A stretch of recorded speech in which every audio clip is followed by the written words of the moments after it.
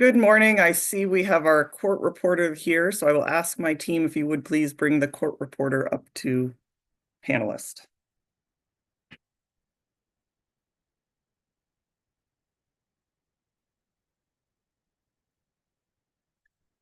And with that, I will turn to our court reporter. Are you ready for us to go on the record? Yes, we are. Thank you very much. I will go ahead and get started with introductions. Welcome back. It is April 14th, 2025. I'm Nicole Kinsey, presiding hearing officer for the Administrative Hearings Office of the State Water Resources Control Board. This is the evidentiary portion of the hearing on the pending petitions for change of water right permits 16478, 16479, 16481, and 16482 of the Department of Water Resources for the proposed Delta Conveyance project. I am conducting this hearing in accordance with the July 31st Notice of Public Hearing and subsequent amendments. The hearing this morning is being conducted by Zoom webinar. If you are planning on actively participating today, you do need to log into the Zoom webinar using the individual link that should have been sent to you by Zoom. If you're having any difficulties today logging in or communicating with us, please send us an email at dcp-wr-petition@waterboards.ca.gov. The hearing is being broadcast live on the AHO YouTube channel. If you're not planning to actively participate today, I would encourage you to please use the YouTube channel for viewing the hearing. The audio and video of this hearing are being recorded, and we will post files of the recording in the FTP folder for this proceeding, and the YouTube recording will also be available on the AHO YouTube webpage. As usual, we will take breaks today. Hopefully we won't go all day, although I think I said this last time, but if we do, we will have a hard stop at 5 p.m. As has been the new practice, I'm going to carry over appearances, but we will have each of you please introduce yourselves. When you speak for the first time, we'll bring you up on camera, and that does take a little time. We are operating on a slightly different behind the scenes crew today here at the AHO because of some are out of the office. It's spring break, I think, for many. And so if you would please be patient, we will get through those. I think we have a few procedural issues before we get started. I guess I should lay the groundwork. My understanding of where we left off from last week is still with panel 5. And I believe Ms. Shorrock had a few more cross-examination questions for panel 5. So that's where I would intend to pick up today. Then we would be completing cross-examination of panel 5 and any redirect. And then we would break for the day because we will not start panel 2 until Thursday, the 17th. So that's my understanding of where we are. And then I think we have a few procedural matters to talk about, including possibly adding additional May dates so we can accommodate all of the cross-examination and all of the witness schedules. And I see there are a number of hands. So I will turn first if my team would please bring Ms. Desjardins to panelist. And Ms. Desjardins, you're welcome to come on camera once we do that and introduce yourself and then go ahead and address whatever matter you may have.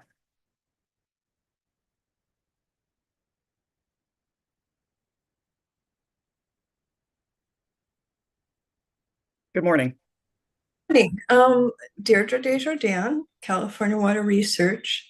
And I did have a productive discussion with the Department of Water Resources on Friday, April 11th.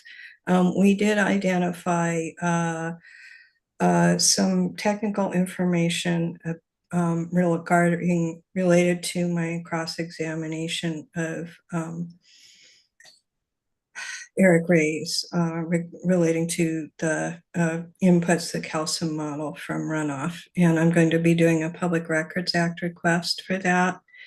During the course of our discussion, it did come out that I believe I'm representing it correctly, that the the Department of Water Resources does not control the documents in that are possessed by the Delta Conveyance Design and Construction Authority. And I think it's due to a structural issue. the Department of Water Resources has a joint exercise of powers act with the Delta Conveyance Design and Construction Authority. The Delta Conveyance Design and Construction Authority is a joint powers authority formed by the state water contractors that are participating, including MWD, Santa Clara Valley Water District, I think, which is now called Valley Water, and other partners. So I'm going to try to explore this some with the witness, Mr. Moran, but Mr. Moran may not be fully cognizant of the administrative procedures, because it's actually fairly technical. And I wanted to ask if it might be possible for you to consider an interrogatory format, so that I can get some answers on the record, because the documentation of the process for developing the intake design is actually a kind of a key hearing issue. And I'll go into it some, but if the sole witness is a DCA employee who was not, the administrative employee was not there when this process was conducted, it's not clear from the DCA's document retention policy if the DCA still has those documents. So it's really a question of the fidelity with which this witness can even represent the process. Ms. Buchholz was there, but again, Ms. Buchholz is an engineer. So it opened up another can of worms. Thank you. Thank you, Ms. Desjardins. Let me drill down on this a little bit, which is it my understanding that you're trying to obtain documents from the Delta Conveyance Authority, which they may or may not have, depending on their retention policy? Is that? I did do a Public Records Act request for the documents at the time, but some of them were withheld because it was an ongoing administrative process. The documents for the Stakeholder Engagement Committee, DWR has not made part of the CEQA record, and they're partly because there was an explicit agreement that they wouldn't be made part of the CEQA record with the participants in the Stakeholder Engagement Committee. So we have a problem that in some sense the administrative record isn't complete enough for review of the process. CEQA the CEQA record is a separate record than the record for the Water Board's decision or the record for the Delta Stewardship Council's consistency determination. So I don't think it was anticipated, and I do have some documents, but it's a problem. Just knowing what documents they do have, as I'll go into, the documentation that DWR did provide here about the decision of the intake siting after the water fix project was gone is fairly vague. And it's actually is important to the issues that are raised by, as you saw in the very lengthy cross-examination by Mr. Brodsky and others. So I'm trying to facilitate it in a way that provides the best resolution. If the DCA does have those documents, I think it would be appropriate. There were also meetings with the Delta Conveyance or the DCO office. I forget, Delta Conveyance office. DWR does have employees that have a Delta Conveyance office. It's possible that not everything the DCA was doing with respect to the design of the intakes was conveyed to the Delta Conveyance office. So this complexity is not apparent in Mr. Moran's testimony, but I was very aware of what was going on because I was tracking it closely.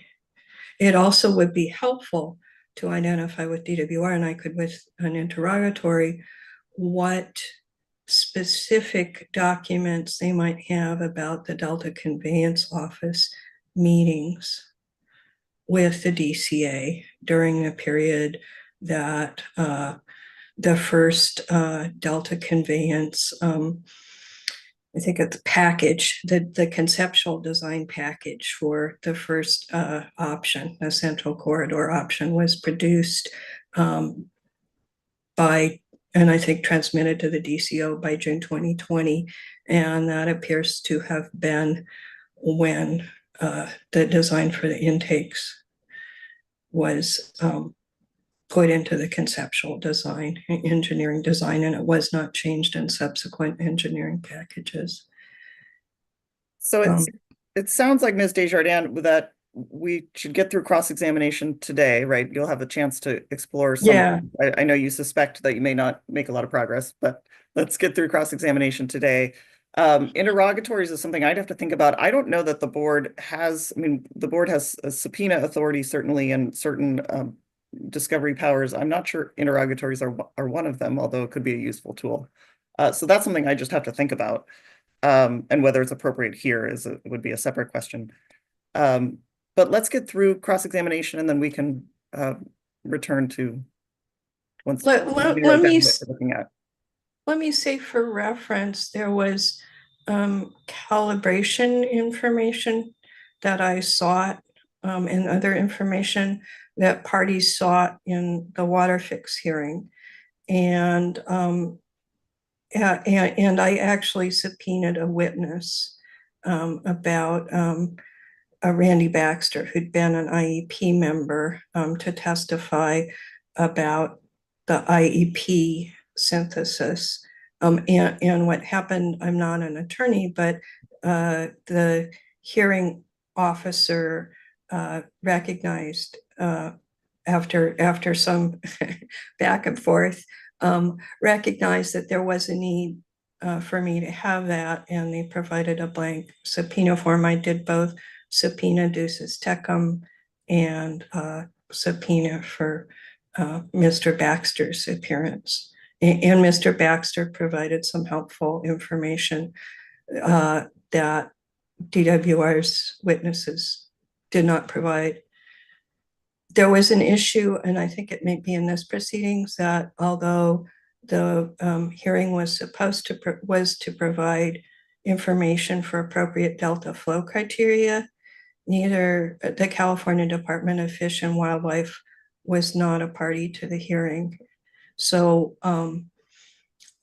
Mr. Baxter, Randy Baxter, was a fisheries biologist with Fish and Wildlife Office in Stockton. And so he provided some independent information that was very helpful relating to delta flow criteria.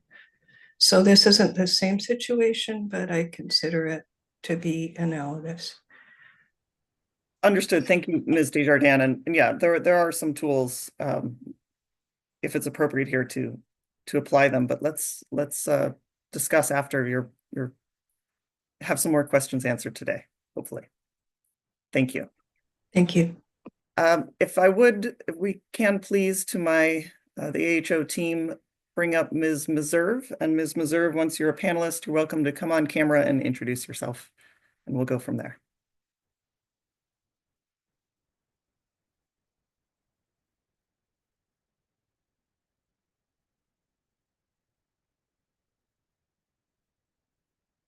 Good morning. Good morning. Just wanted to give an update on the cross exam plan for today, if this would be an okay time. Please, yes. Thank you. We switched around the order a little bit to accommodate some timeframes that people had. So we would have Mr. Dean Ruiz going. Well, first of all, unless Ms. Tabor has since changed her mind. But what I understand is that there won't be any more cross from Sacramento County at all. And that the next cross will be Dean Ruiz, who just has 10 or 15 minutes of questions and has something he needs to leave for, is going to go first. And then Mr. Keeling, on behalf of Sam Joaquin, has a few questions that shouldn't take more than 15 minutes or so. And then I will be going, OSHA Meserve will be going on behalf of my protestants next. And then we have, after that is, one moment, is then going to be Mr. Moore and Deirdre Desjardins. And I guess I'm not sure which order they would go in, but they could tell you. Understood. That's what I know. Thank you. Wonderful. Thank you very much. Thank you for that recap. I appreciate it. And then it looks like if we would please bring up Ellen Moskal. And then once you're promoted to panelist, if you would please introduce yourself and we will go from there.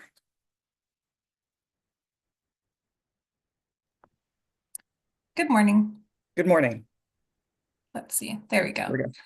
Good morning, Officer Kenzie. It's Ellen Moskal with SOMAC Simmons and Dunn, representing Sacramento County Water Agency, Sacramento Area Sewer District, and Byron Bethany Irrigation District. As Ms. Meserve just indicated, we are complete with our cross-examination for panel 5. We have no additional questions, but we would like to thank the panelists for their time and Ms. Mullen for her assistance with the exhibits. Thank you very much. I appreciate that. Thank you for confirming.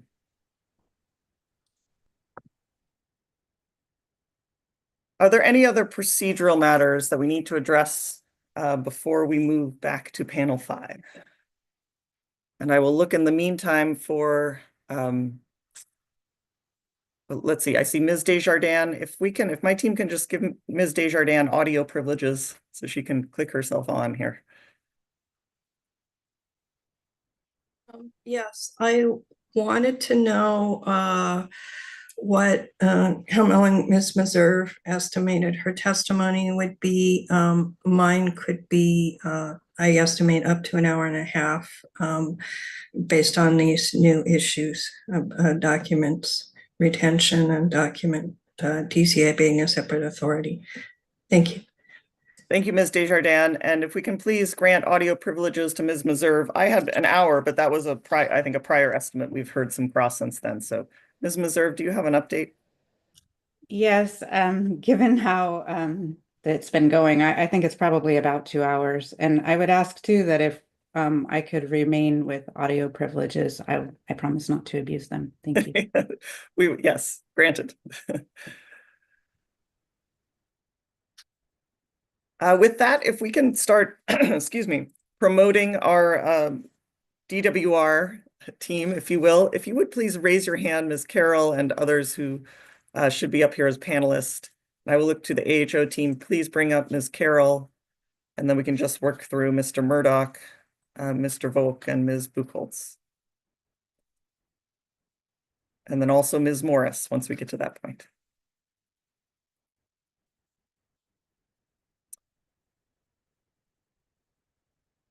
Good morning, Ms. Carroll, and I will invite the witnesses once you have the controls to do so, that you're welcome to come on camera. Thank you, Hearing Officer Kinsey and Carol appearing for DWR. I am in the room with my witnesses today, so thank you. Thank you. Today we have Mr. Adam Murdoch, Ms. Gwen Buchholz, and Mr. Jason Volk. Thank you. And then I'm here with Stephanie Morris, if you would like to appear. Please, Ms. Morris. Good morning. Stephanie Morris for the Department of Water Resources. Good morning. And I will look also, if we can, please promote Mr. Krieger. I'm going to operate on the same assumptions, and we can bring Mr. Krieger up to panelists so he can introduce himself, and then grant Mr. Krieger audio privileges.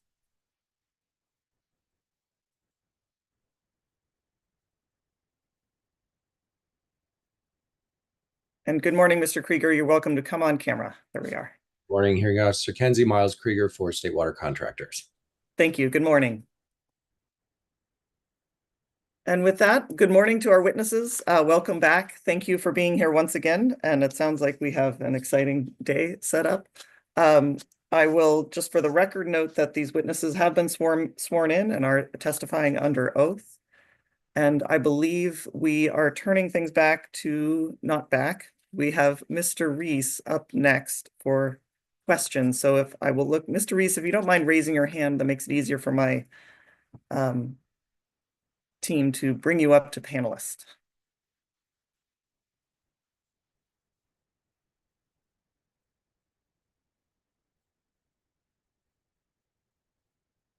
And you're welcome to come on camera and introduce yourself, please.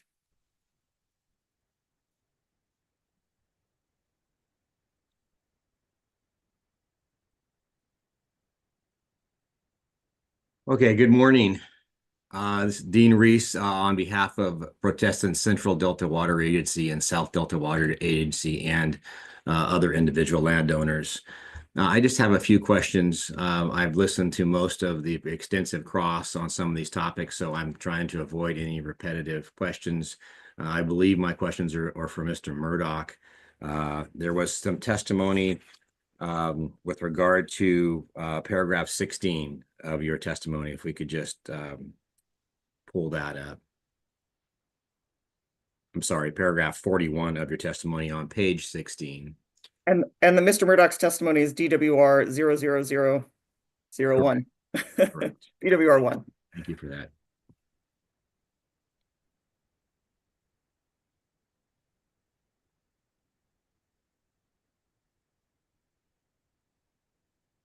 Mr. Murdoch, looking at paragraph 41 of your testimony, I know there was some cross-examination with respect to this topic, I think particularly by Mr. Cho.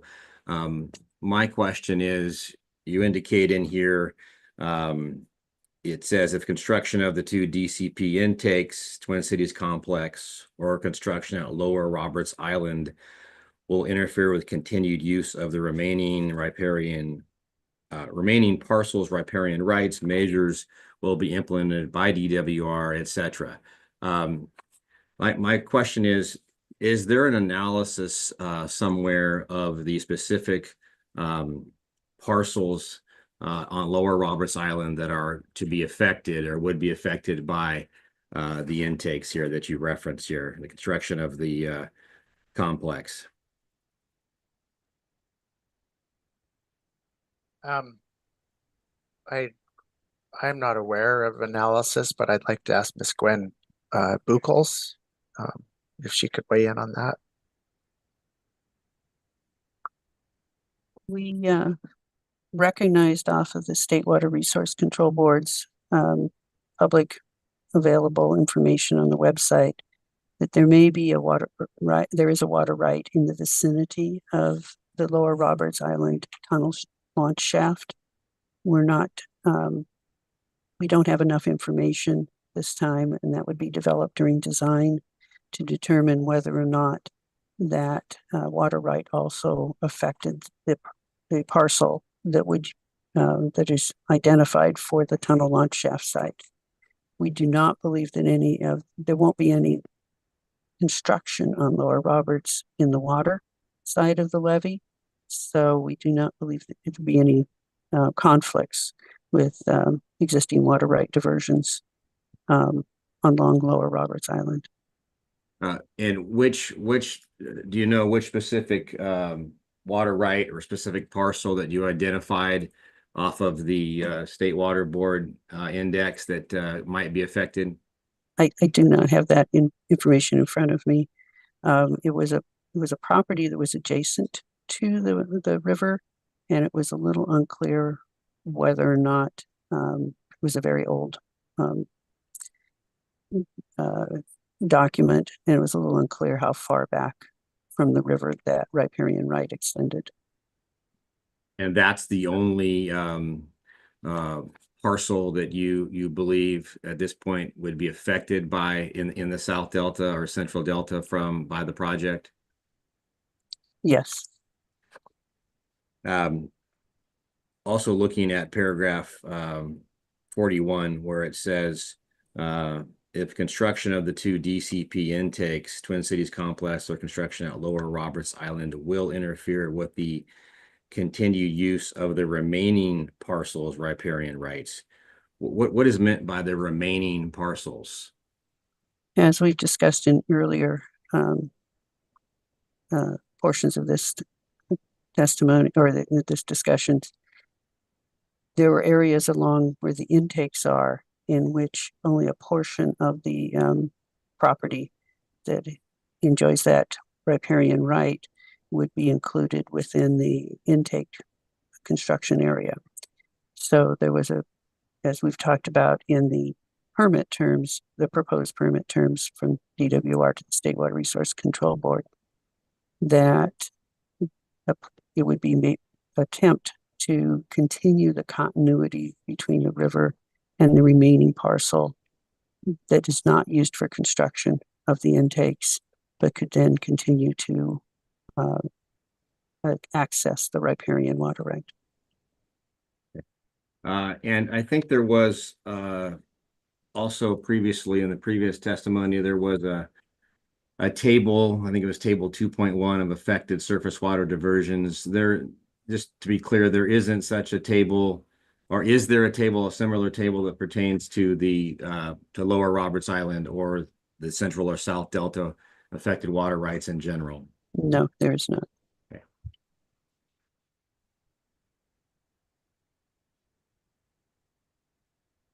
And if I may add, we only Please. looked at water right potential conflicts with respect to construction, not operations.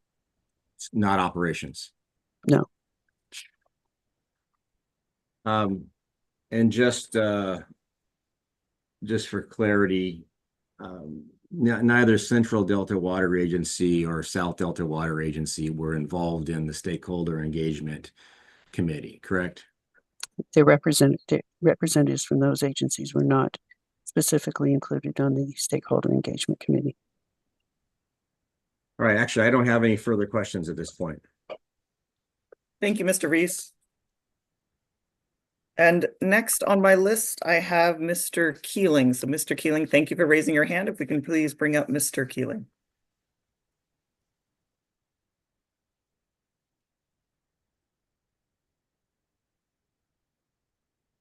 And Mr. Keeling, you're welcome to come on camera and introduce yourself.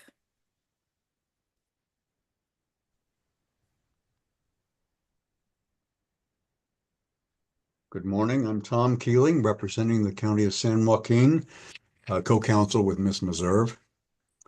Good morning to the panel. My questions will be for Mr. Murdoch. Mr. Murdoch, on the first page of your testimony, you say you have, and I'm quoting now, over 26 years of experience in planning, design, construction, and operations of large water conveyance and storage projects, end of quote.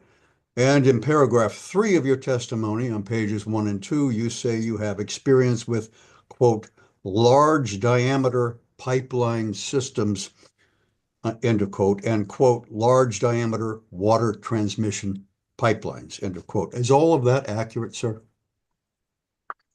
Yes, it is. My experience is primarily focused on the moving and transportation of water. How many water conveyance tunnel projects have you worked on?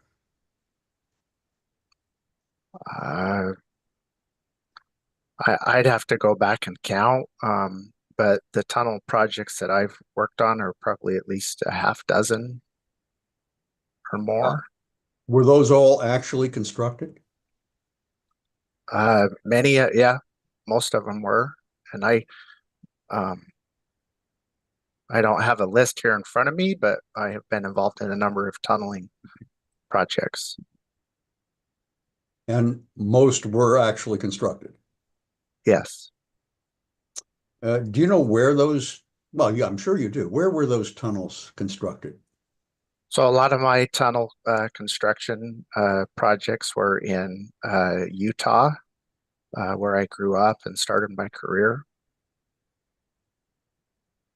Anywhere else? I completed some tunnel construction on a project in Texas, worked on a project in Florida.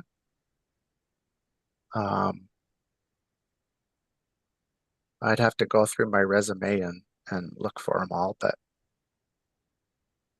Well, participate. I'm sorry. I'll allow you to finish. I apologize. Oh, I just say I participated in some value engineering workshops for the Kensico Tunnel project in New York City, some workshops for projects in Calgary, Vancouver, British Columbia. What is the largest diameter of any actually constructed water conveyance tunnel that you worked on?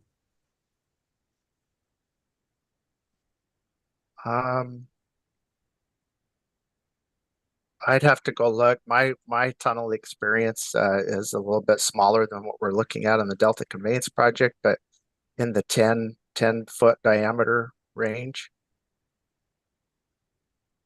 I think the Kensico tunnel, the value engineering workshop I was on, I believe that was a 24 foot diameter tunnel. How long was that tunnel? I don't know, miles long. A mile? No, multiple miles. Multiple miles. Mhm. Not nearly the distance of the proposed Delta Conveyance Project tunnel? No, not the distance. I guess I'd also like to say that I represent a team of subject matter expert tunneling engineers that do have a lot of large diameter tunnel experience, and I rely on them for their input. Of course, I'm asking about your personal experience and your Sure, personal knowledge. sure. I'm just trying to help clarify. Yeah. To put this in perspective, what is the diameter of the proposed Delta Conveyance Project tunnel? The inside diameter is 36 feet. The total diameter of the boring would be larger than that. Is that correct? Yes, it would. The segmental lining is 18 inches thick, and the total boring diameter would be in the 39 to 40 foot diameter range. Thank you. I assume that in your prior tunnels you worked on, tunnel boring machines known as TBMs were used. Because of the smaller diameter that I have worked on, the tunnel boring machines that I have experience with are considered micro tunnels. They're actually not, they do not have men and equipment on the inside of them. I have been involved with some what's called open face construction tunnels using road headers and shielded plates and open excavation type of tunnels. Okay, thank you. Mhm. But tunnel boring machines will be used to construct the proposed Delta Conveyance Project tunnel. Is that correct? That is correct. Do you know the approximate size of the TBMs to be used in the proposed Delta Conveyance Project as measured by length, height, and width? Yes, I do. Can you give me those dimensions? Yeah, so the tunnel boring machine, I guess as we talked about earlier, the diameter of the cutter head would probably be a 40-foot diameter approximately. Because it is an earth balance pressure machine, there is a chamber right behind the cutter head at which the excavated tunnel material comes into to maintain face pressure. And then an auger will come out of that chamber and convey the material on a conveyor with trailing gear. And there's a number of pieces of equipment that are required to support that tunnel excavation. And the trailing gear, that's designed by the tunnel boring manufacturer. But we would expect the trailing gear to be on the order of 400 feet long, plus or minus. Okay, by trailing Tens of feet. gear, are you, does that, 400 feet, does that encompass the tunnel boring machine and what you call the trailing gear, or is that something else? No, it's all part of the assembly that supports the tunnel excavation. The 400 feet long, do you know the height of this machine? So all of the trailing gear has to fit inside the 36-foot diameter tunnel. So there's precast liners, concrete segment liners that will be placed, and all of the equipment will be maintained inside of that 36-foot diameter. Okay. And do you know the width? 36 feet in diameter is a circle, and so the height and the width would be equivalent to that fitting within the circle that's 36 feet in diameter. Thank you. Mm-hmm. Do you have knowledge as to how much a boring machine of these dimensions weighs? I do not know the exact weight. Members of my tunnel engineering team could look that information up, but very, very heavy, I will say. How many tunnel boring machines matching your description would be needed to construct the proposed tunnel in this case? So, as I mentioned in my testimony, we've reduced the number of launch shaft sites from 3 down to 2. And the way that we're going to construct the project is we're going to launch 2 tunnel boring machines from each launch shaft site. So we will have a total of 4 tunnel boring machines that will construct the alignment. Would these 4 tunnel boring machines be operating simultaneously at different points along the proposed alignment? Yes, we will start them one at a time, but they will be operating at some point in time. They'll all be operating at the same time. Over what period of time, perhaps measured in years, would these tunnel boring machines be operating in the delta in order to construct the proposed tunnel? So to prepare the site to be ready to receive the tunnel boring machine, there'll be some early work activities that'll occur. That includes building the double launch shaft, double launch shafts, which the tunnel boring machines will be lowered into. We could look up the estimated time, but the longest reach is reach 4, which leaves the lower Roberts Island site and goes down to the Bethany pumping plant. And that tunnel boring machine will take approximately 7 to 8 years to be in the ground. And so that's all the other tunnel boring machines, their excavation will fit inside of that window.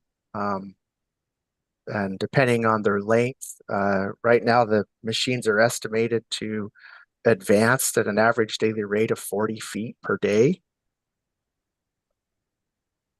Okay, so is it fair to say that 1 or more of these machines will be operating more or less continuously for between 7 and 8 years?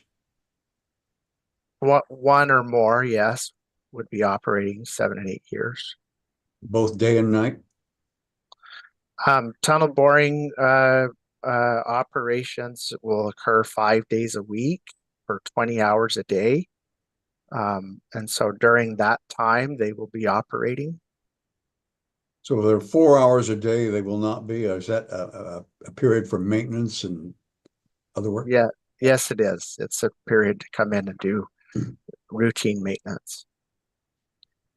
How will the tunnel boring machines be transported to the sites at which they commence their work?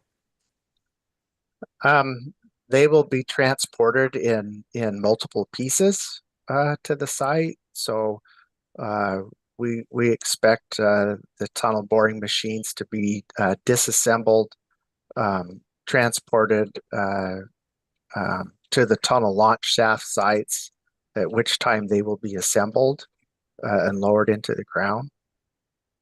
Transported over roads that exist now?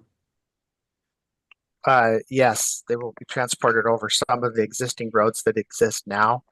Other, like at the Lower Roberts Island launch shaft site, we are building new access roads to support transportation from the Port of Stockton out to the launch site. Will any of them be transported by barge?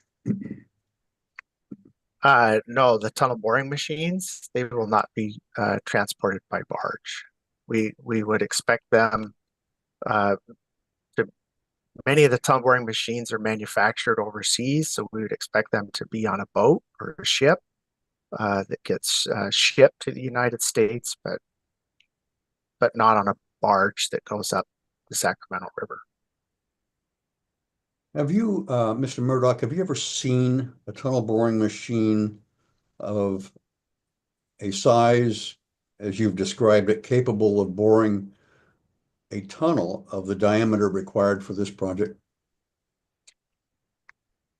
Yes, I have seen tunnel boring machines of this size. Where did you see them? I have been to the Heron Connect plant to look at tunnel boring machines. Where is that plant? It is in Germany. Are you aware of any tunnel boring machines of that size currently existing and located in the United States? I am not one of my tunnel boring machine engineers. Probably could better answer that question. I guess I'm familiar with tunnel boring machines of the size that we are anticipating to use on this project. Whether or not there's one in the United States right now or not, I couldn't answer. You know if there is any water conveyance tunnel existing in the United States that was bored by a machine this size?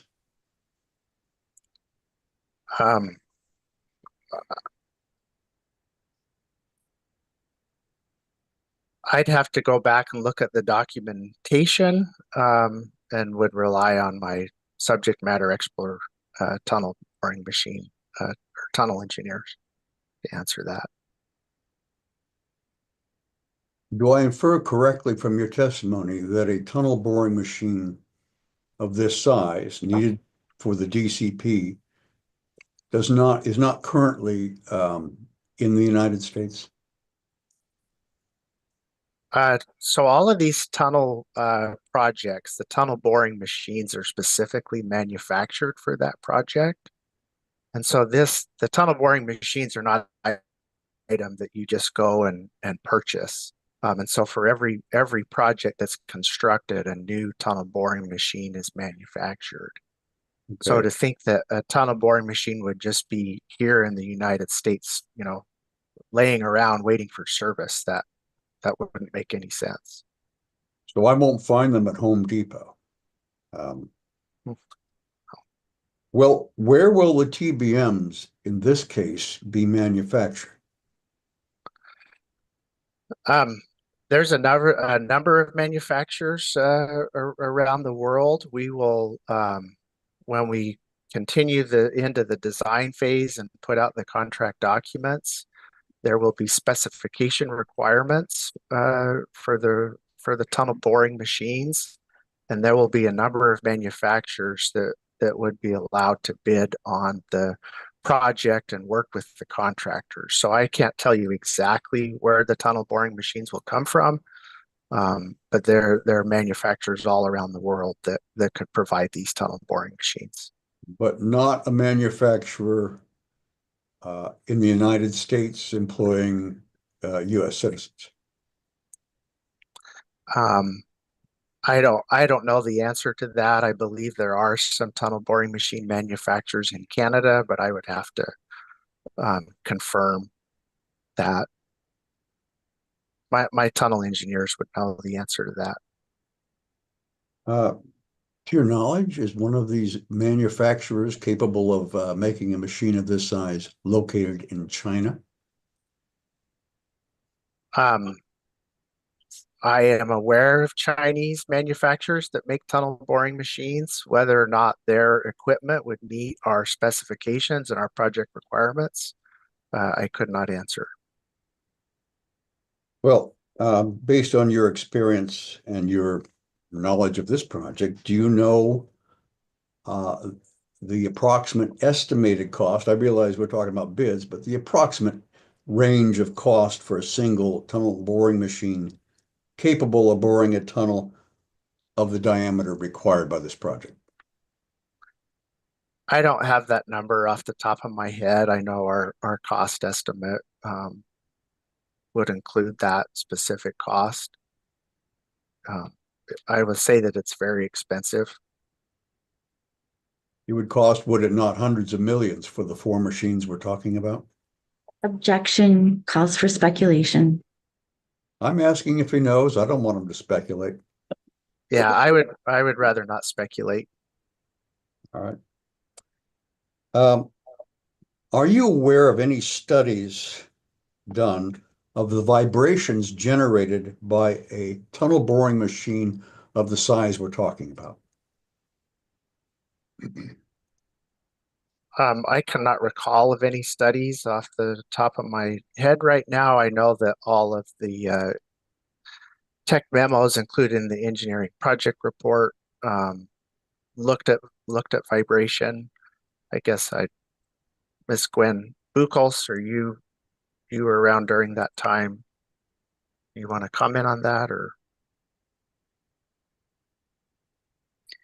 I can't, we did look at a vibration associated with tunnel boring machines, and I don't remember if it's exactly 40 feet outside diameter, but we did look at that with respect to ones that were done in London for a transportation job, and also another job that was a stormwater job. And that's in the EPR, showing that we didn't see the vibrations at that point. Those studies were very concerned because they went through some very areas with older structures in London along the Thames. So there was a big concern about that, and they were all shallower too than the ones that we're looking at here. But that, I would have to look at those documents right now to see the diameter.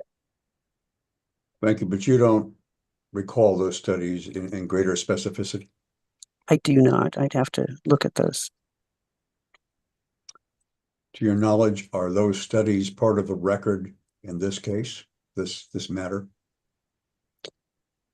They're part of the record in the sense that they were they're first of all, they're public documents on the DCA website. And secondly, so they're also part as included by reference in portions of the EIR. Mr. Murdoch, are you aware of any studies of noise generated by these tunnel boring machines of this dimension? Are you referring to the noise that's down in the ground when you're inside of the tunnel, or what? No, I'm not, because I think that's a matter that if the communities didn't hear it and the terrestrial species didn't hear it and the fish didn't hear it, I guess it doesn't matter to me. But does it generate a surface noise?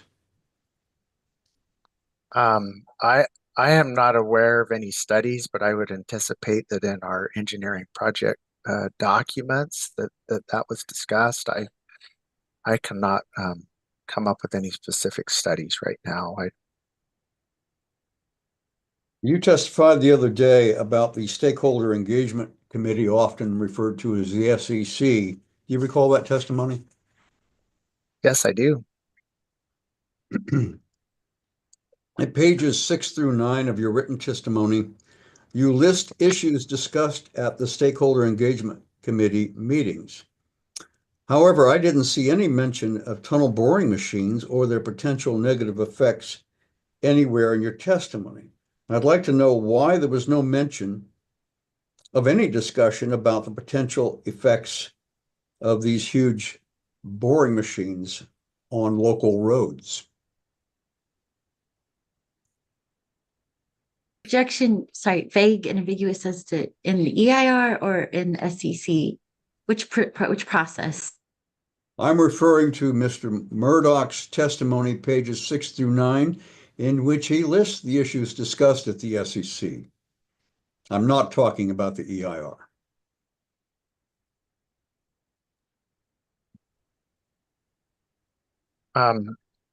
I know there were over 800 comments that were received. I would need to review those comments to see what was discussed. I was not present during the SEC meetings. I guess I'd ask Ms. Gwen Buchholz if she could provide some insight to that. Well, I'm happy to have Ms. Buchholz answer, and I will, but my point is, it was your testimony in which the subjects discussed at the SEC were listed. And I want to know why, in your testimony, listing those subjects, the subject of tunnel boring machines and their effects on local infrastructure, roads in particular, was not mentioned. So the portion of my testimony that talks about existing infrastructure and existing utilities, I did mention that, and I stated that, you know, the tunnel boring machine is at such depth that it would not have effects on existing utilities and existing infrastructure that's relatively shallow on the surface. So we're 130 to 170 feet below the ground.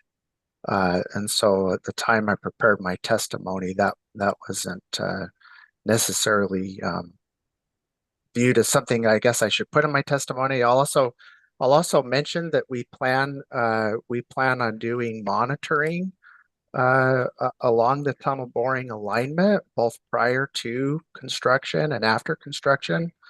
And so, I guess to maybe address some of your concerns, those are some of the proactive measures that are being put into place. Ms. Gwen Buchholz, I guess, do you want to provide any clarity as related to the SEC meetings and what might have been discussed related to the tunnels? I certainly can, and I want to make sure that I answer the correct question. So if you had a specific question, including access routes, if you could restate it, I'd appreciate that.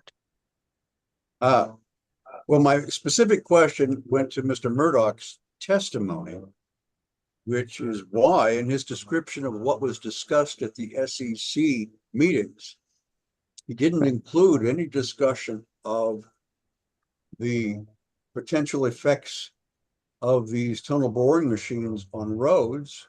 And at the same time, I would ask the same question about why is there no mention of any discussion about the vibrations these tunnel boring machines are expected to generate? So first of all, within both Mr. Murdoch's testimony and my testimony, that it was acknowledged that Mr. Murdoch, with anything that happened prior to him joining the project team, and that included participation at the SEC. Secondly, I want to confirm that I understand, and I think Mr. Murdoch was responding to potential effects on the roads and infrastructure due to the vibrations of the tunnel boring machine. And was that your question, or was it a traffic question? My question is, why were those potential effects not discussed during the SEC meetings? That was the question. Okay. It's not an engineering question about the technicalities. It's a question of the SEC process. So the traffic questions were discussed in both the in the January 22nd, 2020 SEC meeting.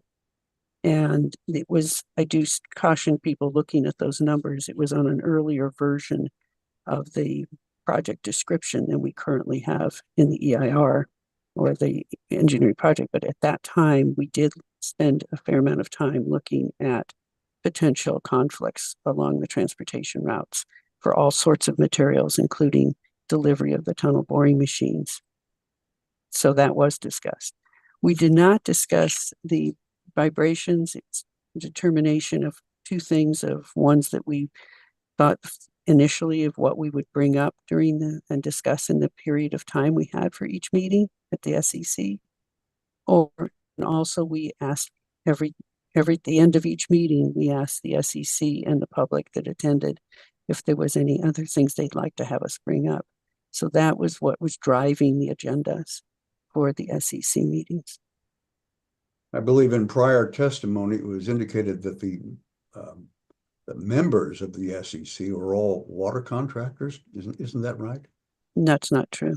Oh, That's not true at all. You can see the members of the SEC were on, we could even bring it up, but it included a lot of public people that really represented. We didn't have the water contractors. We really had the representation in the SEC was community people. so is it fair to say there was no mention during the SEC meetings of the effects of those tunnel boring machine vibrations that on local infrastructure, whether it be levees, irrigation infrastructure, or otherwise? We did talk about the concerns of that on the concerns of the traffic, but we didn't speak to the vibrations. I think we did, but I don't have that in front of me. Well, So I'm not going to tell you that I can remember that. Thank you, Ms. Buchholz. And by the way, hello. We met years ago in the water fix. Yes, we did. Good to see you. Neither one of us is aged today. Absolutely. Yeah. Mr. Murdoch, I do notice that in your written testimony that there is no, in your list of what was discussed, the effect of those vibrations on local infrastructure, levees, and the like. That's not mentioned at all. Was that an oversight on your part? Objection, argumentative. Overruled.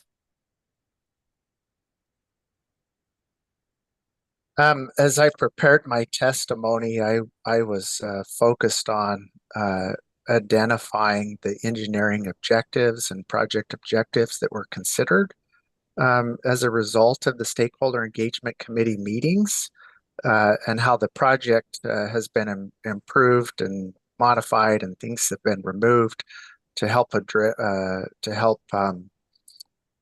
address or make note of some of the comments that were received. As far as the vibration discussions that happened during the stakeholder engagement committee meetings, I guess as I mentioned earlier, I was not part of those. I guess I will tell you that the engineering project reports and all the tech memos that support those did look at settlement analysis along the tunnel. And so those items as part of the conceptual engineering design were presented in those technical memos. Thank you. And thank you, Mr. Murdoch and Ms. Buchholz for your responses. And thank you, Hearing Officer Kenzie. That's all I have. Thank you, Mr. Keeling. With that, I believe next on my list is Ms. Meserve. If we can please bring Ms. Meserve, Ms. Meserve, you may already be a panelist. I can't tell. If not, if we can please make Ms. Meserve a panelist so she can come on screen. We'll plan to take a break in about half an hour, but I figured it would make sense for you to get started. So with that, please go ahead with your questions. Thank you, Hearing Officer Kinsey, and good morning to the panelists. My name is Osha Meserve. I represent several protestants in this matter, including the 4 counties we've listed, landowners within the footprint of the 2 intakes, as well as the launch shaft in the north, which at Twin Cities. And I've assisted Friends of Stone Lakes National Wildlife Refuge as well. And I'm a veteran of the prior proceedings, as I know Ms. Buchholz will recall. So good morning. Just a couple of follow-up questions for Mr. Murdoch regarding the experience with tunnel boring machines. On page, so this is your testimony is DWR 1. On page 1, line 20, you refer to construction management activities for worth over 1 billion in construction costs of conveyance projects, right? Yes, that's correct. Both project management as doing the design and seeing through the construction of many of my projects. And what is I don't think Mr. Keeling addressed this. You mentioned that the other pipeline projects you worked on, which you called micro tunnels, how deep was the deepest of those micro tunnels? Objection misstates testimony. I'm sorry, Mr. Murdoch. I'm sorry, what did you call them? I'm sorry, will you ask that again? Certainly. I just thought I heard you earlier refer to your prior pipeline project experience as being something called micro tunnels, which I think you explained means that there's no personnel underground with the machine. Yeah, so and you're wanting to know how deep those Correct. are, or what, or do you need a? Yeah, that was my question, just with the depth, if how Okay. deep your prior tunneling experience was. Yeah. So I'm thinking of a couple different projects I was on. I don't have the exact depth, but I'll just say early on in my career, I did some micro tunnel projects across the American River with some deep shafts that I think were in the 120 to 150 feet deep. I'd have to go back and look that up, but there's a data point. You know, the decision to use different types of tunneling methods for different types of I'll just call trenchless crossings depends on the type of soils we're in, whether or not groundwater is present, and a number of different items like that. Certainly. So it sounds like potentially you had one micro tunnel experience that was in the range of depth that's proposed for the DCP. I would say so, and it was along the American River here in Sacramento. Thank you. And then on page 1, line 21, you mentioned the largest diameter pipeline being 350 million gallons per day capacity. Do you have any idea how much smaller that would be than the proposed capacity of the 36-foot internal diameter tunnel capacity proposed for the DCP? Yeah, I think you're confusing two items there. The sentence talks about large diameter pipelines, and then it specifically mentions a flow control facility that was a 350 million gallon per day facility. Okay, I see. So it's it's a different type of facility. It's not a pipeline or tunnel. Is there a difference in your mind as an engineer between pipeline and tunnel? Is there a different definition? Yes, in my mind there is. Could you explain that?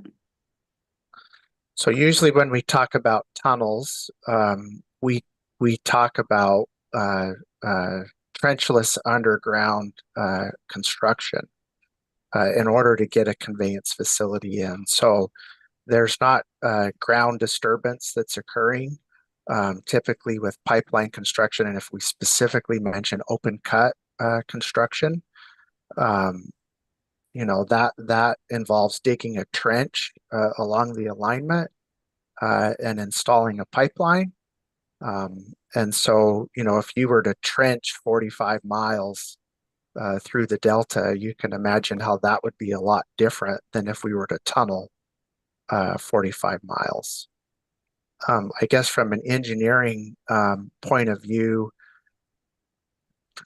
it should be important to point out that pipelines can be installed inside of tunnels, depending on the pressure application and the hydraulics of the system and the need to move water.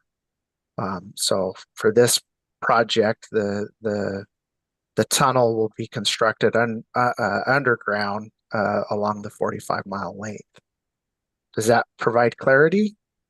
Thank you. Yes. Just thinking back to the 1 billion in construction costs referenced in your testimony on page 1, is that about 1/20th of the estimated cost of the DCP at this point? Yeah, the current construction cost estimate for the project is about 20 billion.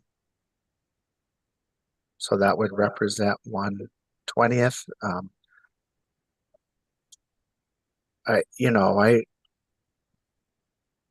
Anyway, yes. And what percent design would you say has been completed for the DCP? And feel free in answering to differentiate between different major components if that's better for you.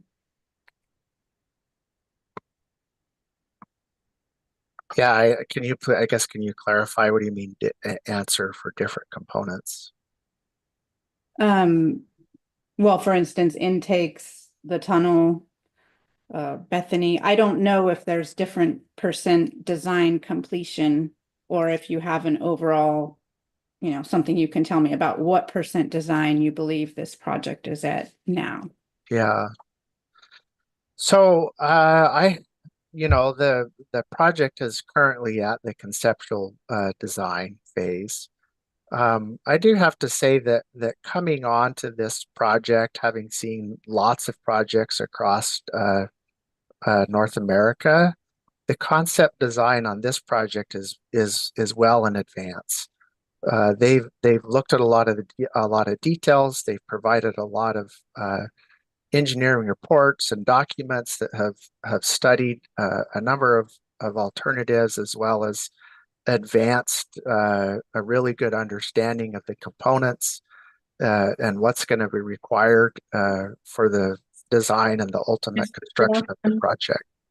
Thank you. I'm sorry. I just was curious. Do you have a percent design you could estimate has been completed for this project, though? That was my question. Yeah, when we talk about conceptual design, that's usually considered somewhere between 10 to 15% design.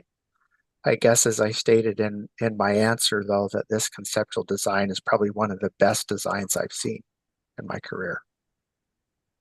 And when you were answering your comparatively to other projects you've seen with conceptual design,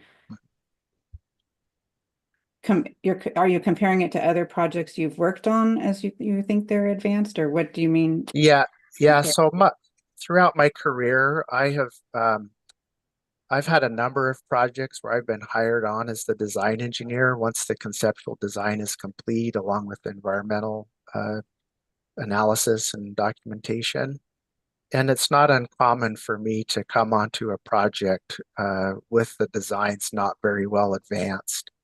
And so I'm referring to a number of different projects that I've worked on in Texas, Utah, California, other areas. And as project manager on the other projects that you mentioned on page 1 of your testimony, line 18, were you responsible for scope, schedule, and budget? Yes, I was, for quite a few of them. And have the prior projects you've worked on that you're referencing in your testimony, did they finish on budget? Many of them did, proud to say. And did they also finish on time? Some of them ahead of time. Some And of it, I've done a number of different projects throughout my career, and a number have finished on time and ahead of time, and some did not. and some did not. Do you have any idea how much over budget is the most your prior projects have been? Protection relevance. Ms. Meserve, I'm not sure. This seems pretty far afield. I believe it goes to public interest considerations, but I'll move on. Thank you. Okay, thank you. Let's see. Just touching on the stakeholder engagement committee. Again, you've mentioned that you didn't personally participate in that process. However, looking at your testimony, paragraphs 9 through 49 are all about the stakeholder engagement committee. So do you know why you are serving as the lead witness on stakeholder engagement committee if you had no personal experience with it? I relied on Miss Gwen Buchholz to help me with the preparation of my testimony, and I am on the panel representing the engineering team that put the conceptual design together. And so the purpose of my testimony was to show how the stakeholder engagement committee input was used to help guide the conceptual design and the engineering objectives that were set out. I guess I'd maybe ask Ms. Gwen Buchholz if she wanted to provide any additional comment on that. No, that is what's in Mr. Murdoch's testimony and my testimony. It all leads to where we looked at ways of improving the design or the planning of the conceptual design.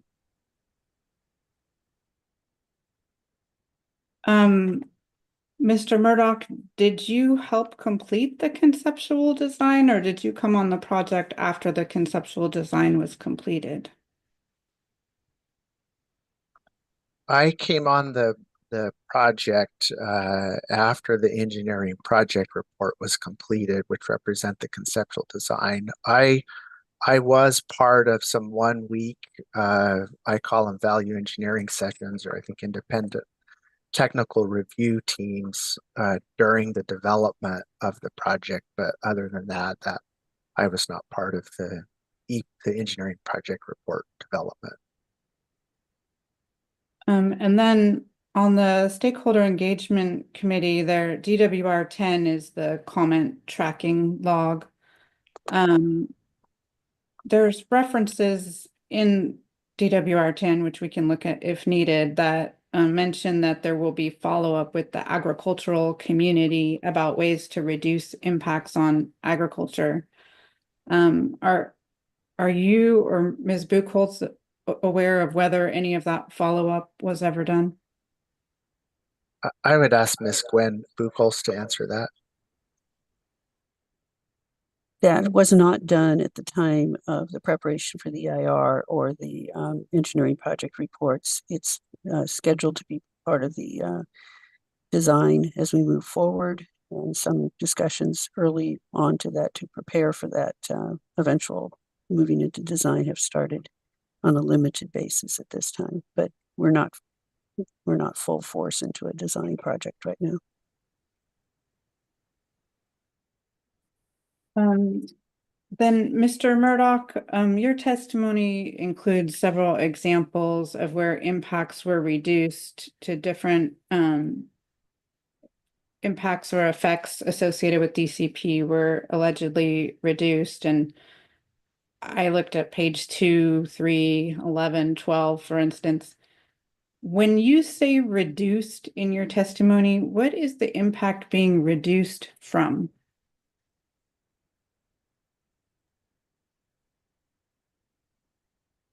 I guess I'll give you some of the examples I pointed to. And so the central and eastern alignments included a southern forebay next to Clifton Court. Mr. Murdoch, maybe I didn't phrase my question correctly. I wasn't Yeah. asking for examples of changes, but were you saying your testimony refers to reducing of impacts? Reduced from what? Like from a prior design or a prior concept? You see what I'm asking? I don't understand what it's reduced from. Yeah, and I guess my answer was related to the different alternatives that were considered and the conceptual designs that were developed for the EIR. And I was pointing out how the Bethany Reservoir alternative reduces the land use because of things like the Southern Forebay only having 2 launch shaft sites versus 3. I guess, Gwen, maybe you could clarify what Ms. Major is asking, like not understanding. As we move through the process within the SEC and also within the whole planning process, it became apparent in certain aspects that as we got information back and forth within DCA and DWR, that there might be better ways to do things to reduce conflicts and reduce disturbance. So that was the concept of those words. That I'd have to look, if you could bring up that exhibit, I'll look at it because I don't have Mr. Murdoch's testimony in front of me.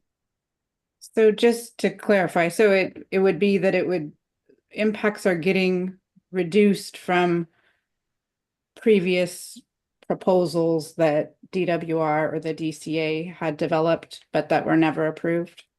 Well, it's not as much as that. That sounds much more formal than it was. We talked, if you walk through the PowerPoints of the DCA, of the Stakeholder Engagement Committee process, which are an exhibit to this program or this hearing, you can see the evolution of ideas that came forth that we brought forward to, in this case, the SEC. We received comments, and at the same time, there were engineering work that was being done concurrently too, that we also bring forward and say, there may be a better way to do this. We're looking at this again. And so it's not a real formal process in that sense. And my point is just to confirm, there wasn't a previously approved, is it from what WaterFix was before or from something else? I'm just trying to understand, and maybe you've already answered it enough, but the question was just reduced from what? Because I keep seeing the word reduced, but I don't know if it's from a previously approved project or from a prior conceptual design or something like that. And that's why I asked. Objection, asked and answered. I'll move on unless the hearing officer is interested in the answer. Are you aware, going back to you, Mr. Murdoch, if I might, that the hearing officer for this hearing has designated hearing issues for the hearing?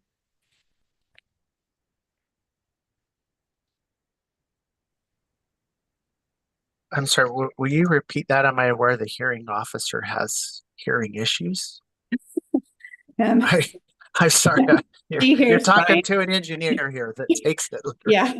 Are you aware, and I'm referring to the hearing process that we're in for a change in water rights, that the hearing officer has designated something that's called, quote, hearing issues that the parties are going to be addressing in this hearing?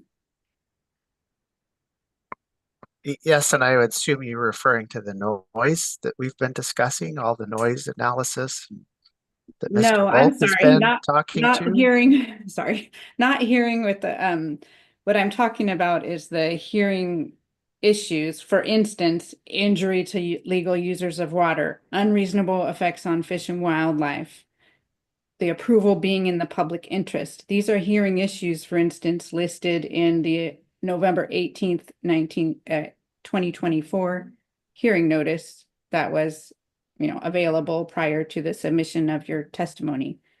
Were you briefed on or aware of the hearing issues? Probably not all of them. I guess I've been briefed and made aware of issues as related to my testimony. So is there a specific item you want to? I was wondering, well, the reason I asked is because, for instance, does your testimony intend to address whether the change petition would be, for instance, in the public interest, which is a hearing issue? Objection calls for a legal conclusion, relevance. To the extent you can answer, Mr. Murdoch, please go ahead. No.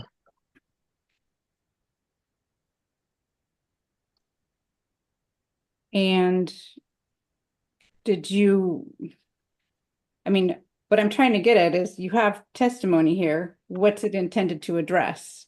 If not hearing issues, what is it intended to address? Objection, relevance. Well, DWR has presented this witness. I assume it's relevant to one or more hearing issues, and we can look at those in the notice if helpful. But I think it's within, we ought to know what hearing issues.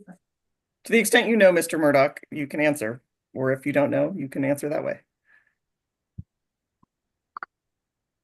Can you please ask the question again?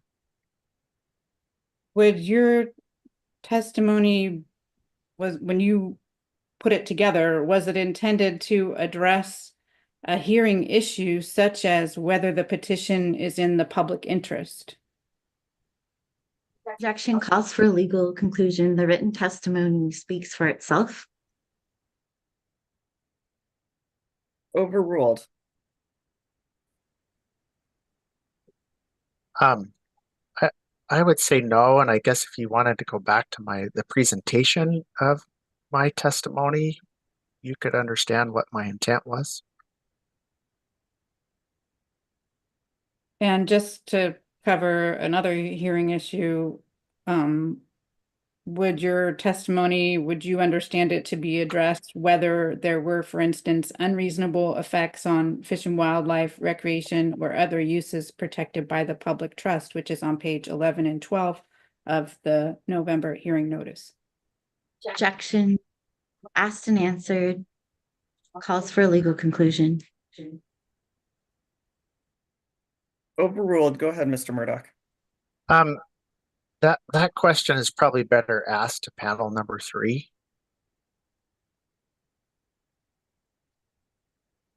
If you're talking about the fish issues.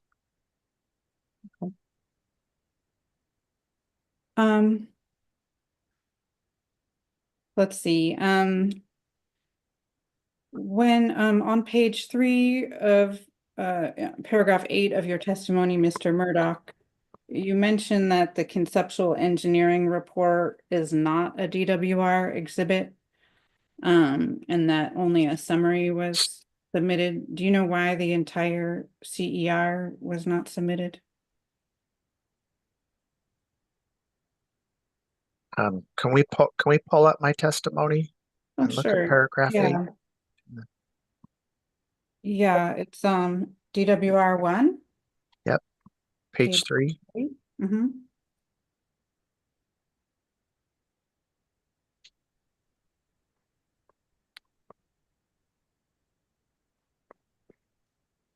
Is it possible to see the entirety of paragraph 8? I'm not able to view. Thank you.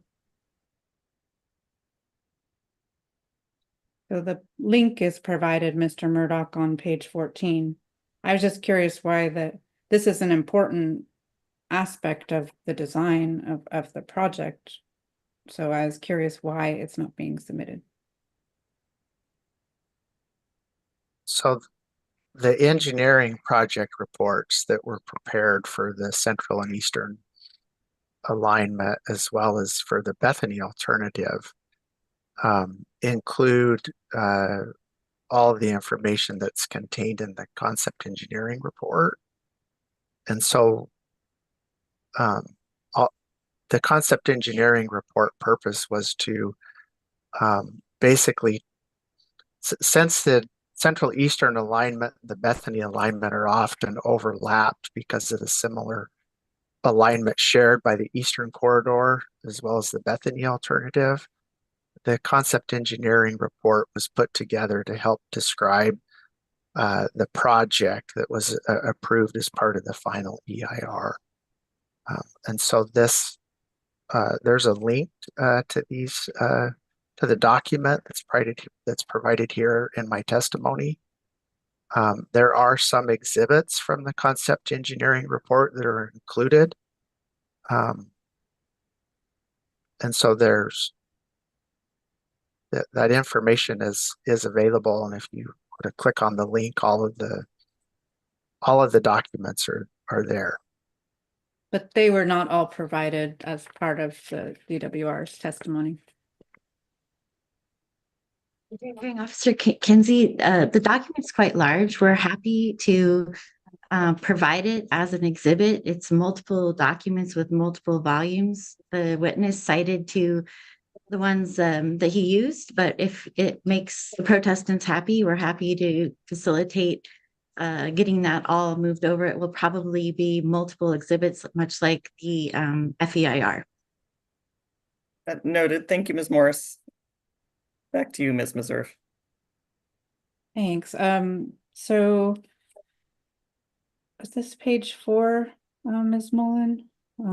I was going to look at page 4, lines 19 and 20. I think this is 3. Oh, there we go. Oh, okay. Thank you. Now we're there. I know you went over this, Mr. Murdoch, last week about whether lines 19 and 20, and you clarified, or Ms. Buchholz did, that the counties did not in fact have official representation on the SEC. And that's correct, right? Yes. And I guess I'll just confirm, I believe that was Ms. Gwen Buchholz that clarified that, as I was not part of the SEC meetings. And I'd like to make a request that a formal errata be submitted by DWR to add the word potentially like residents to the sentence on page 19, lines 19 and 20 to make that clear. And I just want to suggest that for the clarity of the record. It's important to the counties.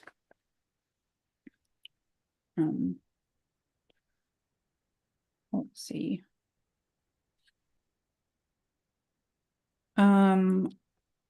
Moving to page 7, Ms. Mullen, if you could, lines 7 and 16. They may not be available on one screen, but Mr. Murdoch, you mentioned take of or concerns rather with greater sandhill crane on this page. Do you know if DWR has a permit to take greater sandhill cranes in the ITP issued on February 14th of this year? Objection calls for a legal conclusion outside the scope of this witness's expertise and testimony. And Mr. Murdoch, you can answer if you know. I do not know. Is there a reason no other fish or wildlife is mentioned in your testimony besides greater sandhill crane?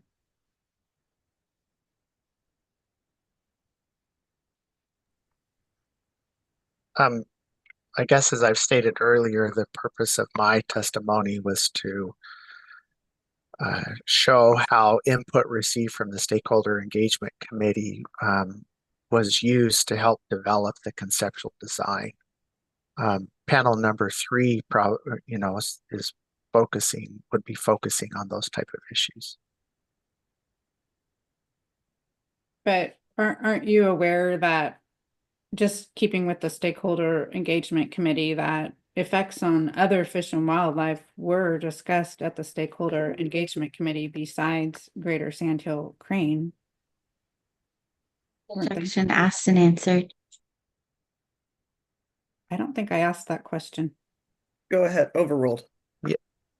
Yes, and I don't know if Miss Gwen Buchholz wants to provide any insight to what was actually discussed at the meetings.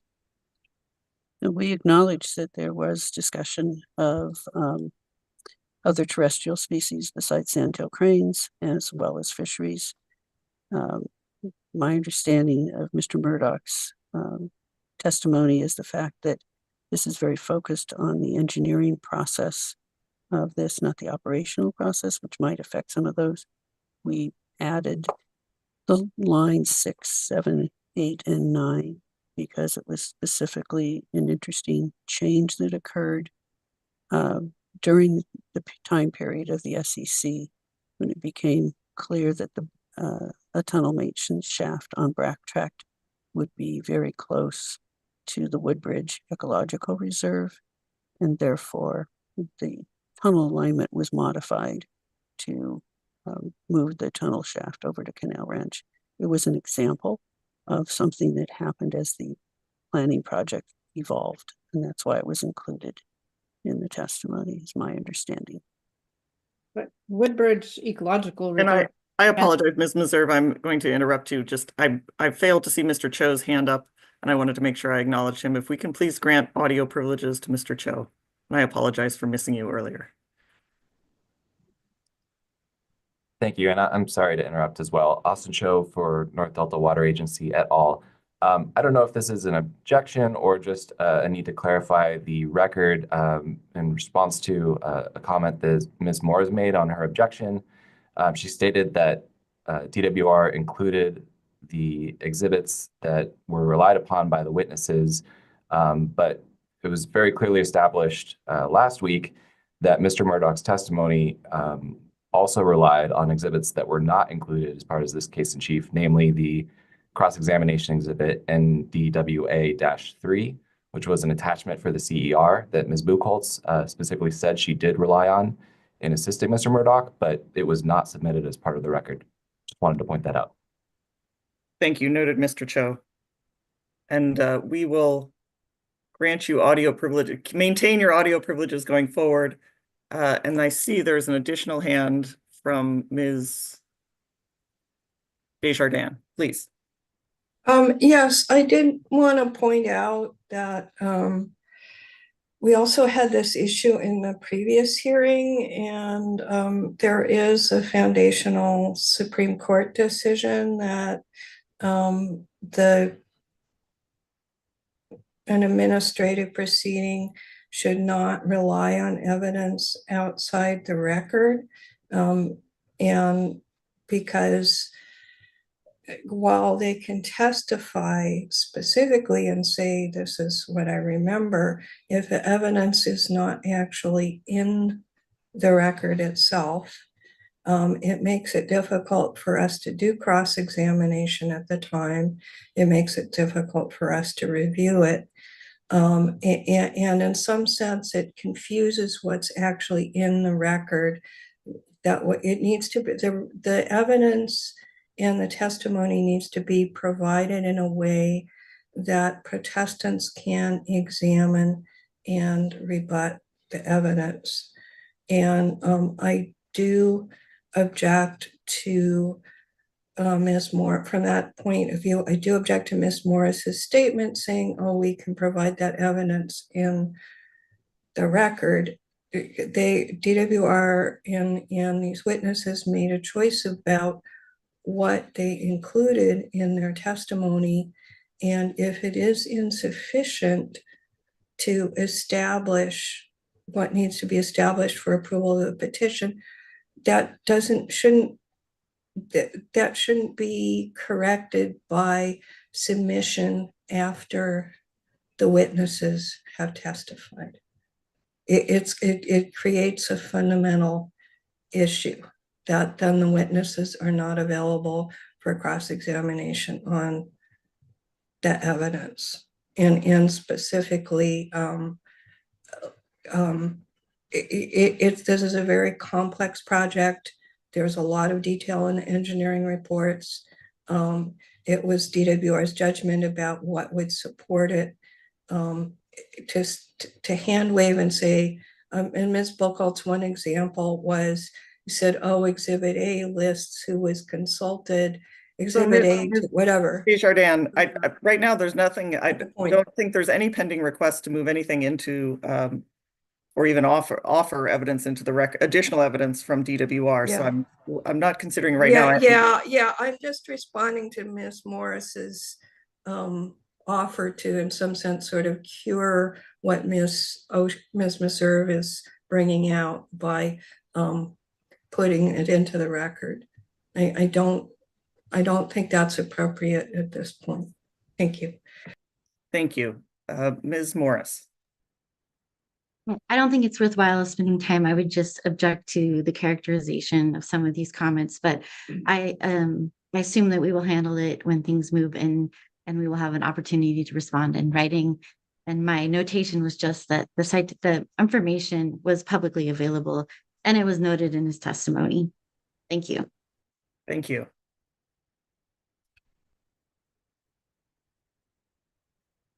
Hearing Officer Kinsey, did you Yes. want to take a break? It has been about a half hour. That was going to be my next question, was whether this would be, now that we've had a long interlude. Let's go ahead and take a 10-minute break. We'll come back at 10:47. Thank you.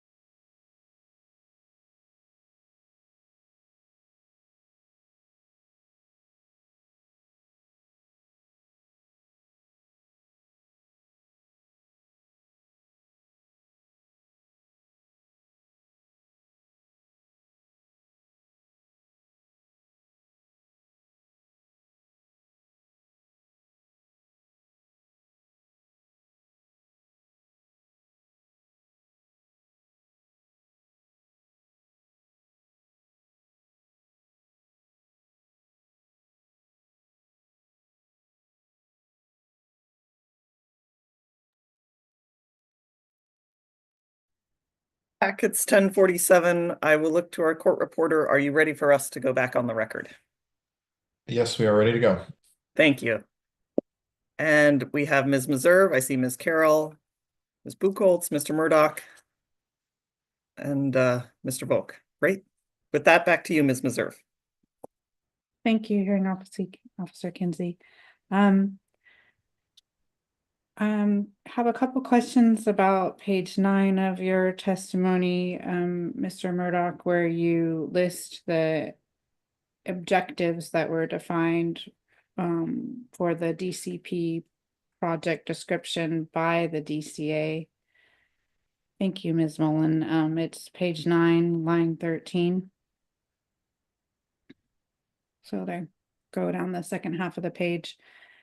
And my question for you, Mr. Murdoch, is whether these objectives listed in your testimony have any relationship to the project objectives that DWR developed for the project in its environmental review.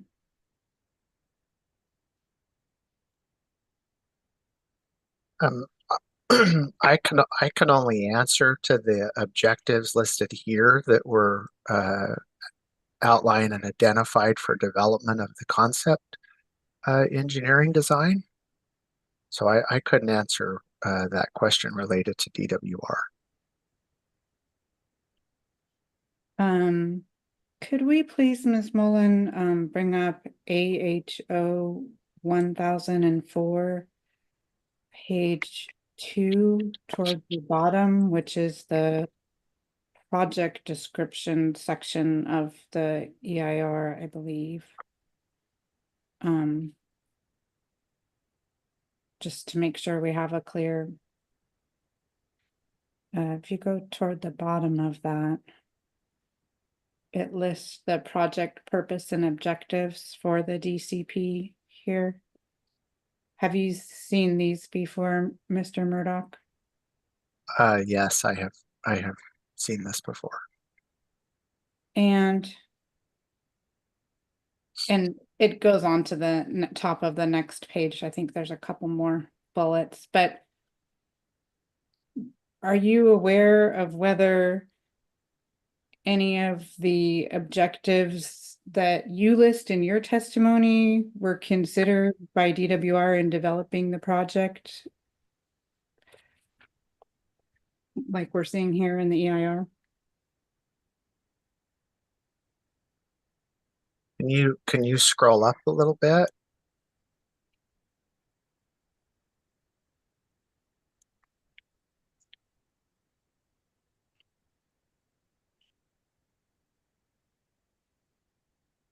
So I guess I feel like you're asking me to answer for DWR and what they considered. Our role was to provide information related to the concept design and turn that over to DWR. So I guess I felt like I can't answer on their behalf. Okay. So is it fair to say that you're not opining that there's a relationship between the objectives you list in your testimony and what the project objectives according to DWR are? Those are two separate things. Is that right? Objective objection misstates testimony. Overruled. I mean, I understand we're getting to a tricky issue, so answer the best you can, please, Mr. Murdoch. Will you please repeat that? I guess question? The question is just whether you're aware of any relationship between the objectives you list on page 9 and the objectives of the project proponent DWR that are listed here in front of you in the EIR. I guess I would say that there are some common objectives and the purpose for the project is stated here in chapter 2. I don't know if Miss Gwen Buchholz wants to comment on that as our environmental liaison that worked with DWR.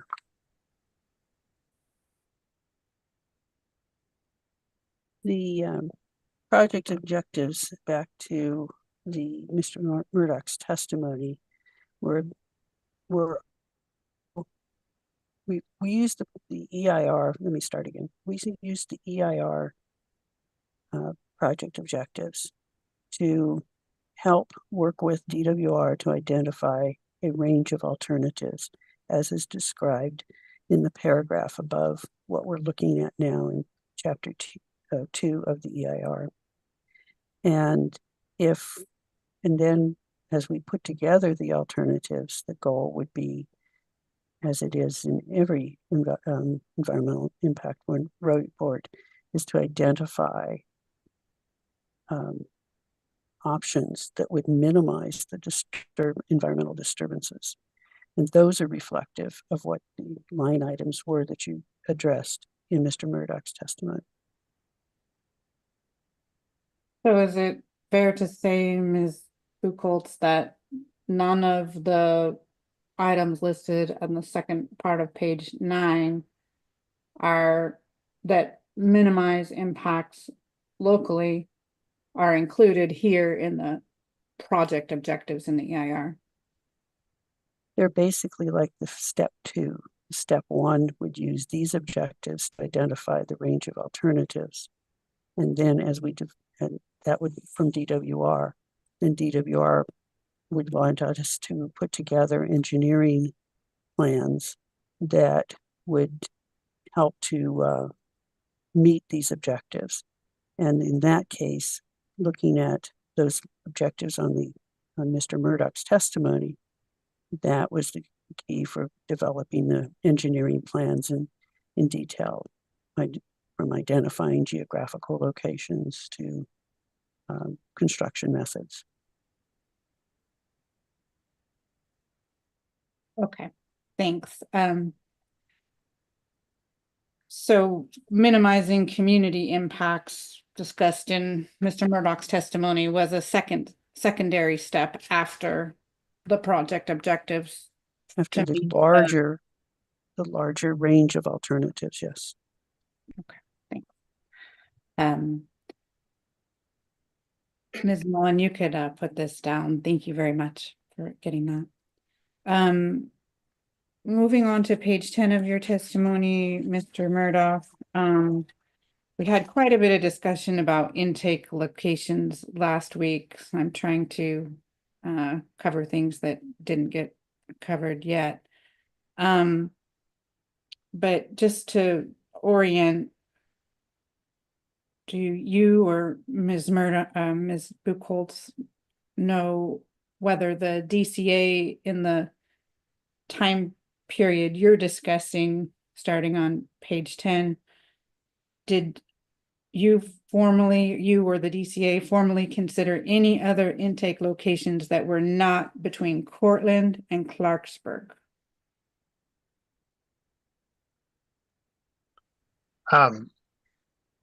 Based, and I assume you might refer to exhibit DWR 00015 that looked at the intakes.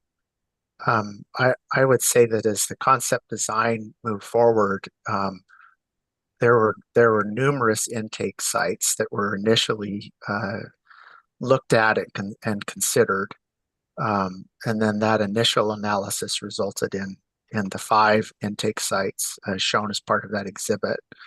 But because that was done before my time, I guess I feel like Ms. Gwen Buchholz could give a better response to that.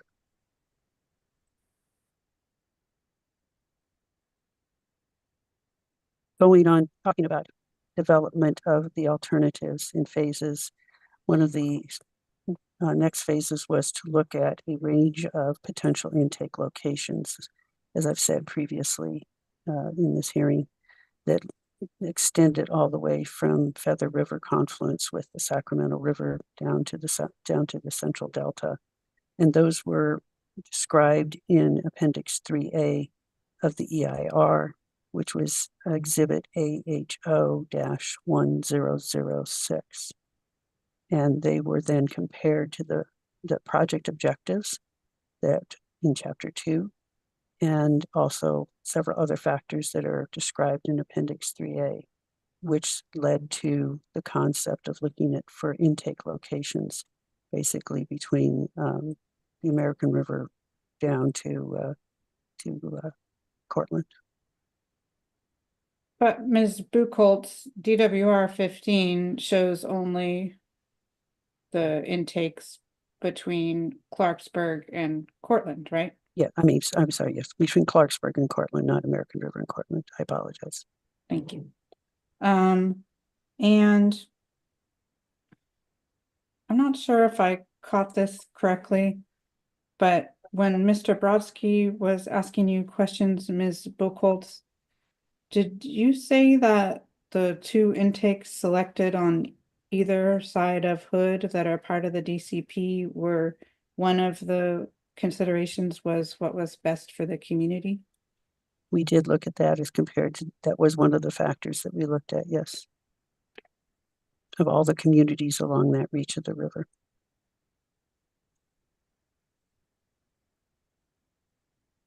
And did you say that depth and fisheries were also considerations?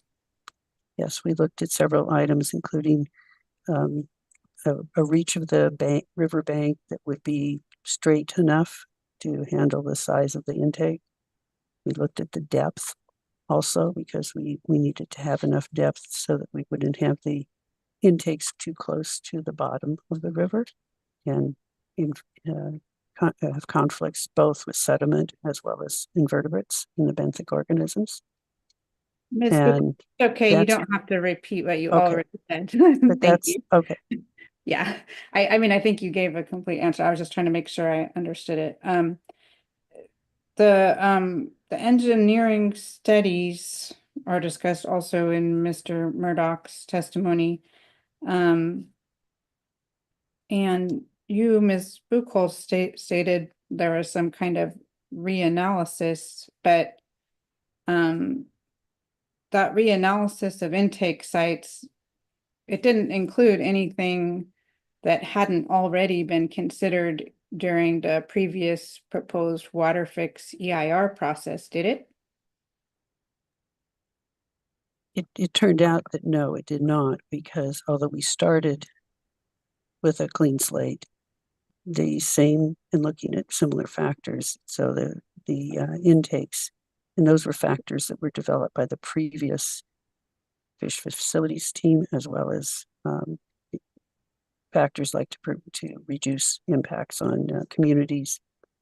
And so it wasn't a large set of other options available in the reach of the river between Clarksburg and Cortland.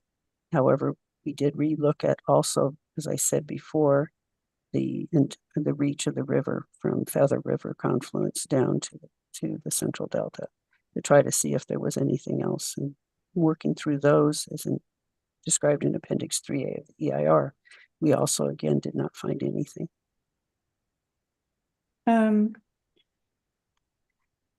And I believe, yes, you've just mentioned today again about the need for the straight part of the river for the fish screens. With the Yes. change to the cylindrical fish screens from the flat face that was proposed for water fix previously, would that have changed the consideration for a straight section of the river?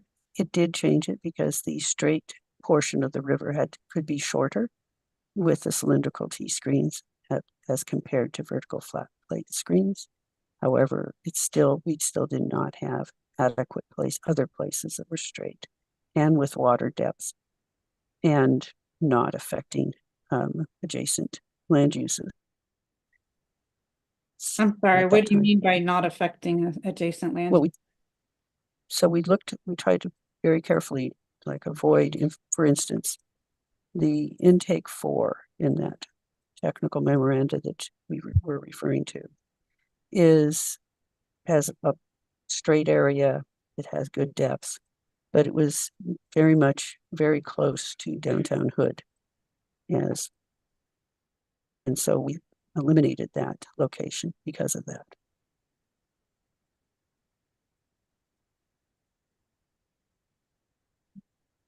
Oh, the one that was proposed just south of Hood. Yes, it was between intake, yes, between Hood Franklin Road and intake 5. Okay. Yeah, just for the record, I mean, I think people in Hood think it's still, the ones there are still close, so. Let's see, so I would like to look, please, Ms. Mullen, at DWR 10, which is the Stakeholder Engagement Committee question tracker. And the font is really small, so I'm sure you'll have to zoom in a bit.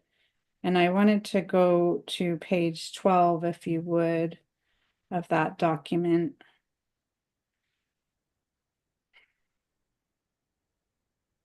And do you see where Mr. Wallace in the second line asks whether the geotechnical reports DWR is currently conducting could change where the intakes are located? And then do you see there, Ms. Buchholz, that the answer from Mr. Finney is that major changes are not anticipated?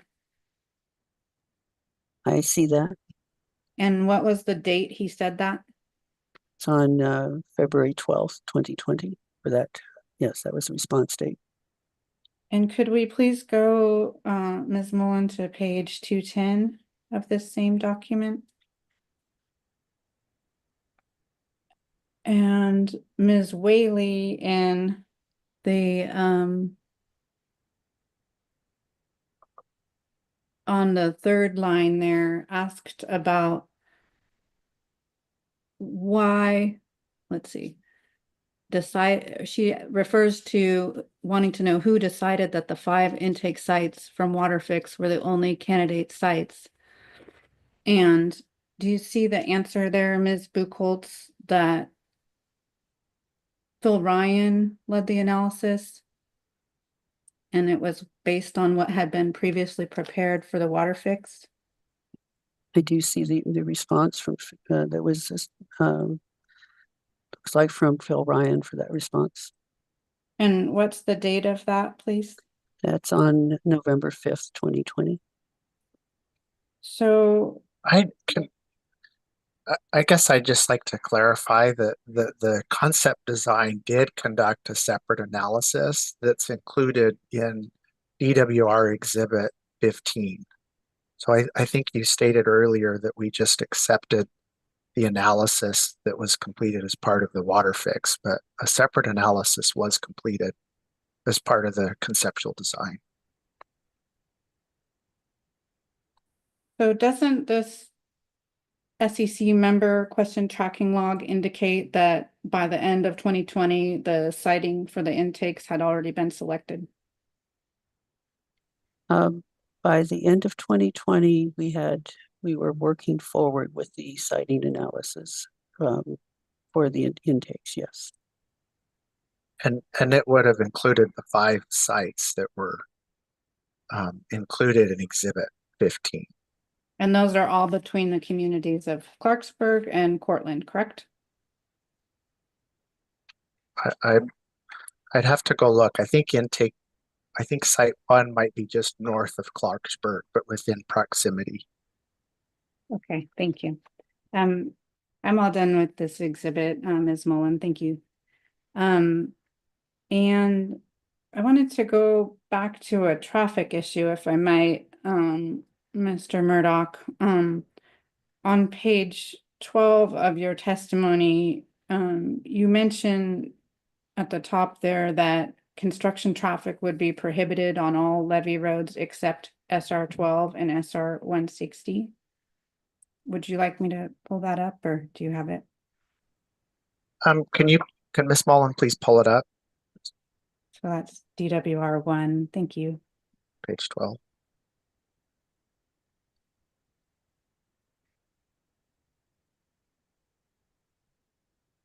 So the Sorry. reference. And are you aware, Mr. Mullen, that SR 12 is known locally as the quote blood highway? I assume you're asking me, Mr. Murdoch. Yes. Yeah, that's fine. I have never heard that term before. Okay. On page 12, lines 9 and 10 there, it states that the construction contracts will state that contractors must use the roads or get fines. My question is, do you know how this provision would be enforced? For instance, how would DWR or DCA know whether a contractor used a road other than what was specified in a contract? Yes, and I guess I'll give you an example. The enforcement of that is through the specifications and the contract documents that the contractor signs, and his construction vehicles are monitored, and if they're found traveling on those roads, then he is fined as part of the contract documents that are prepared and as part of his construction contract. So you'd expect a tracking device in each of the contractor trucks? I don't know if we would have a tracking device on past projects. I have used monitors. The other thing I'll say is that the public is very good at reporting to us where our contractor is located. And oftentimes that's helpful information. I don't know if Ms. Gwen Bukos wanted to provide any experience. I've That's actually good. used something on multiple projects, which sort of amazes me that when they see me, they wouldn't figure I'd do it again. And that is, we actually take people from the office and put them out as if they were traffic counting. And after fining the contractors a few times in the first few weeks, it doesn't happen again, although we check several times during the project. And maybe we covered this before, Mr. Murdoch, but on page 12, line 11, you mentioned reducing traffic impacts. Do you mean reduced from initial design, or what's your comparison point? I would point to the park and ride lots that are a part of the project. And so Mr. Murdoch, I'm sorry. yes. I'm saying reduced from what? Like from what would otherwise occur if a different project was approved?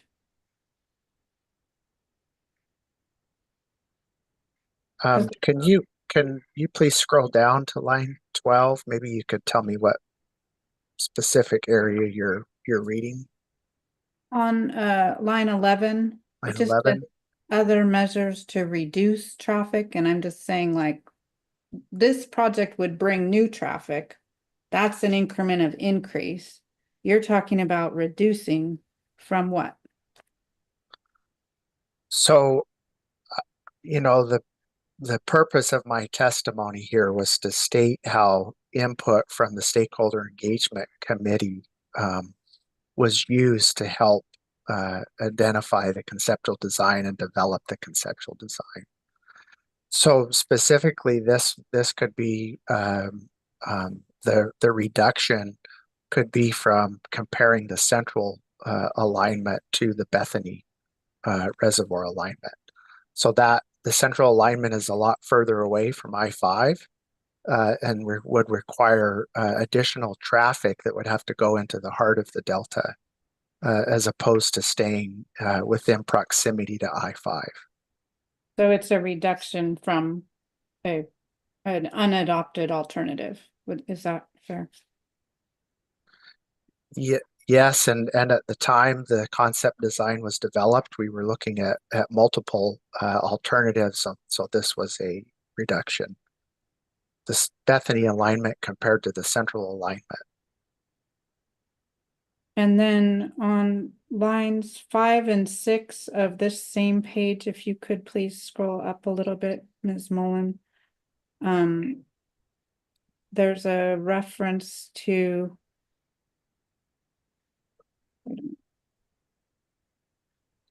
reducing impacts during events. I might have the page wrong.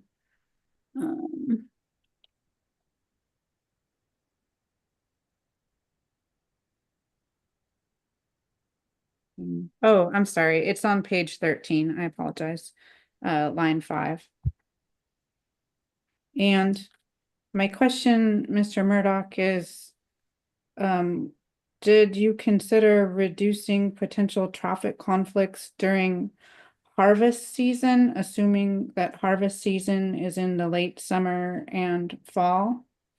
I will just represent that it is. If it is, did you look at that? So I'm going to ask Miss Gwen Buchholz to provide some input here, but I guess on line 5, or are we specifically talking about reducing traffic conflicts during festivals, fishing and tournaments, and other Delta recreational events? I'd say that during the design development of the project and as we move forward, the different events that are expected to take place would be coordinated with. And if restrictions needed to be put into the contract documents to help accommodate those events, that's what is intended as part of the design development. I guess I'd ask Ms. Gwen Buchholz if she'd like to add additional to that. My question is specific to agriculture, and I guess it's why agriculture and harvest aren't mentioned here. They are not mentioned on this line. They are mentioned both in the EIR and in the narratives, which are part of the engineering concept report narratives, which are part of the hearing record. And specifically then too, we had talked about potentially one of the things that was talked about at the SEC meetings one day was the fact that when there's grape harvest, we have very limited period for the grapes to be harvested and provided to the vintners for crush to manage the sugar content. And so at those times we talked about it in stakeholder engagement meetings about maybe literally limiting the construction of certain days, working with them. That would be part of the ombudsman's project or requirements to help work through that both during design and then during construction. Okay. So it's something that could be done in the future. It's not been developed yet. Is that right? That's true. We have not had any contact with the agricultural people in those areas along the access road. Okay. So the next questions I have are around it's on the bottom of page 16 and 17 of Mr. Murdoch's testimony. If we could go to the pages. And there were some questions about this already in terms of the water rights. I just have a couple follow-ups that I think are different. In response to questioning from Mr. Cho, Mr. Murdoch, when he was asking about DWR's proposed term 30, you said you're not a water rights expert. Is that right?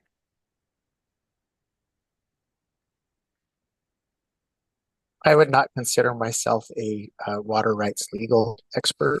No. And then Ms. Buchholz, you confirmed, I believe, that there has been no update to the analysis of impacts on existing diversions since the water fix time period. Is that right? That is correct. Could you repeat that question? Oh, just that there hasn't been an update of potential impacts on existing diversions since the water fix documents. That is not correct. I worked with other people and we pulled all the water rights packages again off this project for this project. And where is that discussed? Work for the intakes, it's in, you have to get the exact part, it's in one of the technical memoranda for the intakes. And it's also been, that's where the water rights information was primarily looked at in this process. As I said in previous testimony today, the response to the comments today, was on Lower Roberts. We're not quite sure from the document on the publicly available information from the State Water Resource Control Board website, how far back that water right actually goes towards the Lower Roberts Island tunnel shaft location. And then with respect to the Twin Cities complex, we know that the water rights continues out on an arm of Snodgrass Slough, and we have not, and at the time of the preparation of the EIR and the engineering project report, we did not have as many details on the properties that were associated with that water right. But just thinking about the testimony here today and that's been submitted by DWR for this water rights hearing. Do we have an analysis of the impacts on intakes that's current, on existing intakes that is current? Is this the TM you're referring me to? We have it only with respect in the EIR where those intakes were included by reference. Okay.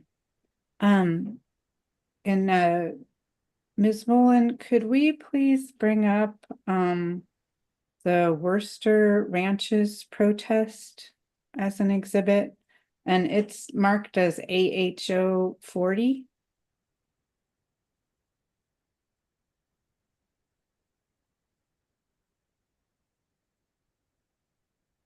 And if we go to page 13 of the protest, please. And just scroll up a little. Maybe zoom. Yeah. So this is a map based on DWR's GIS data for the tunnel intake proposed number 3 north of Hood. And as you can see from the lower right corner, it's based on the data from 2022. And I just had a couple of questions. This is a conceptual diagram of Worcester Ranches, which is underneath proposed intake 5 south of Hood. The blue lines are irrigation pipes and the brown lines are drainage. And the darker orange is permanent impact and lighter orange is temporary. And this is taken again from the reports that are listed there at the bottom corner. And I wanted to ask and I guess the other thing I'll mention is that the intakes labeled 54 and 55, those are the main sources of water for this ranch. And my question is, in thinking about the implementation of DWR proposed condition 30, you mentioned in Mr. Murdoch's testimony, and the idea that DWR would provide land-based continuity to the water source, how could DWR actually deliver water from Mr. Worcester's diversions on the Sacramento River to the parts of the property to your right or to the east that could theoretically remain in vineyard after construction of this intake? I'm going to let Miss Gwen Buchholz answer that. I guess I just wanted to clarify. This is intake number 5. I think you said it was intake 3, but we're looking at 5 or intake C. Thank you. Sorry about that. I'll just object as to lacking foundation. I know Ms. Meserve described what the document says, but we don't know who prepared this, and there's been it hasn't been presented in evidence yet. Noted. Thank you. DWR did prepare a response to Mr. Worcester's protest. Well, and I'll allow questions based on that with the objection noted on the record. So I believe we're with Ms. Buchholz. There are several ways that this could be handled. As you can see that the intakes are in the middle of the proposed intake structure along the Sacramento River. However, the water could be diverted potentially and moved to the back. Also, there would be a need to connect the property to the east of the intake to the river to maintain the riparian water right. In those possibilities, there could be a possibility of actually changing the area that's between the light orange and the dark orange, which is in that temporary area. That area is set up to facilitate construction equipment and moving of soil materials during construction, placing of materials during construction. There could be a change there to on the south side of the intake to connect to maintain the continuity with the Sacramento River to the portion of the property located, or in the properties located to the east of the intake. So there are several ways that this could be done. During design, we'd like to meet with the property owners and work out what exactly could work through this to be able to maintain here the water supply to those portions of the property east of the intake. And you're aware, Ms. Buchholz, that this entire property is in permanent crops. So I imagine, is it true that the light orange section that DWR has labeled as a temporary impact, that the vineyard would be taken out in order to facilitate the construction staging? That is what is described in both the EIR and in the engineering project report. Okay. We can take this exhibit down. The other one I wanted to look at very briefly is the Stillwater Orchards protest. I'm not sure why, but it's not in the AHO index. So I uploaded it into and it may be elsewhere in the record, but I uploaded it into the Contra Costa County folder. Ms. Mullen, if you wouldn't mind putting that up. And I'll just say too that I've just put the exhibits for cross in the Contra Costa folder just because I put everything together there. They don't necessarily all relate to Contra Costa, and I guess that's something I should maybe work out later, but just for ease of reference, I put them all there. Thank you. That works. We'll find it there. I thought maybe easier than jumping around. It may just take us a moment. As I said, we have a slightly different team working in the background and they're doing a fine job, but an excellent job. We might take us a little longer to find it. And I will say there was an answer or response to this protest as well, even though it doesn't seem to have garnered an AHO exhibit number. So I know DWR is aware of it. It sounds like an oversight, but and I might look into it, although if you're going to bring it into the record this way anyway, then yeah. We don't, but if all of the other protests are in your folder, I think I'd probably prefer to have an AHO number just so that we can look for it in a place we expect, but right. It could be later. Let me clarify, this is the Stillwater? No, it's you uploaded it. What is the document called in the upload folder, please? It's called Stillwater Orchards Protest. Let me see. David J. Elliott and Sons Stillwater Orchard Protest.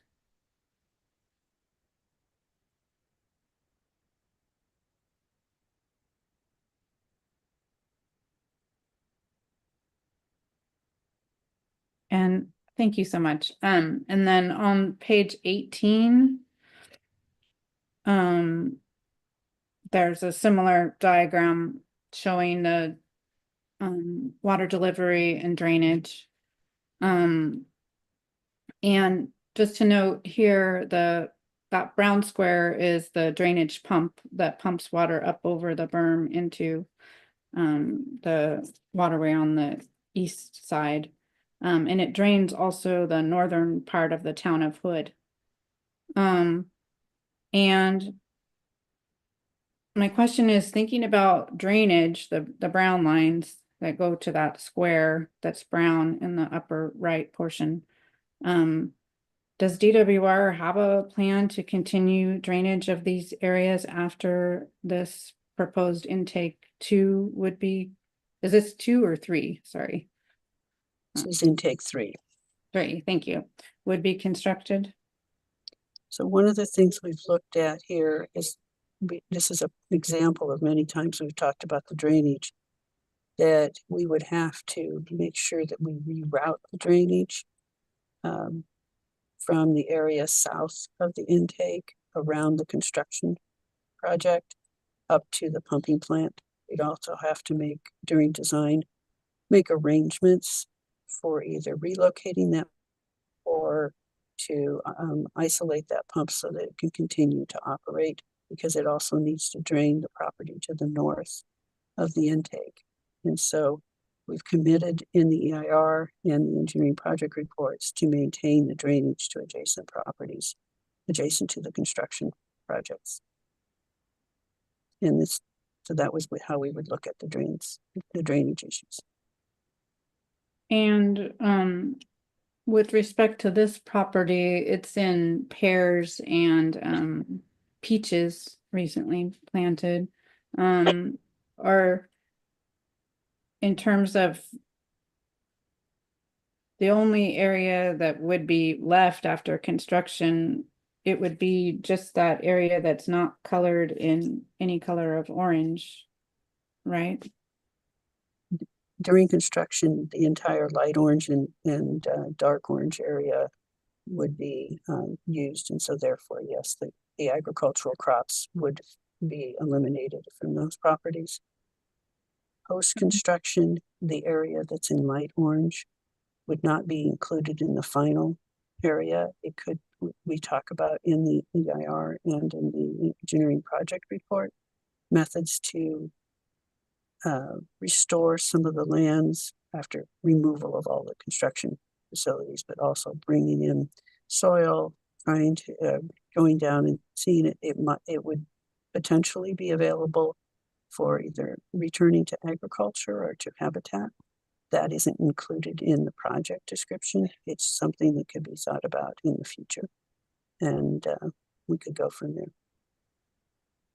But it's a post-construction decision by DWR. Thanks. Okay, that's all I had with this particular figure. I was hoping we could look at AHO 1057, which is Appendix 8B to the groundwater chapter of the EIR. That's 1057. And I wanted to go to page 27 of that, please. And I assume this may be Ms. Buchholz, but do you see on lines 8 and 9 where it refers to the increases in groundwater levels having negative impacts on agricultural drainage? I see, that's what it says. And could we go please to page 38 of this same document? And do you see, Ms. Buchholz, that area, the blob around the red part that's pink? And this is showing, I believe, that the groundwater near Hood and Cortland would be possibly increased between 1 and 3 feet during construction. Is that right? See the figure, but I do not understand. I do not know this figure. I did not participate in the modeling, and these people would, I understand, the person that knows this will be on panel 2. Okay, so you wouldn't know about how an area like Rosebud Ranch we were just looking at could continue to be drained with a 1 to 3 foot increase in groundwater? I don't know. I'm not familiar with the model or the model results. So that's panel 2. Okay. And that would be the same answer for the town of Hood being drained as well? Anything to do with the groundwater model, I did not participate in. And you don't have any information on that, Mr. Murdoch? I guess I would say that we are committed to maintaining the existing function of the surface drainage features and that are in place, but I didn't have anything to do with the groundwater modeling. And just to be clear, the surface of this area, Rosebud Ranch, for instance, we were just looking at, it would be modified greatly by the construction of the intake, wouldn't it? So yes, we're referring to intake B. Is that the Yes. Rosebud Ranch area? Yeah. Yeah, but I guess as stated earlier, the function and the of the storm drainage facilities would be maintained or modified such that they provide drainage as they have in the past. But And they're, I'm not sure, Ms. Mazer, whether or not Rosebud Ranch is identical to the properties we looked at on the map, Stillwater Orchards. it is, I'm sorry. Yeah, that's the name they give to it. I apologize. Okay, thanks. We'll talk to the panel too about that. Okay, so last picture exhibit that I'd like to show, please, is marked as AHO 27, and that's the Loretz protest. That is, and then if we could please go to page 11. And maybe zoom out a little bit. So this is showing a conceptual rendering of the proposed Twin Cities complex, which would be built on top of Mr. Loretz's ranch there at Twin Cities Road. And the intakes that serve this property are down, as I think Ms. Buchholz mentioned, down on Snodgrass Slough, where the blue triangles are. And in thinking again about DWR proposed condition 30, which is in DWR 1101, and the idea of providing land-based continuity, does anyone on the panel know how DWR could actually deliver water from Mr. Loretz's diversions on Snodgrass Slough to the areas that could potentially remain in pasture, irrigated pasture, after construction of the Twin Cities complex?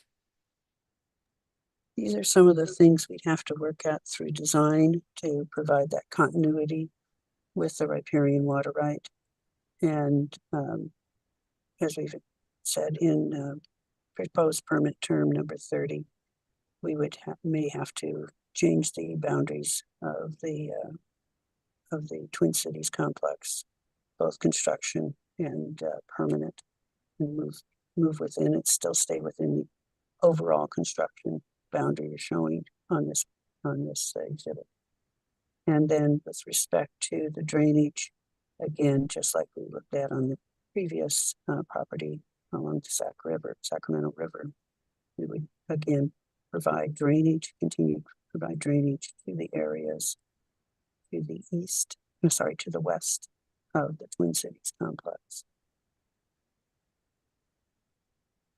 And yes, there's also water deliveries that go under the highway there that need to be maintained. And then just to be clear, you mentioned riparian rights, and there was a lot of discussion about this with Mr. Cho, I believe, but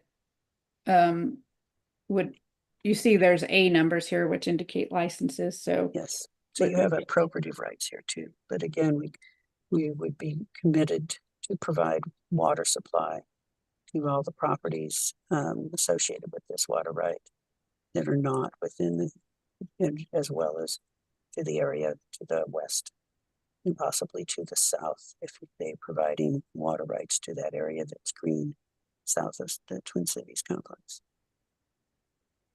And so that's a plan that could be developed in the future, but does not exist now, correct? That's right. That would be something for design. Like many things in design, we'd be meeting with the property owners and working through the details that would make it best for to tie in with their existing on-farm drainage and on-farm water supply conveyance. Okay, thank you. So I had a couple other questions for Mr. Murdoch, regarding his, flood control, that is discussed on page 18 of his testimony, DWR 1, so we could take this down. Thank you very much. And you mentioned on line 21, if you could please scroll down to the lower portion of this page, that DWR plans to obtain permits from the Army Corps and the Flood Protection Board. Do you have any estimate of when those permits may be issued?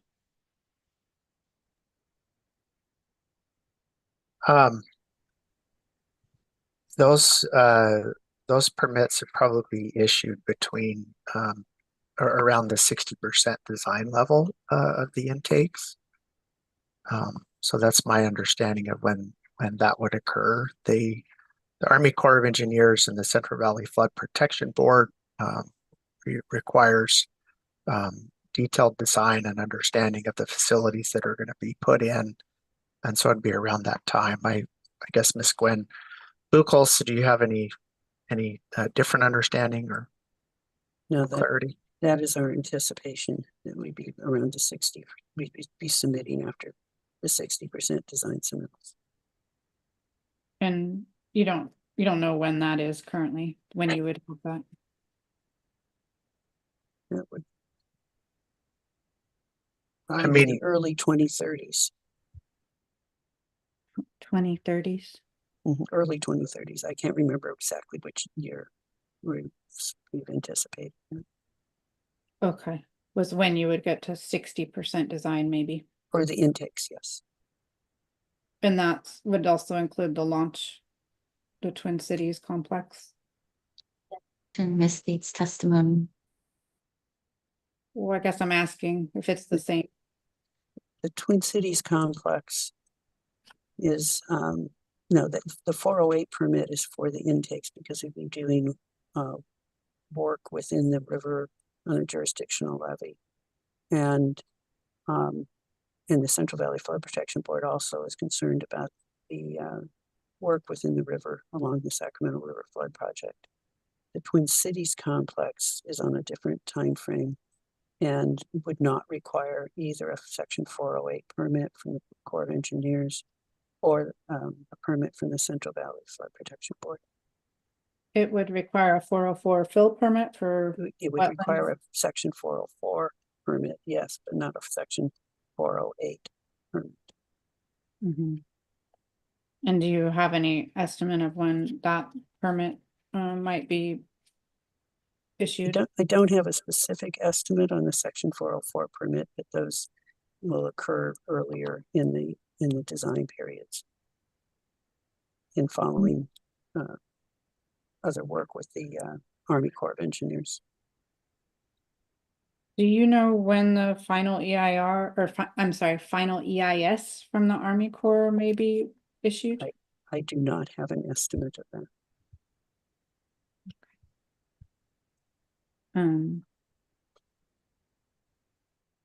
And looking at page, let's see, same page, line 18, there's a mention of a ring levy around the Twin Cities complex. Is, I think, 20.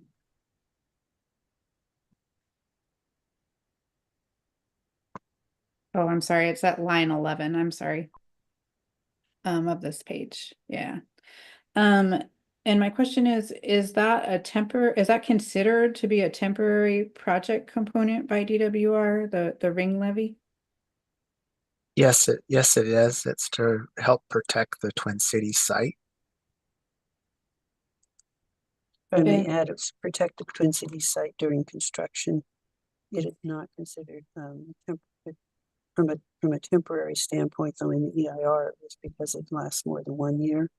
It would be analyzed as a permanent disturbance.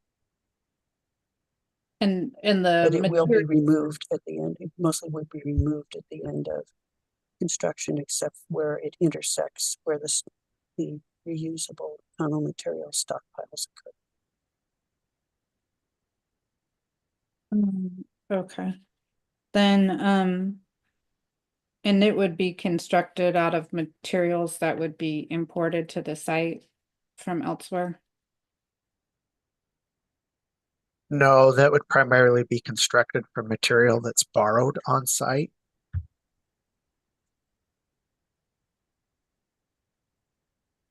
So that would be borrowed from areas that are currently in pasture land, irrigated pasture. It would be borrowed from the areas that are designated as part of the Twin Cities site. So the earlier figure that we had up, the orange shaded areas we were looking at the Twin City site. And then in addition to the ring levee, is there a permanent levee around the shaft itself that would be constructed? There's not a permanent levee around the shaft. There is a shaft pad that is built up so that we can access the shaft, and so no, there's not a levee around the shaft other than the ring levee that's completely around the Twin Cities site. During construction. And Thank you, Gwen. if there was tunnel muck remaining on the site, would the ring levee still be removed ultimately with that material still there, or would the ring levee remain?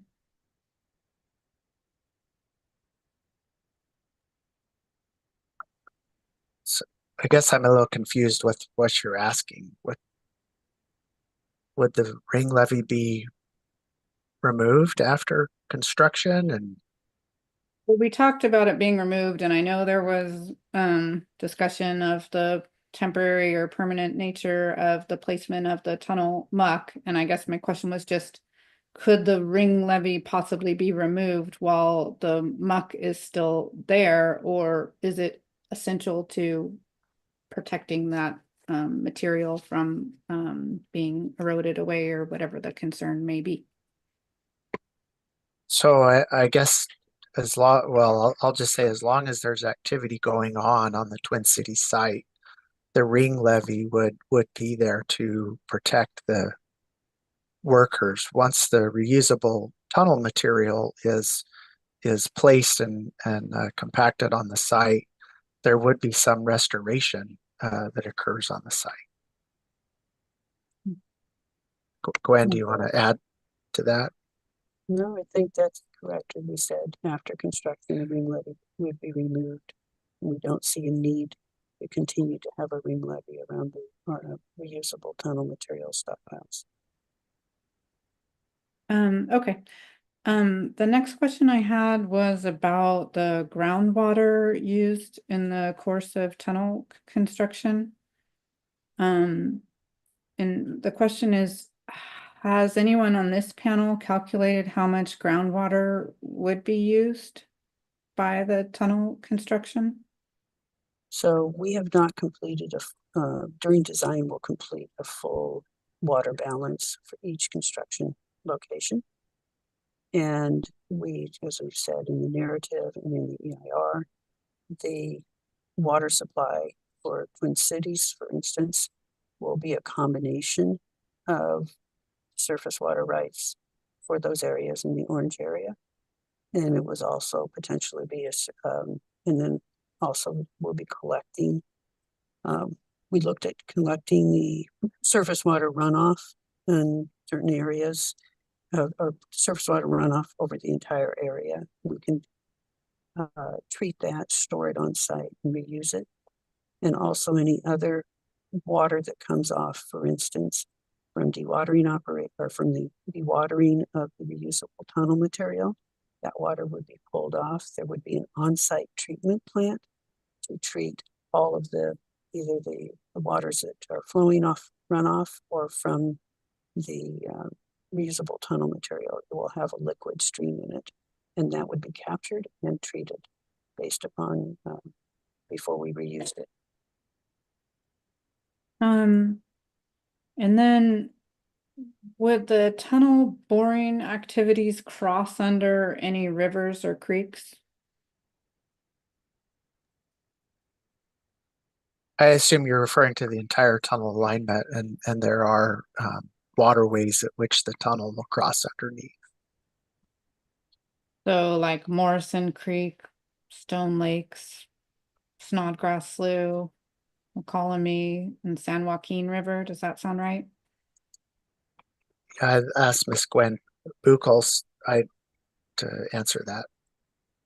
Don't remember if it crossed under Morrison Creek. There is a list of the streams that we cross in the narrative document, which is part of our exhibits.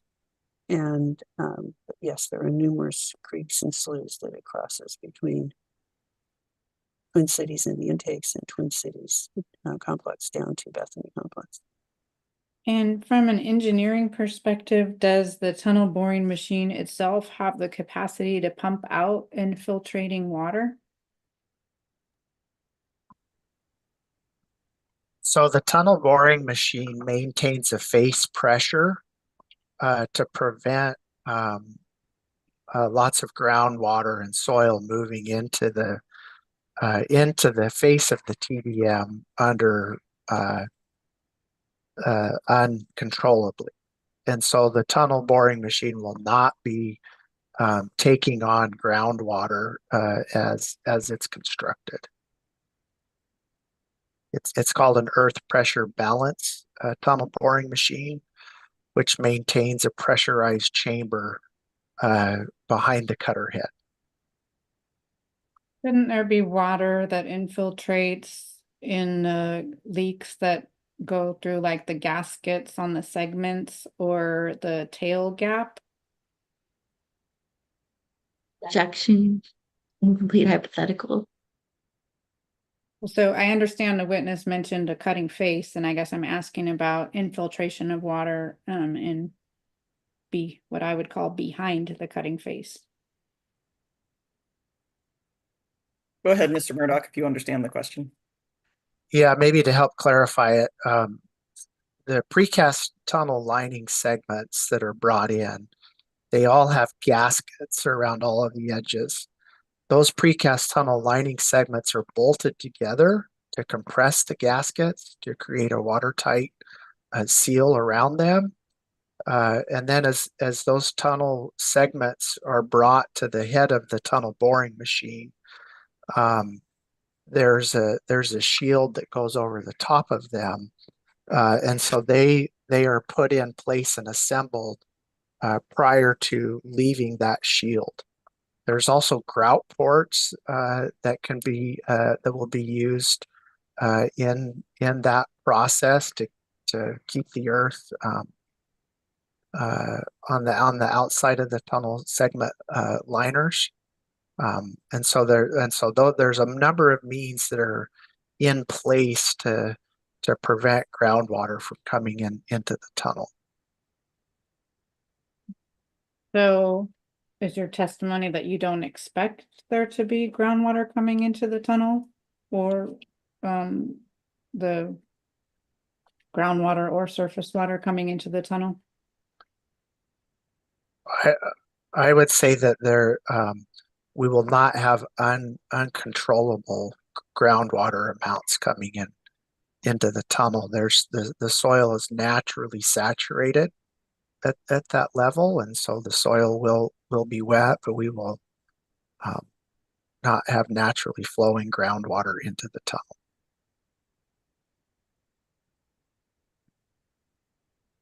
And however, the muck taken from the tunnel would be very wet, you expect, right? Yeah, that's just what I said, that the soil would be saturated. Well, Gwen, will you please help clarify? We're talking two different things. So when we're moving the cutter head in, we'll be pumping water into the tunnel boring machine at the face to handle the operation of the tunnel boring machine. So we'll be moving water in that water that we're moving in from the tunnel shaft to the tunnel boring machine doesn't have anything to do with the groundwater outside or in front or around the tunnel. It moves it in and it mixes with the reusable tunnel material.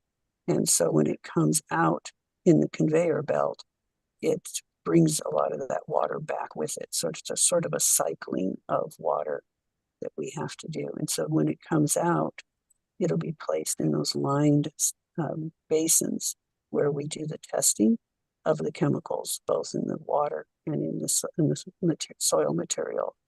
And then as they are separated, it'll be separated there when let's say we determine there's no hazardous waste or whatever.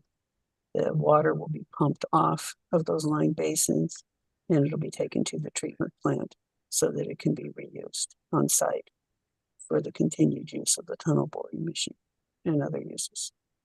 Now, I believe when Ms. Tabor was doing her questions, it sounded as though on April 9th that the volume of water that would be taken from the tunnel muck was unknown. So my question is, how do you know that you have big enough treatment facilities for the amount of water that would be coming back out of the tunneling operation? That would be part of our design project, of our design phase to determine that. And the type of treatment that we're looking at doesn't necessarily look like a water treatment or wastewater treatment, municipal water and wastewater treatments. These will be primarily located, as we said in the narrative and in the EIR, they will be located in double hull trailers, something like you use for a pilot study at treatment plants. I've done pilot studies of several million gallons a day, and you just line up the trucks at those, and that's how we see the treatment plant and also the storage to occur. And so going back to the And so 20, we have enough space, we believe, on the size of the Twin Cities complex, for instance, for many, many trucks. and so the operation of those trucks in order to take on the water would be at least 20 hours a day consistent with the tunneling operation, or would it really be 24 hours?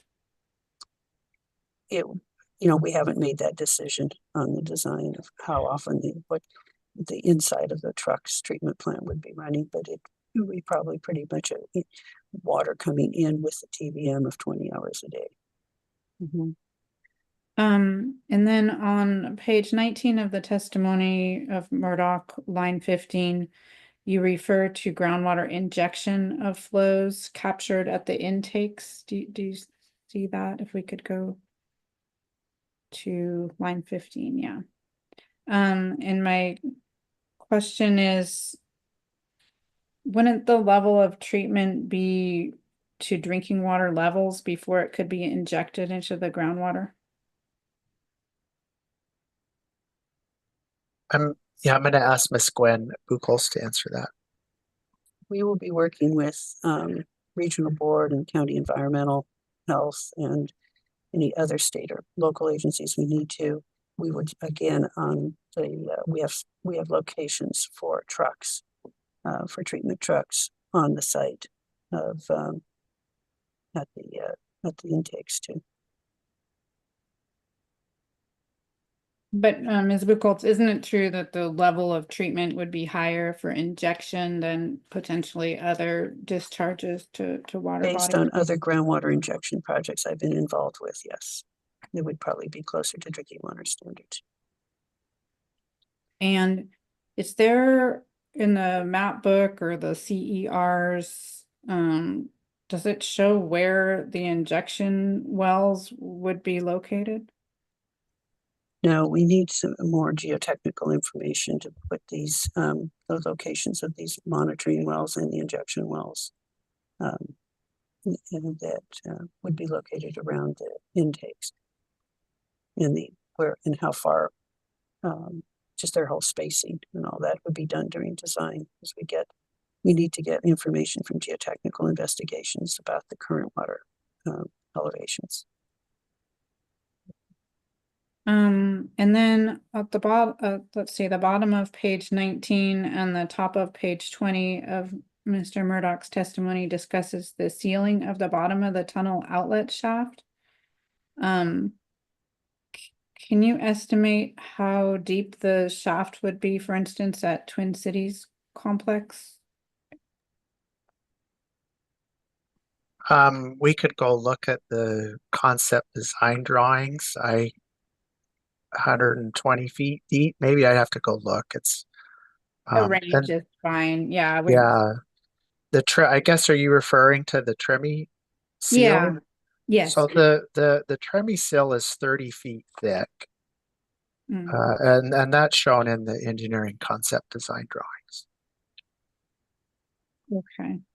And then at the top of page 20, line 2, it mentions that the dewatering would not affect adjacent groundwater. And my question is, how can you be sure that the sealing of the tunnel outlet shaft and the tunnel gaskets would be effective? So this is talking about the construction of the shaft, in which diaphragm walls will be put into the ground, or you can think of it as a cutoff wall, and that diaphragm wall is 4 to 5 feet thick, with a cementatious concrete material in it, and that's constructed to a depth such that we're isolating the groundwater around the outside of it. And then we excavate from the center of that shaft, we excavate the earth material out, leaving the water in it, so that the pressure differential between the inside of the shaft and the outside of the shaft is approximately the same. And then when we reach proper depth of excavation, with the water pressure still, or water inside of the shaft, then we pour the Tremie concrete pour to seal that off, and then we pump water out of the inside of the shaft. So Gwen, if I missed any important points there, please correct me. No, perfect. That would be what I would say. And then, but if it relies on the seal being effective, or else dewatering at the site would begin to draw groundwater, right? So that seal will be keyed in. The Tremie slab will be keyed into the diaphragm walls, and it'll create a watertight seal. If it's not watertight, it will be made watertight. We can't have tunnel construction with a leaky shaft, so it will be made watertight. And do you have experience with a shaft that would be that deep, around 120 feet or so? Yes, I have experience with a number of different shafts with pipelines and tunnels and things like that. Mr. Keeley, I think, asked me about the tunnel shafts I mentioned across the American River that I think were 120 to 150 feet deep. The diameter was quite a bit less, right? For that project, it was, yes. And so I think maybe Ms. Buchholz covered this, is that there's not a specific calculation about the capacity of the treatment works for the water being generated by this yet. But was there a reference somewhere to that the rate would be no more than agronomic, Ms. Buchholz, or? There was a reference in the document in the EIR that if we used the groundwater or the surface water, we would reverse surface water, right? We would not exceed the historic max diversion rate. Okay.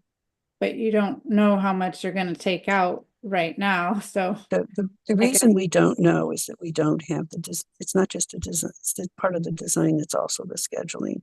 So it determines there's a lot of components of a large portion of the water balance is for dust control. So we need to know the scheduling for excavation, clearing and grubbing and all that. We just don't have that. So we don't have a water balance over each month or week of a construction project. That all happens during design. And then for a site such as Twin Cities Complex where the irrigated pasture is not currently relying on groundwater, wouldn't any use of groundwater for this project be new use and unaffiliated with agronomic rates?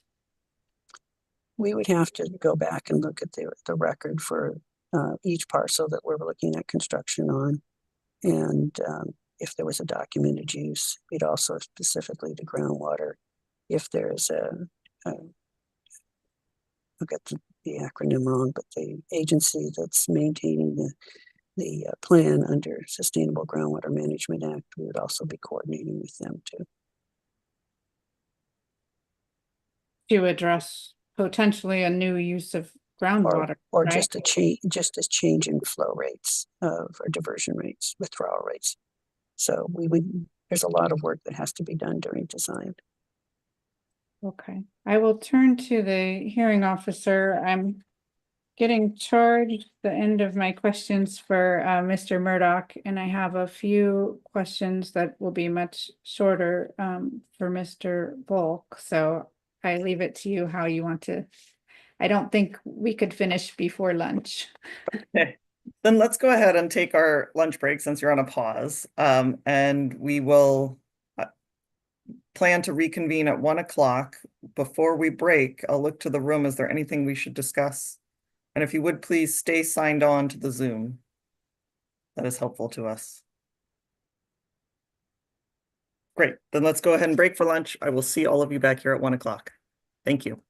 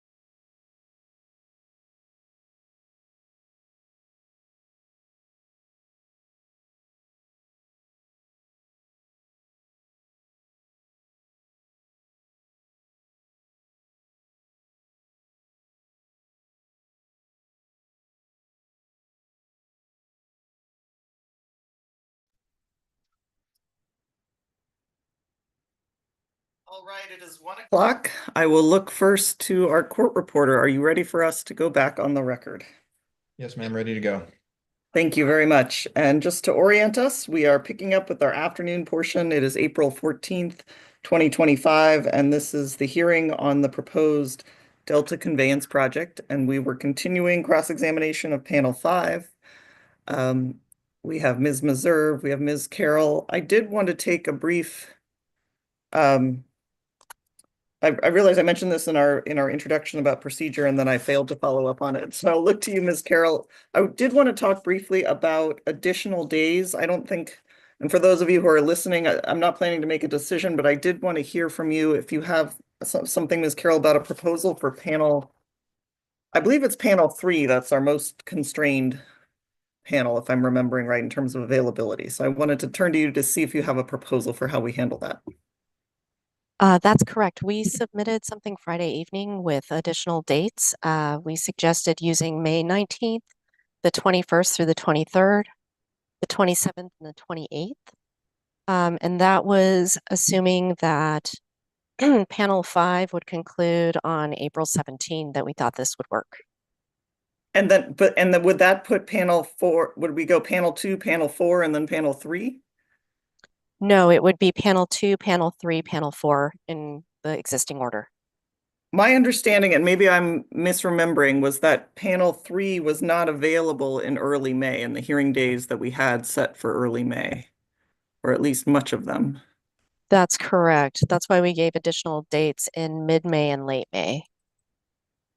So essentially we'd skip the we'd continue in order, but skip some of the days in mid, I mean, assuming we wrap up panel 2 in, I don't know, 4 days or so. We anticipated that panel 2 might take longer. Okay, maybe that's right. All right, well, let me, I think it makes sense. I mean, it seems like we should put additional hearing days out there and continue to talk about what makes sense in terms of ordering. Like I said, I don't plan to solve this right at this time, but I did want to put that out on the record. And I know you did send that email with these additional dates. So let's pick up with that either before we close today or on Thursday so that everyone is on notice. We have at least 30 days notice on these additional days. Great. Thank you, Carol. Hearing Officer Kinsey, sorry, apologies. Yes. I just wanted to also note that our witness, Mr. Jason Volk, is only available in the morning of the 17th. Noted. Yes, I recall that. Thank you. Thank you. With that, I will look back to you, Ms. Meserve. Do you have more questions for these witnesses? Good afternoon, Hearing Officer Kinsey and panelists. Yeah, I have a few more questions for Mr. Murdoch, and then I should be able to finish definitely. Well, I'm not going to say definitely. Let's just keep going, and I will. I've been able to slim it down a little bit. Where we left off, Mr. Murdoch and Ms. Buchholz, we were talking about the groundwater and in the Twin Cities launch shaft area. And my next question was, are either of you aware of the Department of Water Resources Sustainable Groundwater Management Act status for the South American subbasin?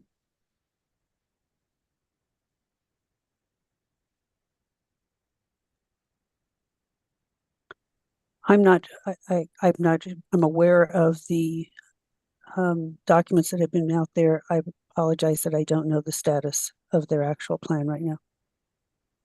Okay.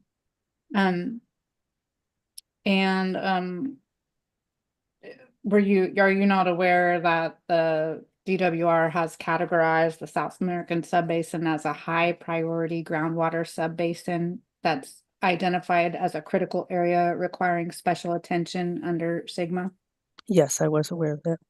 Okay. And does the testimony provided by this panel address possible impacts on groundwater sustainability? As I said before, the groundwater modeling team is in panel 2, and that we recognize that as for construction, groundwater, if use of groundwater for construction, we would need to coordinate with the Sigma agency. And that hasn't been done yet. There's not. And do you know also how many groundwater wells there are in the vicinity of the construction activities proposed by the DCP? We have not looked at that yet because we have not developed the water balance yet. Were you aware that the draft DIR says that there is 3,565 production wells in the Delta total? I don't remember the number, but I know they addressed it, yes. Okay. And does the testimony here today address or consider impacts on wells out of this 3,500 or so that would be in the vicinity of the construction? That would have to be something described by panel 2. Okay. Then the next question I had was about concrete batch plants. I noticed, Mr. Murdoch, that those aren't mentioned in your testimony. Is that because the batch plants have not been refined since the prior iteration of this project, California Water Fix? I do mention the batch plants as related to noise and providing shrouds and around them to limit the noise and enclosures. So the batch plants are still part of the project, and I guess I believe they were mentioned. And if I may add to that, please, in Water Fix, the batch plants were at the intakes and other places. We have the concrete batch plants right now in the project description on Lambert Road, so that they would not be part of the intakes. And then the batch plants for the Bethany complex are at the Bethany complex. So it doesn't match Water Fix at all. And isn't there also batch plants near the Twin Cities complex? That's the Lambert Road. Then there's some the batch plants are at Lambert Road and at Bethany complex, and then there's some grout plants at Twin Cities, and then for the tunnel shafts that are close to Stockton, they would use concrete from commercial batch plants, existing commercial batch plants.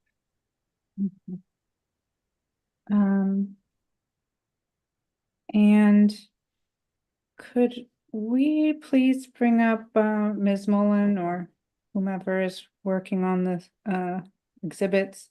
It is Ms. Mullen today, by the way. Oh, it is. Okay. That has not changed. Okay. I realized I maybe wasn't getting that right. I have an exhibit in the Contra Costa folder that's called Appendix E5, preliminary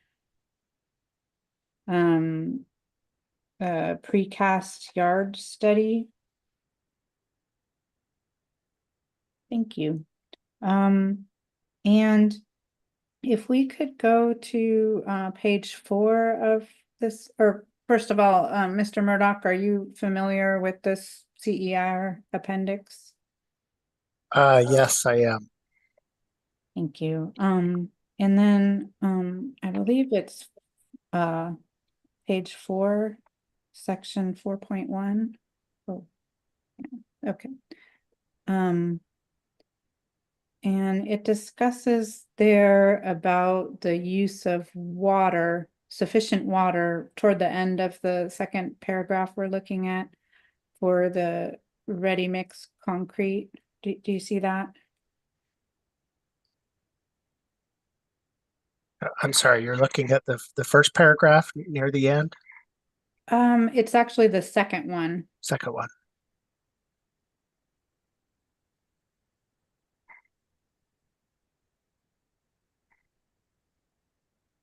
Do you see what? Yes, I see it. Thank you. And you see there, it says that water supply is expected to be available through municipal sources. And I was wondering what the municipal source water would be at the two Lambert proposed batch plants. I'm going to let Miss Gwen Buchholz answer that as she has more familiarity with it. So two things. This technical memoranda, as part of the engineering project report, was to first look at, see whether or not they could be batch plants in the Delta area to manufacture the tunnel liner segments.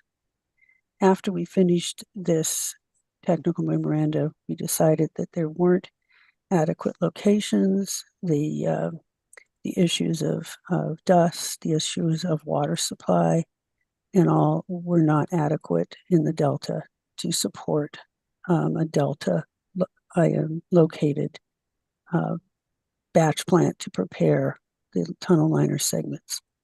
So we've made the determination, and it's stated in the IR and the EPR and the engineering project report, that the tunnel liner segments would have to be constructed at an existing plant not located in the Delta.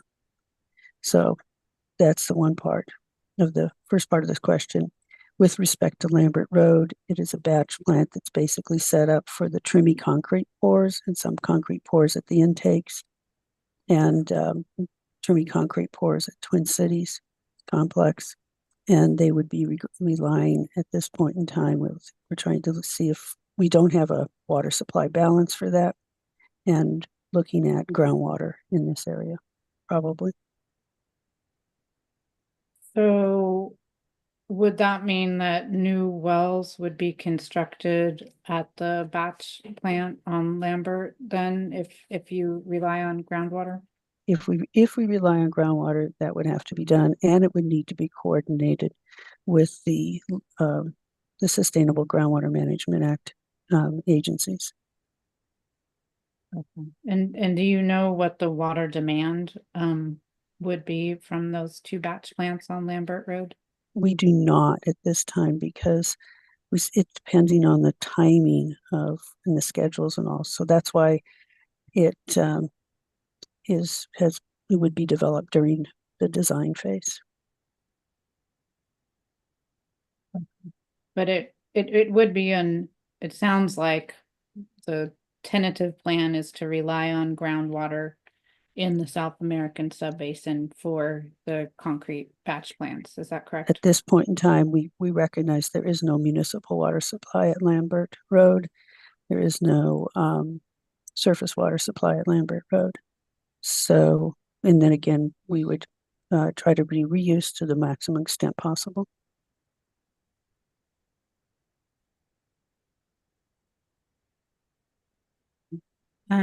Thank you very much. We can put that document down. Thanks.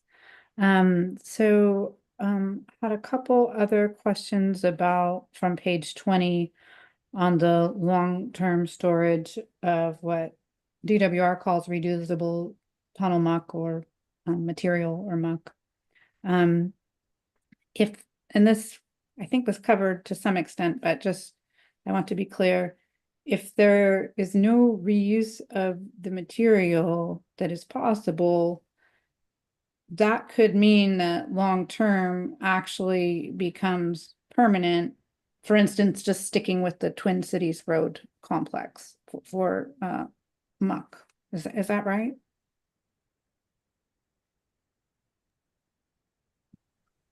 So are you asking if the reusable tunnel material will be permanently stored on site? Is that?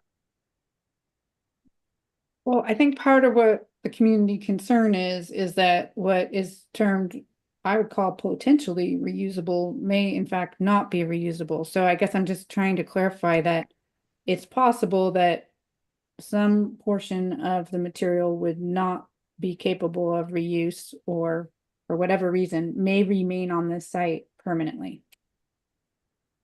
Yeah, so the plan is to keep all the reusable tunnel material on site. it will be reused to fill the borrow excavations that are used for making the ring levee, as well as some of the shaft pads.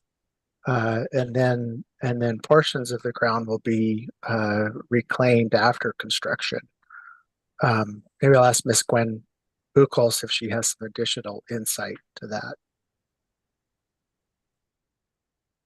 As we discussed in the engineering project report and in the EIR, we don't have an idea of how or where this reusable tunnel material could be used in the future, so it did not become part of the project description. As we provide more information on the amount and the condition of this material, other parties may decide to work with DWR to reuse it, or DWR may reuse it, but that would be a separate project. And we don't have any of those details now, so it was not included in the project description. Yeah, but my question is just, it's possible it may be permanently placed, And some if it- portion of it at. That's what we are assuming right now. That is what we are assuming. Okay. So long-term could mean permanent. As we wrote the reports, we are assuming that they're permanent. And then, is there any plan to address, if it was long-term or permanent, either way, first of all, like blowing of the soils that would create air pollution, or is there any plan in place to address that? As we said in the engineering project report and in the EIR, the stockpiles would be planted with native vegetation and vegetation that would not cause problems with adjacent agricultural lands, and so that there wouldn't be any erosion, wind erosion or dust, or even water erosion. And then what about with respect to the aesthetic impact on the community of having long-term or permanent piles of material in this location? In the aesthetics visual of the EIR, they did address that with a rendering showing what it would look like from different viewpoints. And was that around 15 feet tall, or? Yes, 15 feet tall, maximum. They could be less. And That was then the how many- maximum. Sorry, and then how many acres was that? I'd have to look that up. I don't remember it off the top of my head. I'm sorry. And then, what about with respect to if the material is placed on top of cultural resources, what about that long-term impact? During the design phase, DWR and DCA will be working with the tribes under tribal in the different programs with the tribes to address issues for all of the construction aspects on every site. So it's unforeseen how that would happen. It would just depend on what comes out of those discussions. So would the site be surveyed for cultural resources before the muck was placed on it? It'll be done during the design phase. And so definitely before construction or placement of reusable tunnel material. And then you would need access to the private property in order to do that, right? We would have to determine how the access would occur, yes.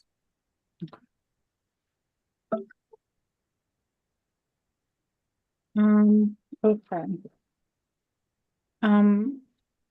Just going back, Mr. Murdoch, to the beginning of your testimony. When did you first begin practicing engineering in California?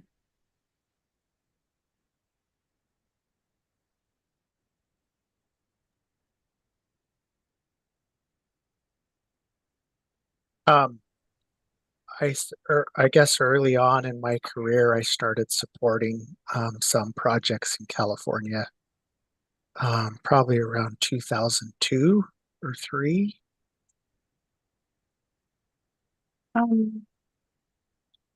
And you're the program manager. Let's see. I'm the design manager with the DCA, Design engineering design manager. And is that a licensed activity?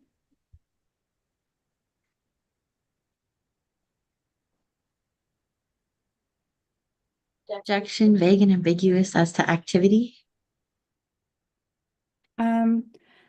I guess my question, Mr. Murdoch, is around the timing of your licensing here in the state, because the issuance of your engineering license in California is July of 2024. And so I'm just curious about whether it's considered a licensed activity to do the things that you've been doing in California with respect to this project and then prior projects before that date.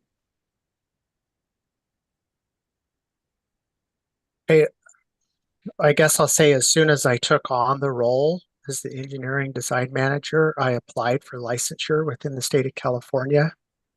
That process took quite a amount of time to go through to be approved to take the additional examinations. And so as soon as I took on the role, I applied for licensure. And it wasn't until a year later that I was actually able to get licensure. Okay. And did you consult on Business and Professions Code 6731 with respect to the licensing requirements in doing that? Objection calls for legal conclusion. I think that's fair, Ms. Meserve. Where are you going with this? I was just asking about the timeline of the work he's doing, because 6731 says the design of engineering projects. And so I wondered how one could do that without a license. And that's why I'm asking. I think you can ask for the underlying specifics of what he was doing. I don't know that he can offer well, Mr. Murdoch, do you have a professional opinion about whether the activities you were engaging in constituted design under the statute? I don't have an opinion at this point. I guess I will say when I joined the project, the concept design of the project was already complete and is issued in the engineering project reports. All right, back to you, Ms. Meserve. Thank you. Thank you for that information. Okay. I know Mr. Volk has been wanting to get some questions, so I do have a few for you. Thank you very much, Mr. Murdoch and Ms. Buchholz, for your patience answering my questions. Let's see. Earlier, Mr. Volk, I asked Mr. Murdoch about which hearing issues his testimony was intended to address. And I have the same question for you, if you know which hearing issues your testimony about noise is intended to address.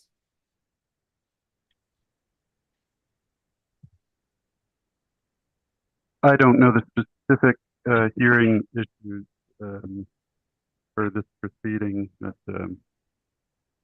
my noise testimony is intended to address. So I guess the answer is no to that. Okay. Let's see. On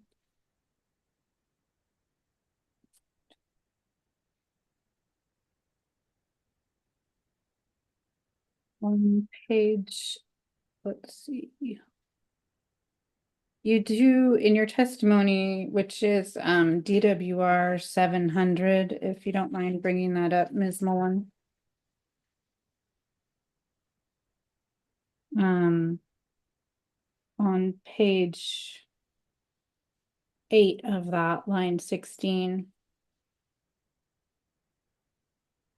To refer, page 8, line 16. To refresh your recollection, Mr. Volk, you do refer to the public interest, which is a hearing issue, right?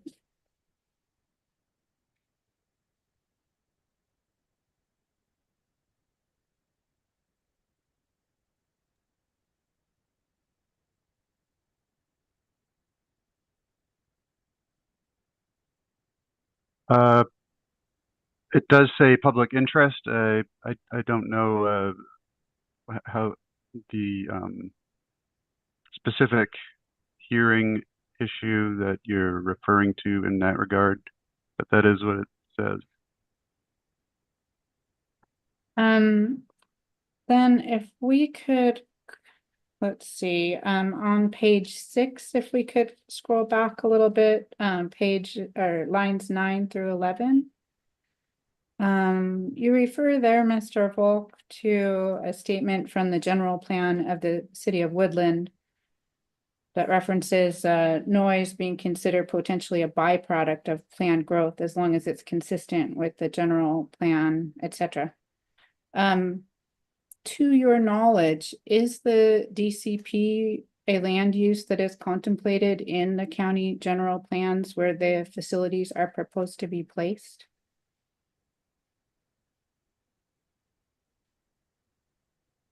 Objection calls for a legal conclusion. To the extent you can answer, you may, Mr. Volk. I don't know the answer.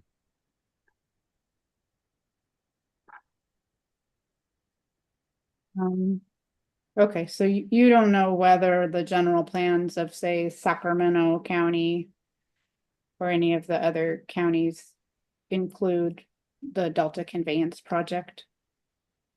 I don't know the answer to that, but I can tell you that the intention of this statement was really just to say that construction noise is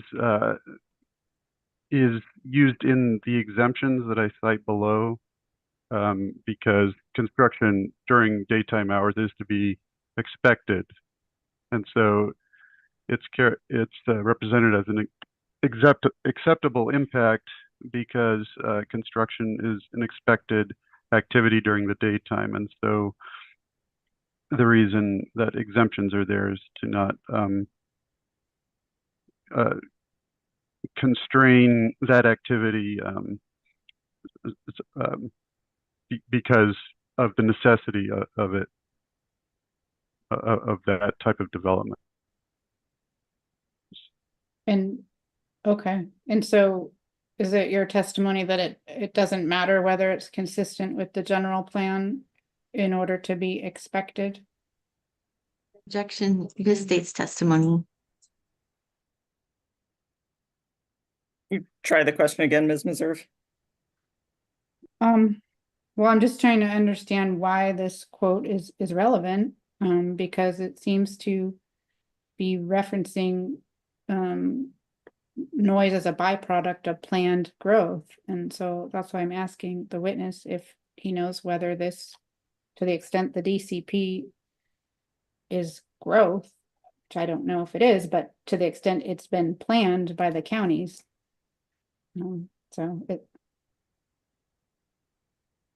you just rephrase the question for me? I didn't, that one. Yeah. Okay, sorry.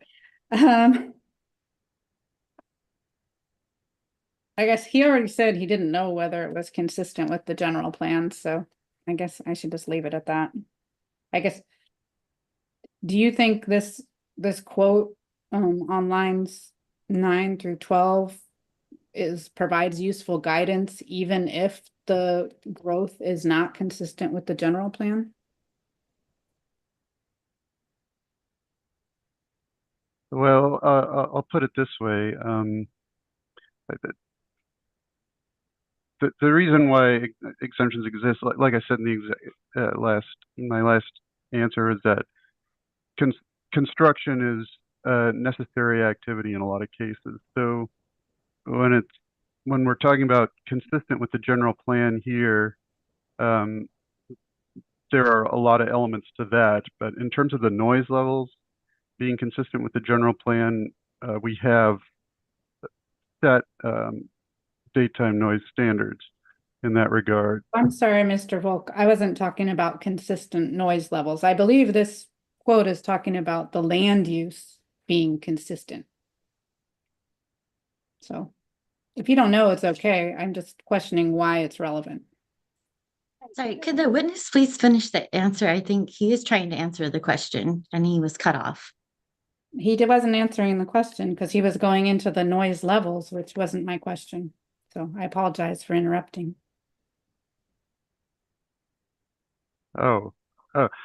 Well, in terms of the land use being consistent with the general plan, you know, land use is it's not directly what I studied in the noise chapter. So I'm really speaking to the noise levels and the fact that a threshold project for daytime hours, which. So you didn't look at whether the first part of this quote applies, which the land use being consistent with the general plan. You looked at the second part, is that correct? The noise levels being consistent? Yes, that's correct. Okay. Other question on page 8, same page down to 15. You talk about refinements being incorporated into the design. Again, and you heard me ask Mr. Murdoch about this a little bit, but refinements to what? Do you mean refinements to like an initial plan, or what is being refined? Well, I'd like to ask Mr. Murdoch to speak to those elements. Yeah, thank you. I'd be happy to. Can we please pull up DWR Exhibit 26? I think it'd be helpful if I give you an example. But it really isn't my question. I'm sorry, Mr. Murdoch. My question is refinements from what? And again, if he's just referring to your testimony, maybe it's not helpful. Well, no, so I was going to give you example around how we refined the impact pile driving at the intakes to reduce the noise levels. And so there was an initial plan that was laid out. Oh, the initial plan. Okay, just so I understand, like an initial plan in like a prior version of this same project? As part of the concept development. Okay. Yes, so as part of the concept plan. There were refinements to an internal plan. Okay, yeah, that's all I need to know. That's okay. good. So if you don't mind, I'll walk you through the example here. So can you please turn to page 3, PDF 3? And I want to look at a picture there. So this is a picture of the Freeport intake cofferdam that is just upstream of our location. The Sacramento River is on the left in the background there. This shows the sheet piles and what we call king piles that were used to build that cofferdam. So if you look at the Z-shaped or U-shaped sheet piles, right behind them there are I-beams that we call king piles. That project used combined king piles and sheet piles to build the cofferdam, which requires more impact pile driving. We refined our project design to eliminate the king piles such that we're only driving the sheet piles. And then in addition to that, on the back wall, we're using a diaphragm wall, deep mechanically mixed wall, to avoid the use of sheet piles on the back wall. So not are we only changing the type of piles that we're using to construct this cofferdam, but we're also eliminating the use of some of them. And so wait a minute, Mr. Murdoch. So are you saying you changed it from what Freeport was doing to what? No, the initial design considered this type of construction. Okay. And so the concept design that's been put forward does not include this. If Do you you can go, have a design, a document that shows what the initial design that was refined? yeah, so keep this image in mind here. If we could go to the next page and look at figure number 2. And so this is a cross section of the intake cofferdam for our concept design. And on the left, it includes the sheet pile, sheet piles that are installed adjacent to the river. But on the right side, this is the deep mechanically mixed wall that is used. And so that has reduced the number of sheet piles that are being used that cause impact driving and noise. Also, I guess I'd like to point out that the floor of the intake structure that's shown there with the concrete, that's where the starter casings will be installed for the augered piers that support it. And if you'll go to, I think, PDF page 7, there's a figure there. So that figure right there shows the drilled starter casings that support the drilled piers.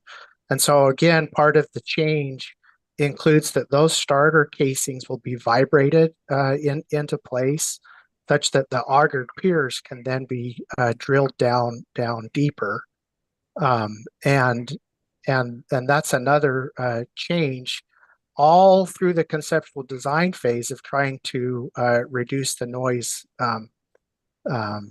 impacts. And so that's an example. Maybe I'd like to also just clarify, there's been a lot of time frames thrown around. This occurs over a 21-month time period. During that 21 months, there's 21 days at which impact pile driving is estimated to occur. And if you'd please go to PDF page 8, table 1, that shows the actual estimated time that impact pile driving will occur. So the table lists all the different alternatives and examples that were looked Mr. at. Murdoch, I don't think I have a question that's pending, so I don't know. Okay. Hearing Officer Kinsey, I'm happy to let him continue if you feel there's a question he's answering, but I'm not sure there is. Also, I apologize. There's some kind of loud noise. It's fair because it's your time. Mr. Murdoch, if you do have a thought and you'd like to finish your thought, please do so. Oh, I was just going to point out the total time for impact pile driving for the current project is estimated at 15 hours for intake B and 14 hours for intake 5. So I guess I hope that provides a good example of how we went back and looked at the project during concept design and changed the way that we were designing and the way that it would be constructed. Thank you, Mr. Murdoch. Mm-hmm. I apologize. I think there's construction across from my building that was interrupting the sound here. Anyway, I think it's piped down a little now. Okay, so I think we can put this down. I wanted to ask Mr. Volk, please, about the sound levels for daytime, which you discussed a little bit last week with Mr. Brodsky and others. In your testimony at page 7, line 17, you state that the average 1 hour sound level daytime from the EIR was, or the FEIR, is 60 dBA, right? And you discussed this with others last week. Mr. Volk, you're on mute, it looks like. I'm sorry, I don't understand the question in regard to the 60 decibels, but we can pull up that section of my testimony so we can look at that. Okay, sure, yeah, page 7, line 17 and 18 of DWR 700. So yes, this is just the limit used in the EIR. right. That's the limit. That's what it says. Yes. Okay. Now, and you cite here to AHO 1183, and if we could please bring that up, this is the EIR chapter on noise. It's AHO 1183.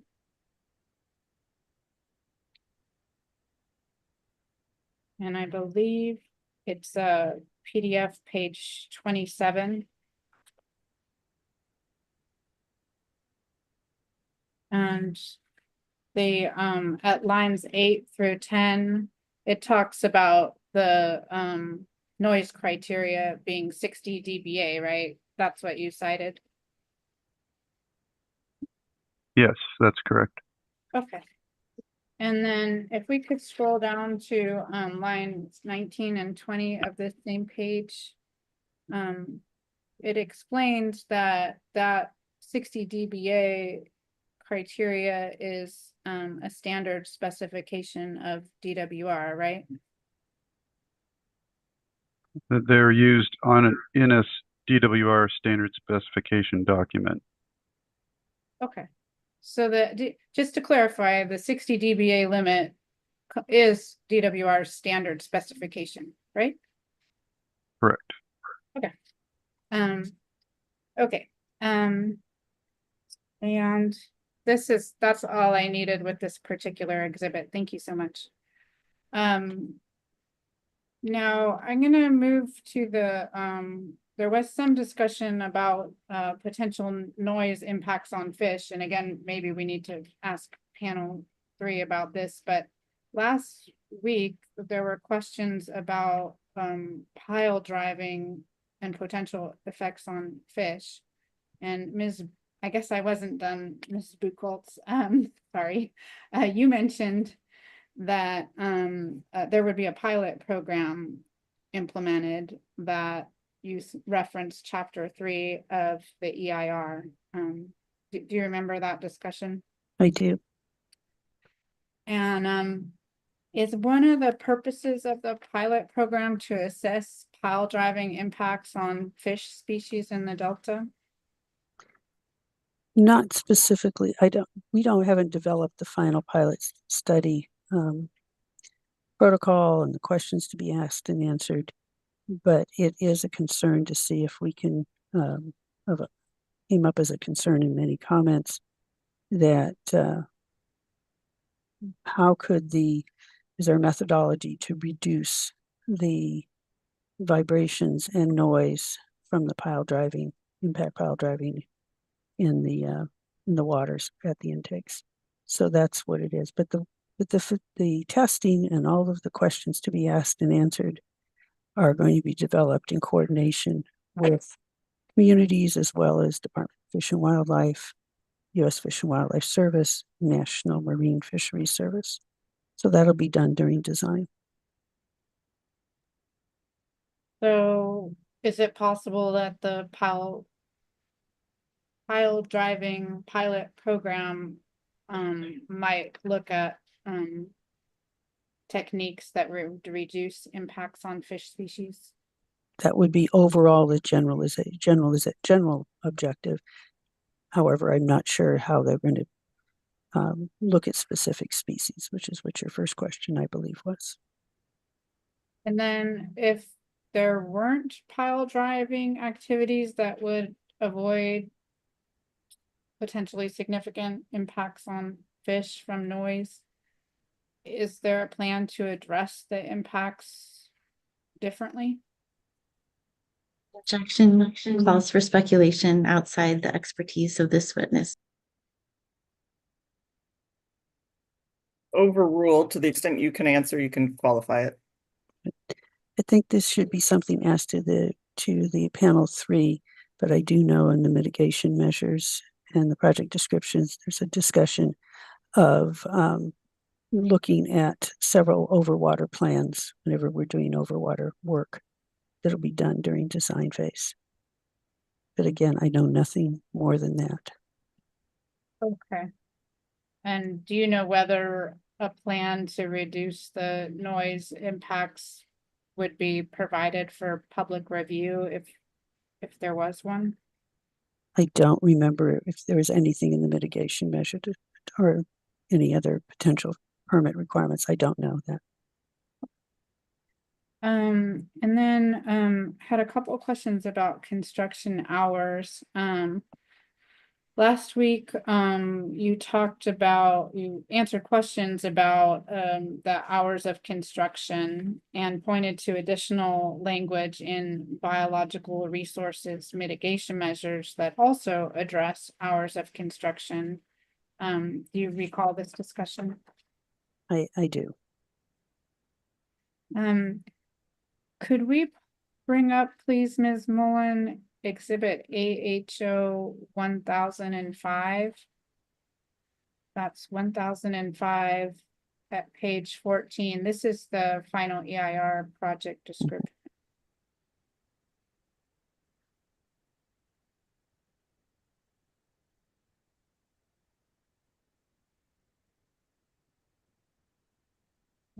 That PDF page 14, and I believe there's language that says under all alternatives, the construction would be Monday through Friday. Lines 37 through 38. Oh, there we go. Do you see that language, Ms. Buchholz? Yes. Is that the, or at least an example of the language you were referring to in your prior testimony? It is for for everything except for the tunnel boring machine operations and the trimmy slab concrete pours. Yes. Is this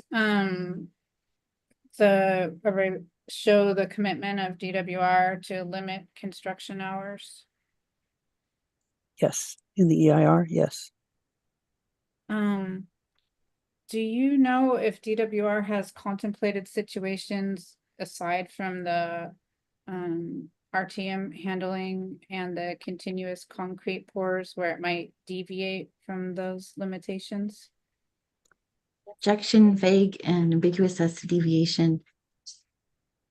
I think I'm just talking about Monday through Friday, sunrise to sunset, or approximately 10 hours a day.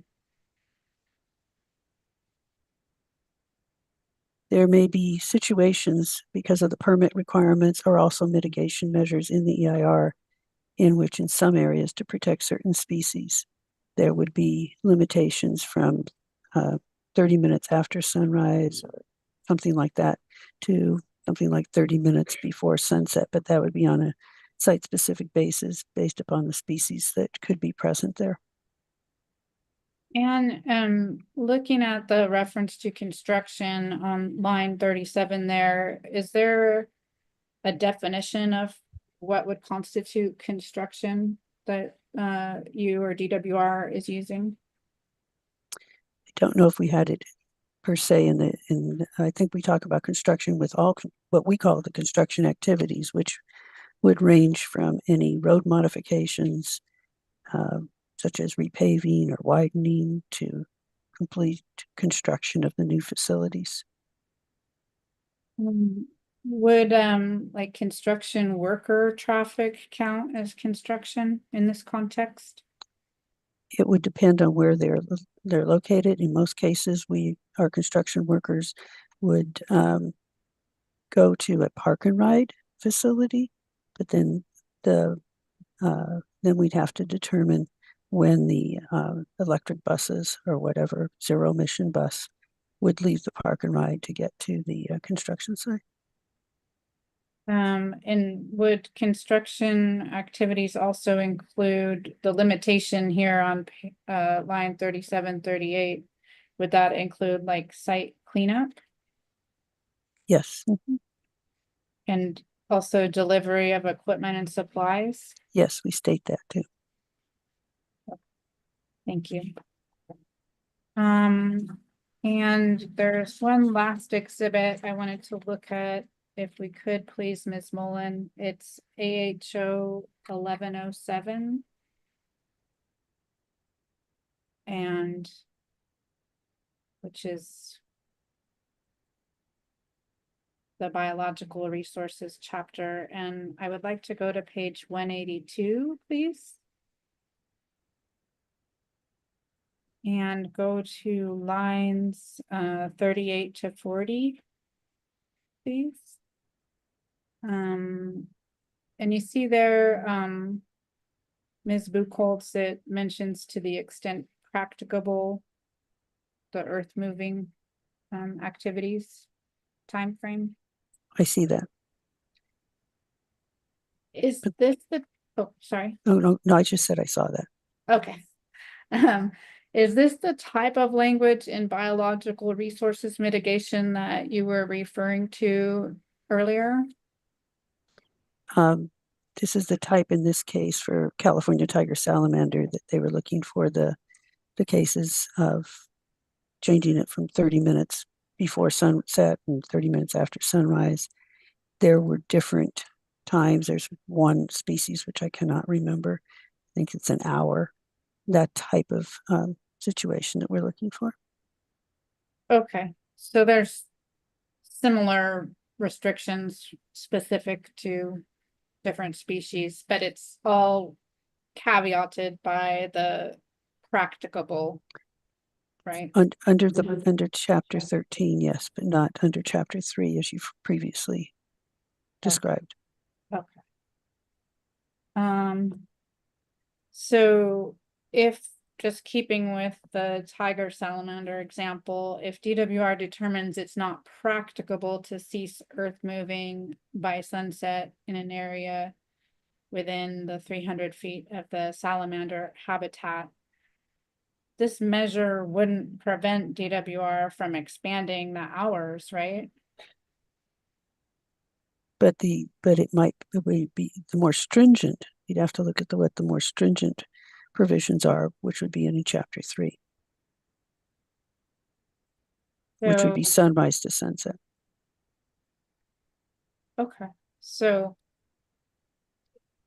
are you saying that your opinion is that the more restrictive language in chapter 3 governs rather than the flexible language, somewhat flexible language that we're looking at here in chapter 13? I would send yes, in general, yes. Okay.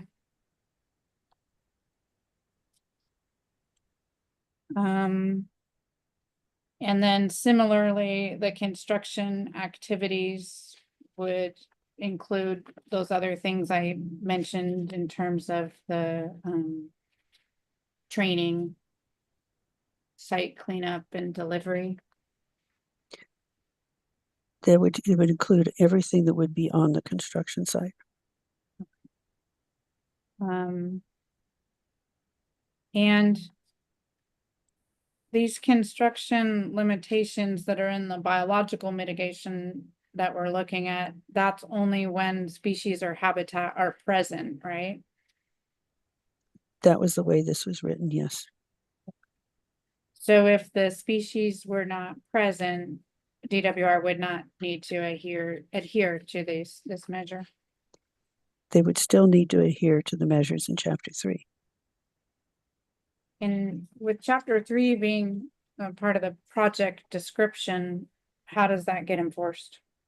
So in all of the design documents, and also first of all for the design bidding documents, we will be putting all of the environmental commitments from the project description, the EIR, the environmental commitments in the EIR, best management practices in the EIR, and all permit conditions that we receive along the way. And those will be included in the biddable documents. And then during construction, the construction monitors will confirm and document the compliance with all of those. All right, and that concludes my questions for this panel. Thank you so much for your patience. Thank you, Ms. Meserve. I will look next to Mr. Moore. Do we have Mr. Moore, if you're here? Yes, I see you're here. If we can please move up Mr. Moore to a panelist, and you're welcome to come on camera and off mute.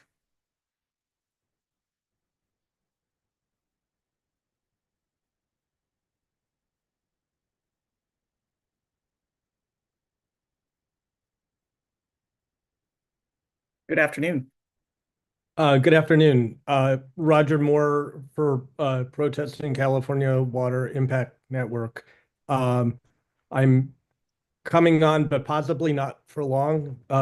The perhaps good news is that my colleagues representing other protestants have been very thorough in their questions, and at this point, I think I can stand on what has been covered already on those and not have further questions.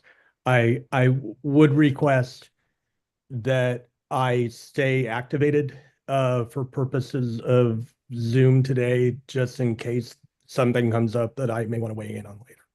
Great. Thank you, Mr. Moore. Then I will next look to Ms. Desjardins. If we can please bring Ms. Desjardins up as a panelist, if she is not already.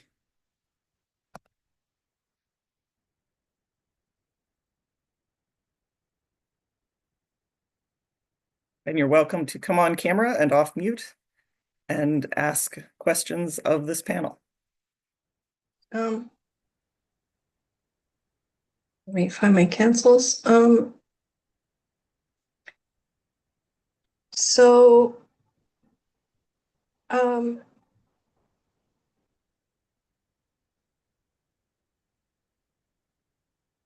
Ms. Buchholz, I wanted to ask questions with respect to DWR 0015, the intake site identification and evaluation technical memo.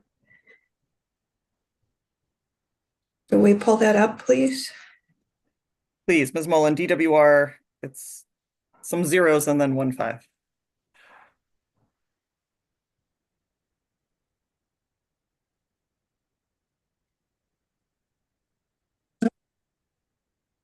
Mr. Moran, if you look at this memo, it doesn't appear to say who prepared it. Is that correct? I believe that question was for me. Yes. Yeah, if you, let me see if I can find it, but usually if you go to the end of the memo, it lists who prepared it. Let's go to the end of the memo, please. And not all the way to the end, but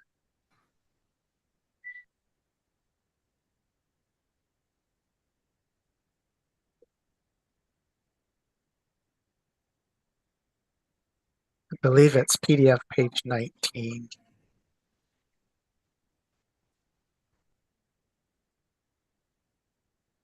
Okay, so this says it was prepared by Phil Ryan, the intakes lead, with a consistency review by Gwen Buchholz, and approved for submission by Terry Kraus, the ADM project manager, correct?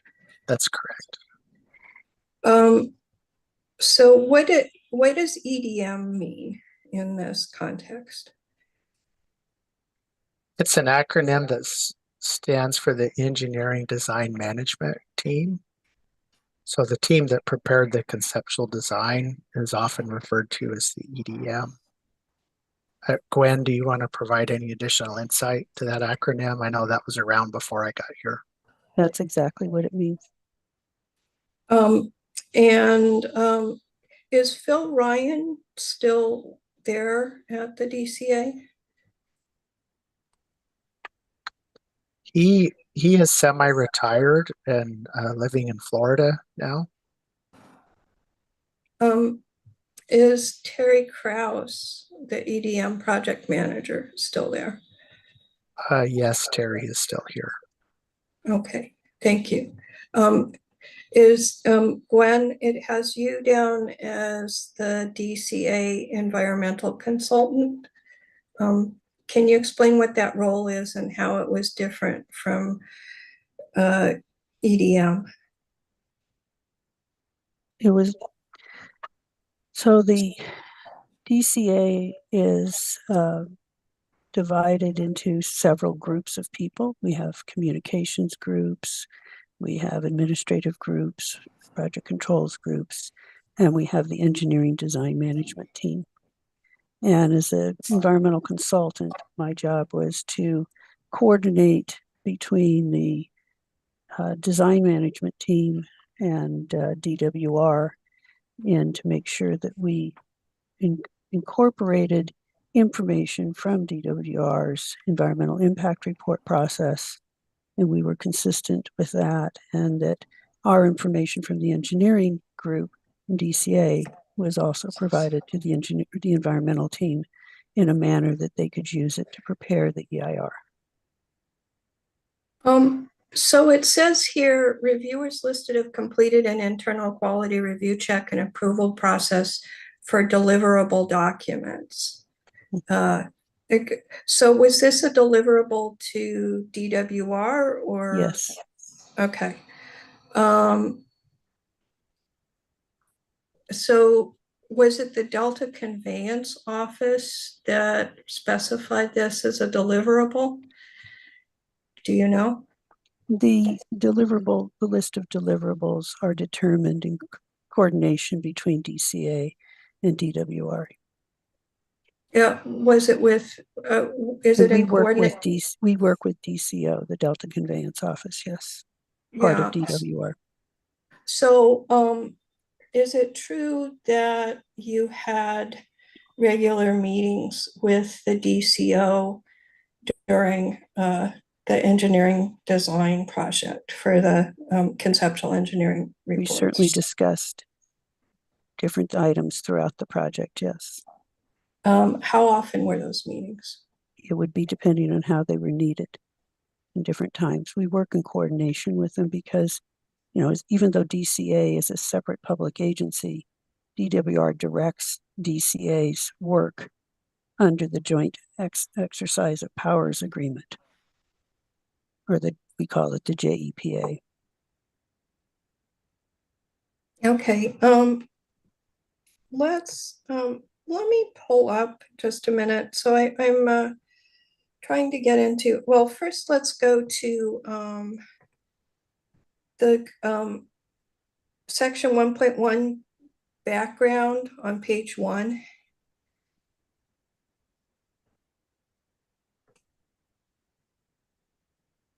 And do you see the second paragraph there that begins the previously considered intake site locations? And related characteristics identified and evaluated in the previous studies. Does that refer to the WaterFix previous studies that are detailed in Appendix 3F? Those were part of the previous studies, yes. What other previous studies were there? We've been looking at information primarily we looked at information that came about from CalFed as well as we did look at information from the BDCP and WaterFix studies. So the previous studies all were prior to the single tunnel project. Yes. Okay, yes. Thank you. And when it says were reviewed and considered for this analysis, it doesn't indicate when they were reviewed. Well, we reviewed them during the preparation of this technical memoranda, and also we reviewed them during the preparation of Appendix 3A as DWR was preparing that for the EIR. And so that was around late 2019, early 2020. Okay, so in late 2019 and early 2020, you were reviewing and considering them for this analysis. So the scoping notice for the Delta Tunnel did have did reference previous studies and did have intake locations. Is that correct? Section vague and ambiguous as to Delta Tunnel. Also, I just want to remind the witness to let the questioner finish the question for the court reporter so the record's clear. Thank you. Yeah. Well, Ms. Buckholtz, were you involved in preparation of the scoping notice for the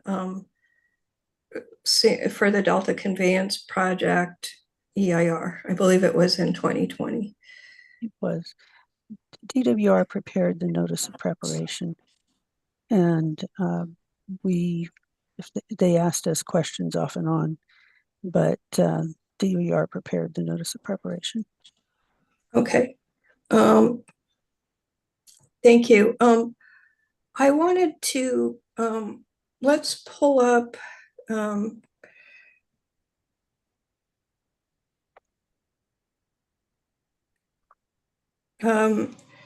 the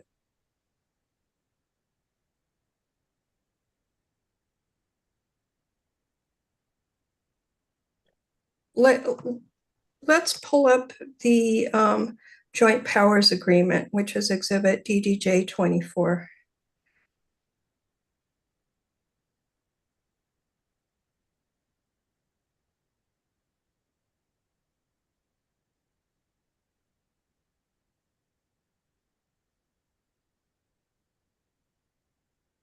Can we scroll down a little more? So, Mr. Murdoch, this is a copy of the amended joint powers agreement forming the Delta Conveyance, Design, and Construction Joint Powers Authority. And I wanted to ask, are you familiar with this document?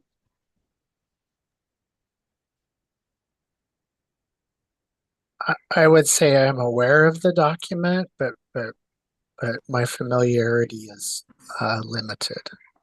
Okay, so have you worked for joint powers authorities before? The DCA? Objection, relevance. I'll allow it, but I'm not sure where you're going, Ms. Desjardins, but go ahead, Mr. Yeah. Mayor. No.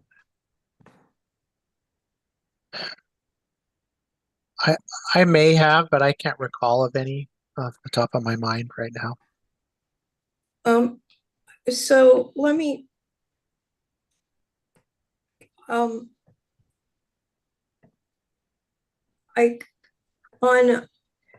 this document states if we go to page 6 of the exhibit, Mr. Moran, can you read purpose 424? And that was for Mr. Murdoch? Yes, that's for Mr. Murdoch. Can you read the 424? So this gives the powers of the JPA. Do you see where it says to hold, manage, operate, and maintain all construction authority, property, facilities, buildings, structures, vehicles, apparatus, and equipment?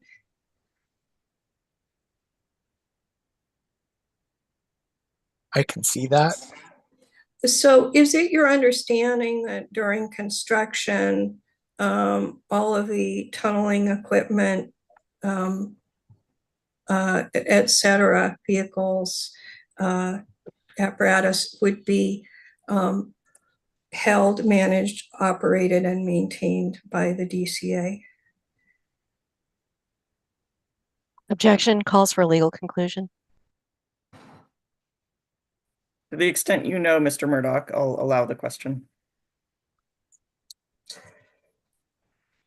I would say that during the design phase, we would be outlining the construction contract requirements and have contractors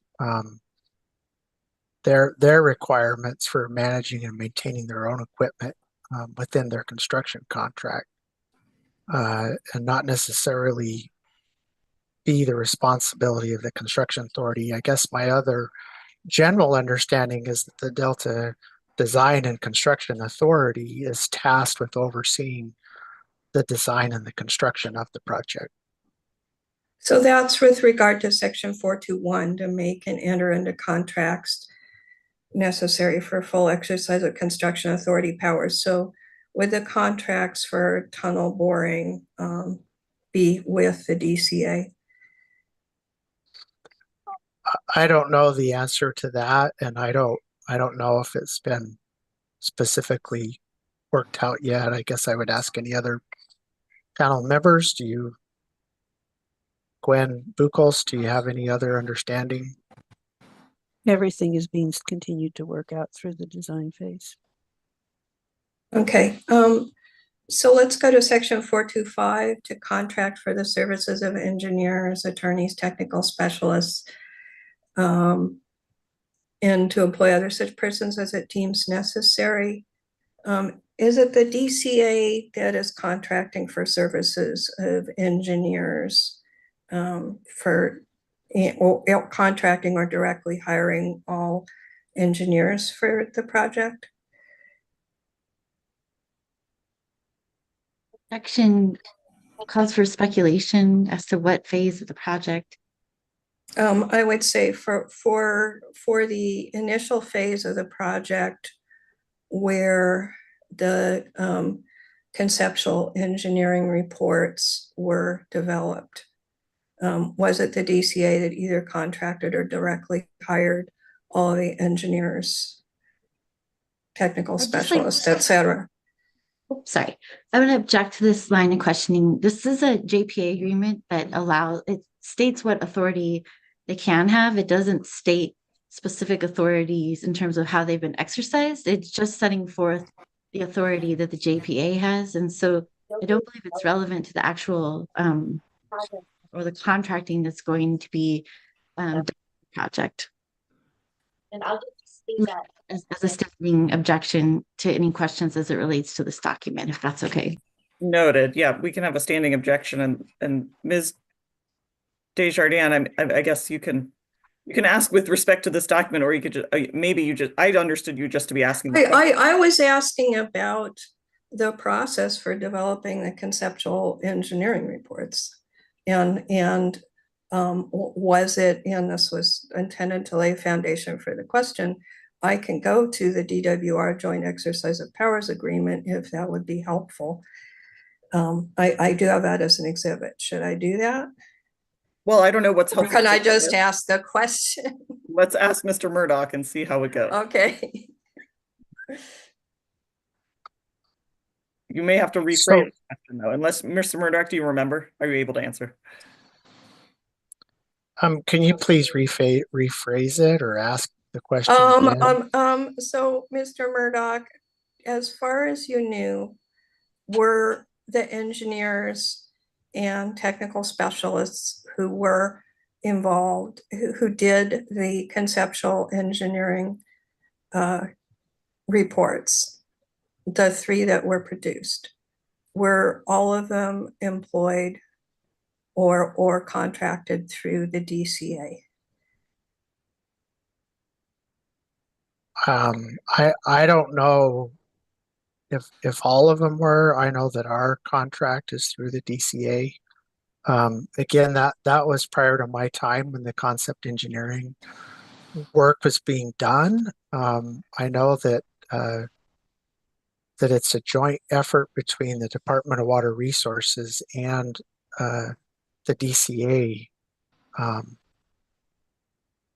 That, you know, at least as far as the concept engineering design work was completed. So I guess that's the best answer I can give you right now. Okay, Mr. Murdoch, you came on in 2023, correct? You were hired by the DCA in 2023? Yes, about 2 years ago. And so since that time, as the engineering for the project has proceeded partly under your direction, have the engineers and technical specialists that are involved on the project been hired, been employed through the DCA? Or employed or contracted through the DCA?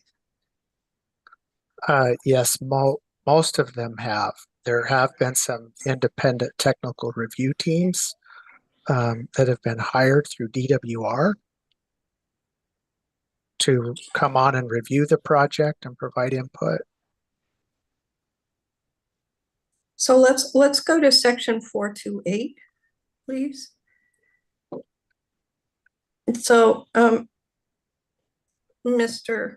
Murdoch, one of the powers of the DCA is to develop, collect, provide, and disseminate to members and others information that furthers the purposes of the construction authority.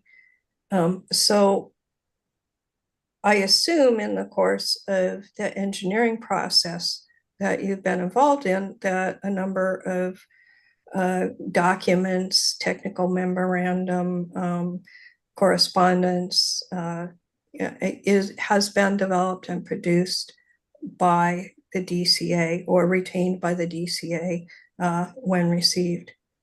Is that correct? Relevance? Overruled.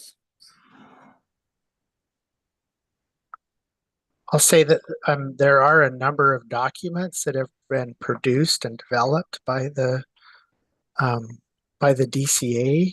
A lot of those documents are available online at the DCA website. So I don't know if those are the particular documents that you're referring to. I'm referring to the complete set of documents that the DCA uses in their engineering process. Not what's published, but the complete set. So the complete engineering project reports are available on the DCA website, along with the technical memorandums and the drawings and the map books. I guess I might ask Ms. Gwen Buchholz if she has any additional insight to the question that's being asked and maybe help me answer. I concur with Mr. Murdoch's response. We don't have everything. We've been very transparent, so everything we've done has been subsequently published in the conceptual engineering report, the engineering project reports, and that's what we provided. What is on the website, we provided to DWR for them to use in their EIR preparation. So there's really no other documents available on this. Thank you. Can we please bring up exhibit DDJ 006?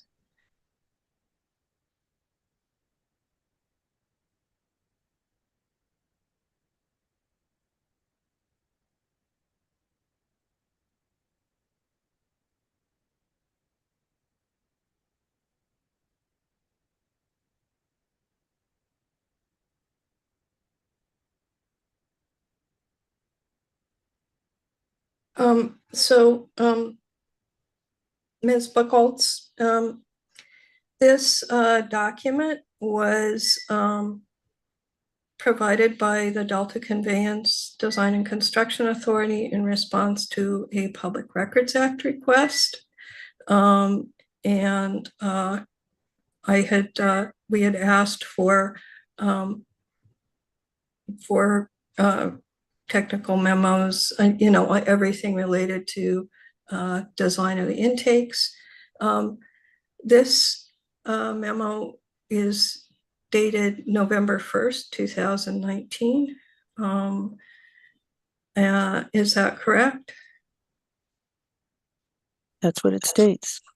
And it says the reviewer is Phil Ryan. Is that correct? That would be correct.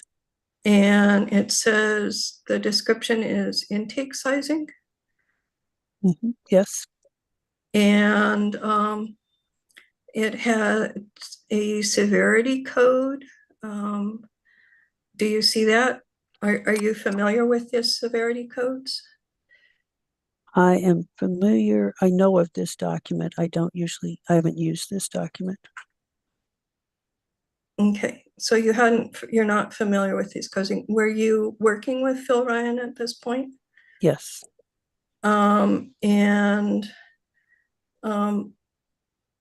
were you familiar with the review of the intake sizing at this time in November of 2019? this form does not seem to be complete, so I don't know what it's specifically describing or been used for. Does it refresh your memory about the process that occurred in November of 2019 and earlier? This is a standard type of document that we use to review draft and preliminary draft documents. I couldn't specifically opine on the intake sizing because there's no information on it. Do you recall reviewing the intake sizing before in 2019? I remember reviewing the memo. Yes, technical Okay. memo. Where is that? Where is that published? Is there something specifically dated 2019? If so, where is that published? I don't understand your question. I'm looking for something that's not dated 2021 because it looks like the process started very early. Is there something that documents more specifically than 0015, the review process that started in 2019 before the stakeholder committee met? Objection, misstates testimony. The witness has already said she's not familiar. Also, this doesn't appear to be a memo and it keeps getting characterized as an intake memo and there's actually no foundation. This appears to be a screenshot of some document that we have no foundation for at this point.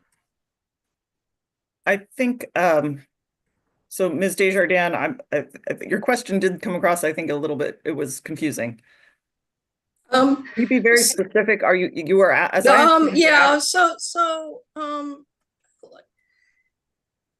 this is getting to the question of how much of the review that's specified in the 2021 technical memo, which doesn't have a date, how much of it was done in 2019? I can understand where you're going, but I want to make sure, I believe your question is where you might find, if it exists, the memorandum that is referenced in this document as internalizing. Is that right?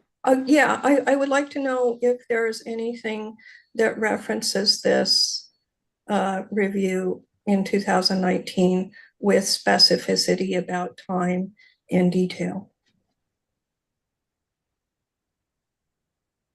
I'm still not sure I understand it, and especially since we have no reference number in line 3 and no comments, so I just don't know how to answer this question. Maybe let me give it a try, Ms. Buchholz. I believe, if I understood correctly, that you said in response to one of Ms. Desjardins' questions that you do recall, though maybe vaguely, reviewing a memorandum related to intake sizing in 2019. Is that accurate? I reviewed the technical memorandum that was previously shown and issued in 2021. That was the document in which we wrote the documentation of the intake sizing tasks. We didn't write an interim document per se.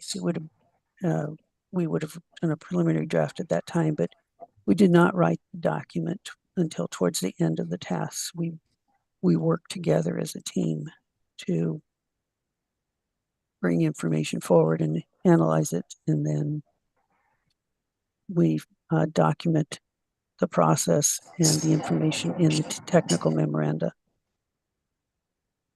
Thank you. Well, hold on, Oh, Ms. go ahead. Desjardins. So you do not recall reviewing a document, I'm sorry, not a document, a memorandum related to intake sizing in 2019? There wasn't one to in my memory, there wasn't a document to be reviewed. Understood. Thank you very much. And back to you, Ms. Desjardins. Can we pull up exhibit DDJ 21?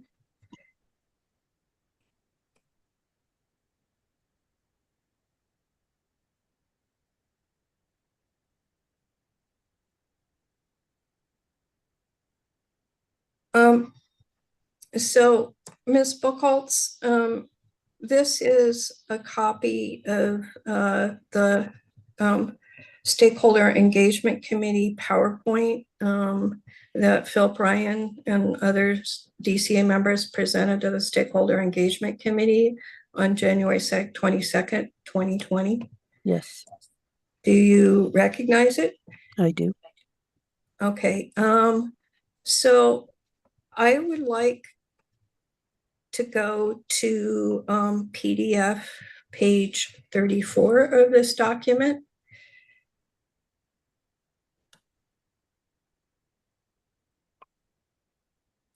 So Ms. Buchholz, this shows an intake site investigation that Phil Ryan, do you recall Phil Ryan presenting this results of an intake site investigation to the Stakeholder Engagement Committee? Yes. Yes. And he showed, I believe it's 5 candidate sites there. And it describes outside of Ben's Best land site effects, etc.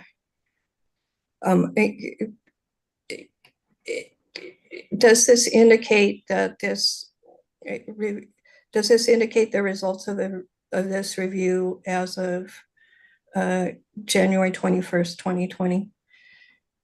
Objection calls for speculation. Ms. Buchholz, as an environmental project manager, you were at this meeting, correct? Yes. You saw Mr. Ryan give his presentation, correct? Yes. And when he gives presents a document that says intake site investigation, was it your understanding that this was referring to the intake site investigation performed by the EPM team, if I'm... Objection, this state's testimony assumes facts, not evidence. I don't know how I can provide facts that are more in evidence than this PowerPoint. Try it one more time, Ms. Desjardins. Thank you. So, Ms. Buchholz, when this says intake site investigation, does this refer to an intake site investigation by the DCA engineers and technical consultants? The answer is yes. And first of all, may I correct that this is, I think there's 13 or 14 sites on this graphic. First, that's it. But because we're doing the investigation doesn't mean that we have written a technical memoranda or any other technical document. We work together and is an understanding as we put together these PowerPoint slides for the Stakeholder Engagement Committee. There was no document at that point in time. Ms. Buchholz, I'm not asking about a document. I'm asking about the design process. That was that's what we're saying. We worked together to come up with this. Okay, that's fine. So I wanted to ask about the 5 intake locations that are outlined in white, do those indicate sites that fit the criteria that are described on the left outside of Ben's Best landside effects? They appeared to have one or several, not one or more, but several. They would meet several of the criteria that we were looking at on the left side of this slide. That doesn't mean they had each one of them had met all of the criteria. Thank you.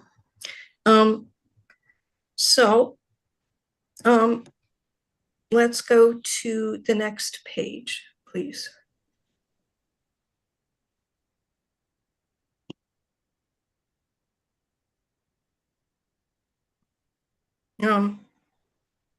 Ms. Buchholz, is this slide entitled Candidate Sites? That's what it says. And does it say the reach of the river has been exhaustively studied? This reach between CE1 and CE5. And it says, and it shows 5 sites in yellow on the map. It's not labeled CE1, CE2, CE3, CE4, and CE5, correct? Yes. And it says same sites as previously identified.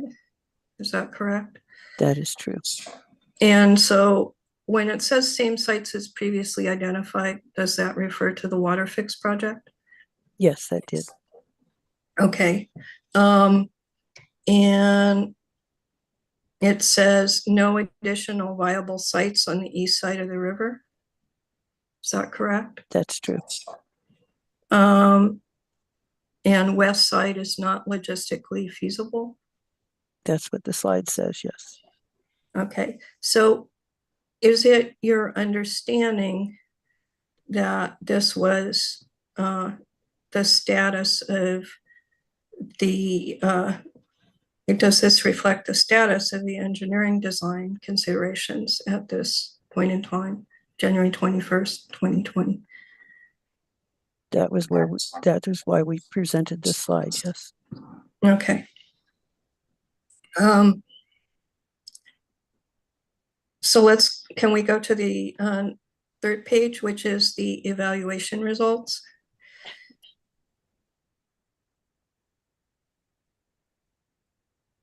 Ms. Buchholz, this says evaluation results. Is that correct? That's true.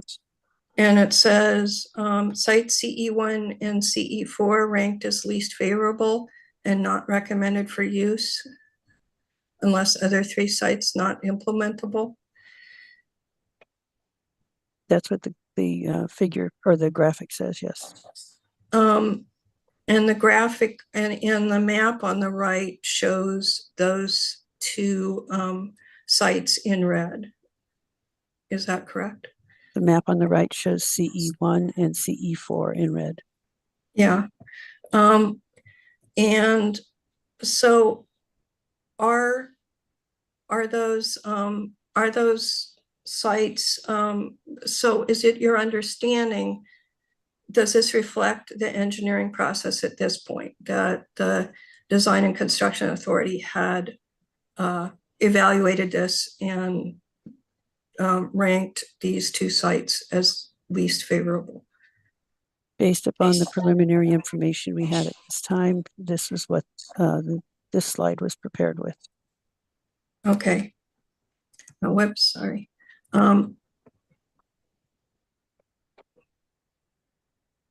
So let's go to the next. Actually, I like to go and pull up exhibit DDJ 005, please. Hearing Officer Kinsey, might we request a break at this time before we get to Oh, the yeah, next go exhibit? ahead. That's a good idea. All right, let's go ahead and Okay. take a 10-minute break. We'll come back at 2:45. Thank you.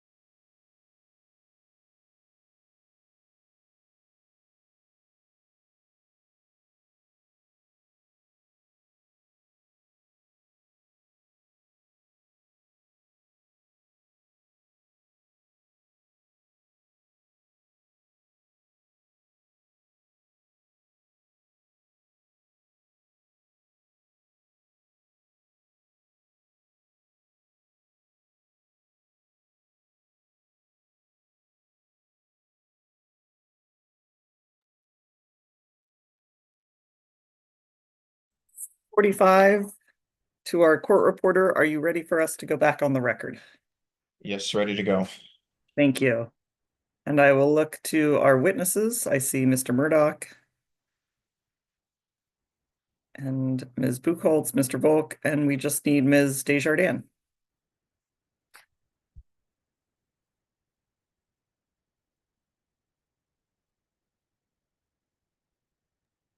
It says I can't start my video because the host has stopped it. We may have turned it off for you. Let me see. There we There go. we go. All right. Okay. Gwen drinks some water. Okay. Ms. Buchholz, thank you so much for your time and attention. I know this in recalling this. Can we bring up, it's actually exhibited DDJ 004.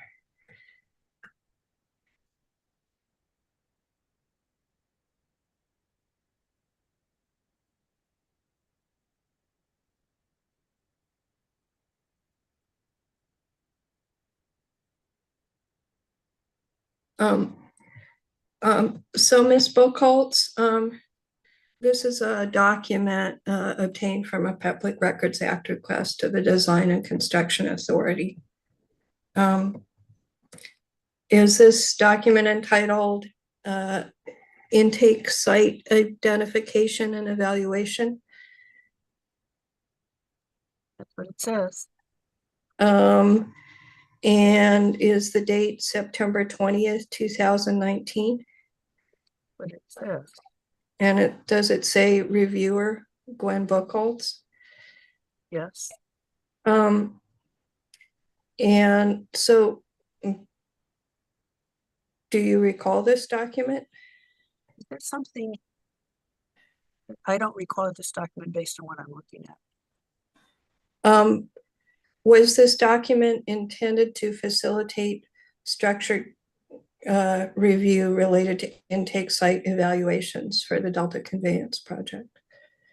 Objection, lacks foundation, calls for speculation. I think sustained, Ms. Desjardins. Ms. Buchholz just said that she doesn't recall the document. So I'm not. Okay. Ms. Buchholz, do you remember being involved in an intake site identification and evaluation process in the DCA in September 2019? Yes, but I don't, this document looks more like the form that we use to, when we go through views. Ms. Buchholz, you're very faint, and I don't know if it maybe need an adjustment No, there. it's me again. I'm sorry. It's that little microphone. There we go. Moves around. Thank you. Sorry. This looks like this is one of our forms, but I don't see anything in this form as entries. Ms. Buchholz, where would I look to find these forms in the documents published by the DCA? Are you aware if any documentation of the review process has been published? We haven't been using these forms for several years, so I don't know the answer to that question.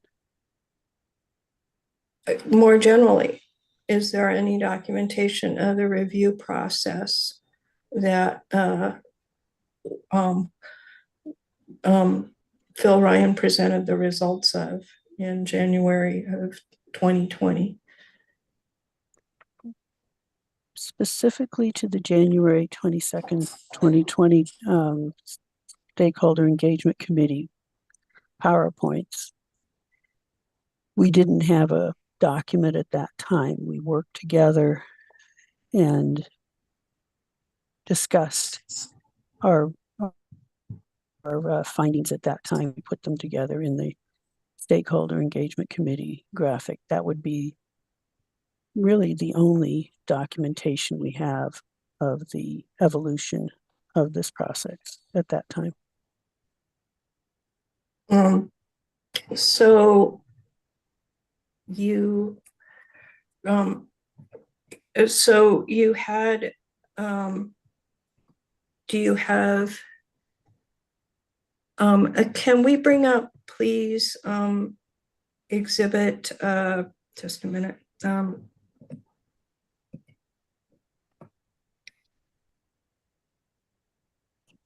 Exhibit DDJ 14.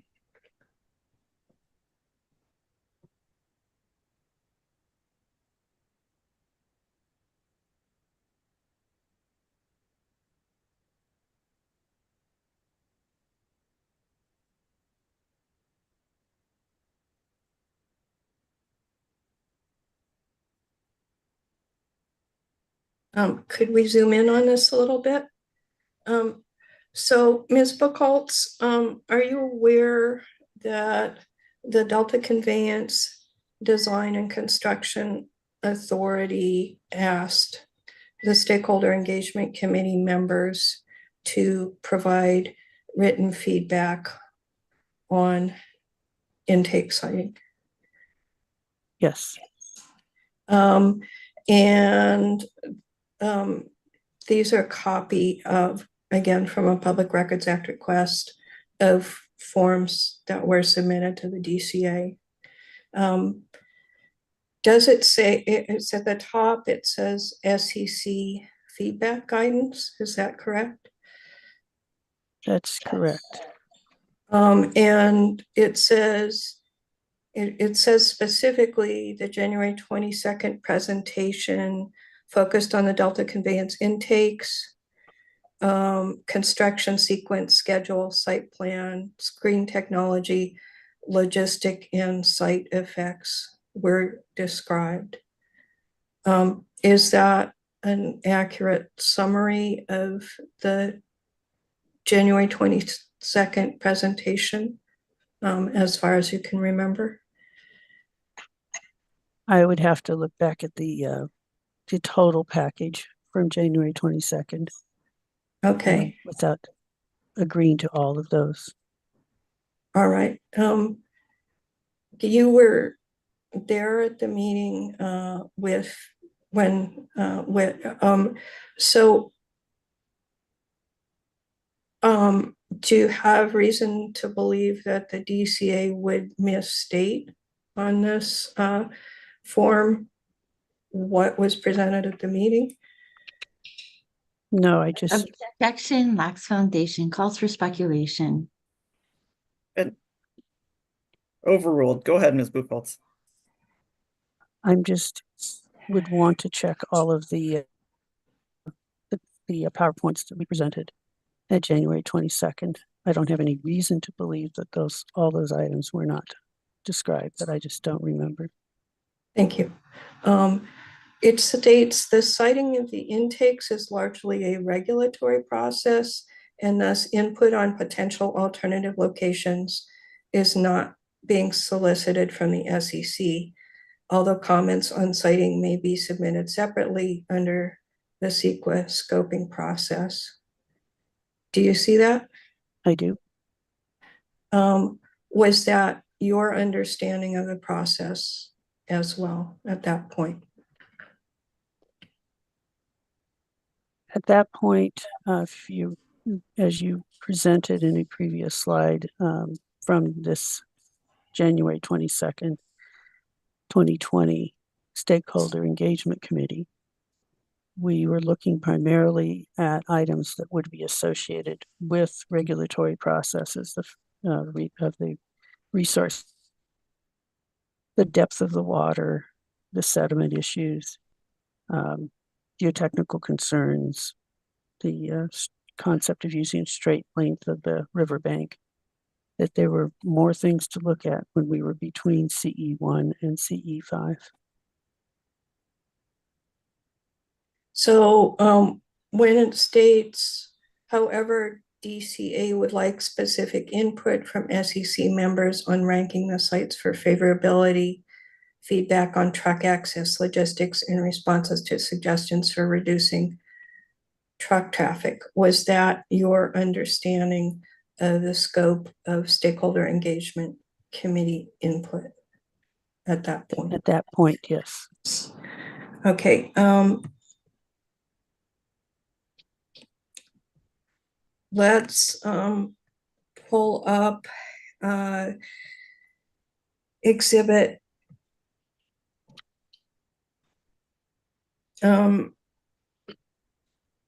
DDJ 027.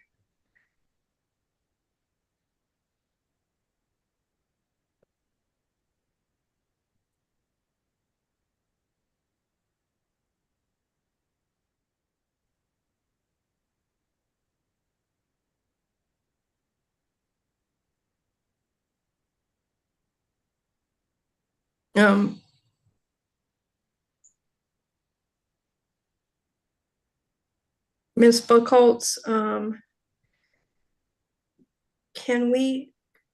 this is a U.S. Army Corps of Engineers application for a Department of the Army permit, correct? Can you see it? Calls for speculation. Can you look on the face of the form and identify where it states it's an application for a Department of the Army permit? It is a basic form, but I'm Okay. not, off the top of my head, I'm not familiar with this OMBU number. Well, can we scroll down a bit further?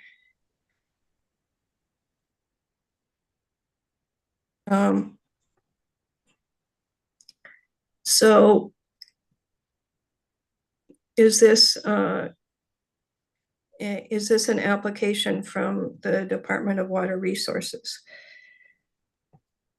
I believe this appears to be the Section 404 permit application. Yes, so it says Delta Conveyance Project. And let's scroll down further. I want to verify the date. Let's see, where do I have the date? Can we scroll down to the end?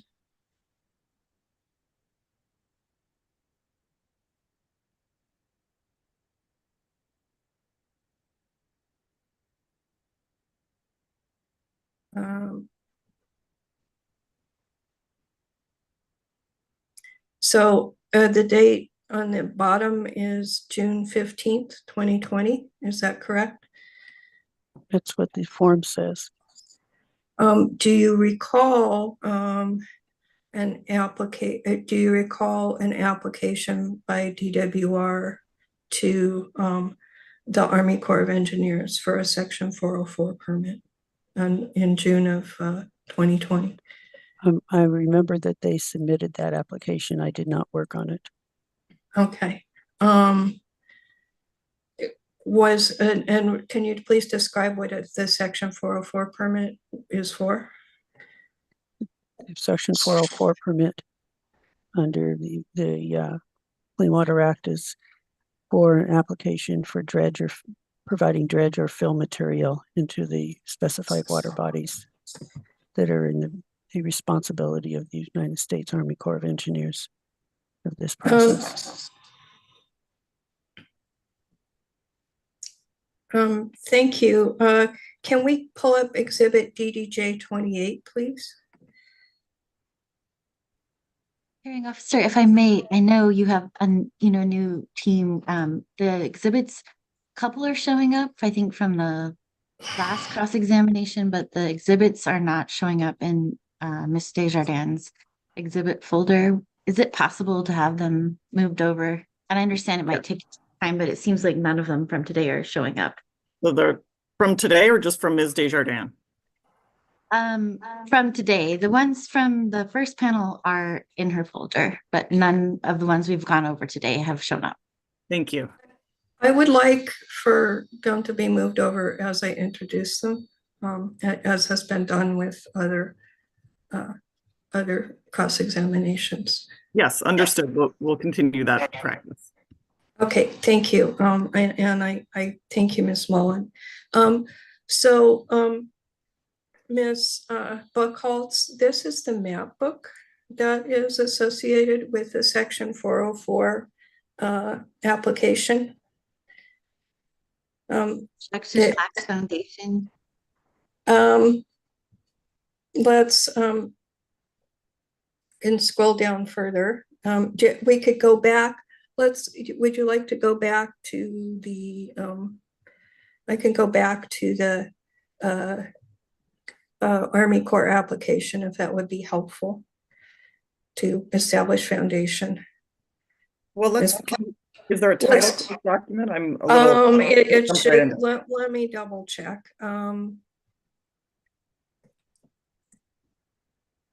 It is from the, let me pull it up just a sec. There it is.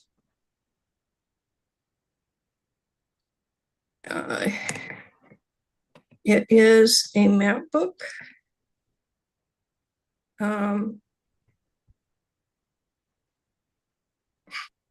Yes, if you scroll down to the bottom of the first page, it states vicinity map, Delta Conveyance Project. Do you see that? I do.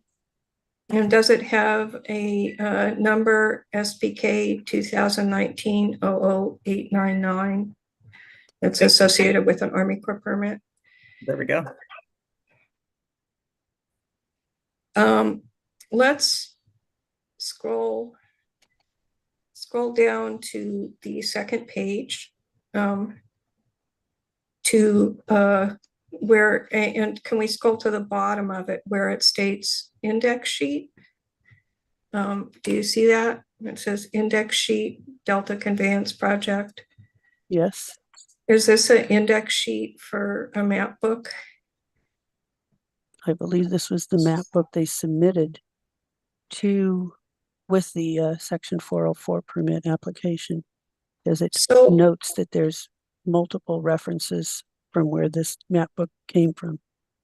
Thank you. So let's scroll back up a little in the index page, and I want to scroll up to where it shows two intakes. And that would be at the top of the MacBook. It shows Clarksburg and Cortland. Can you scroll up, Ms. Mullen? We're there. There it is. There it is. And can we zoom in, please?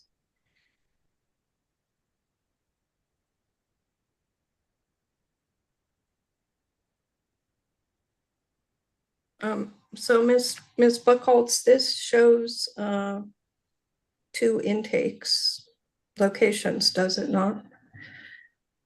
That's correct. And let's scroll in a little further.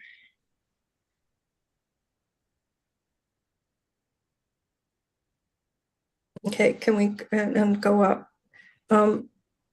So Ms. Buchholz, are these the same intake locations as in the conceptual engineering report? Objection, Lax Foundation. Also, I object to the use of this exhibit as this is an old application, and I do not believe represents the most current Army Corps application for the Delta Conveyance project. Ms. Morris, I believe you're providing erroneous information. There was a section 401, section 404 application to the extent that and I've been tracking this very closely. May I add that this application has been modified, and you can tell that this is not the most current because it has the Southern Forebay at the bottom. It's not the Bethany alternative application. Yes. So was this application modified to reflect the Bethany the Bethany Forebay alternative? Yes. But where did the intake locations change for the Bethany Forebay alternative? I believe that the intake outlines changed, if my memory serves me right, since 2020, because we moved the construction boundaries in, we reduced the size of the construction boundaries in an attempt to minimize impacts on agricultural lands. So the changes, as far as you can recollect, are that the two construction, that the two blue areas showing intakes were reduced in size. They were reduced in size. Direction, for the record, vague and ambiguous as to blue areas. The record can't see the map. Right. Okay, do I need to ask Ms. Buchholz to? Hold on, the official record is the audio visual recording. So the record actually does see the map, but it's not clear. You're right, it's not clear for the transcript itself.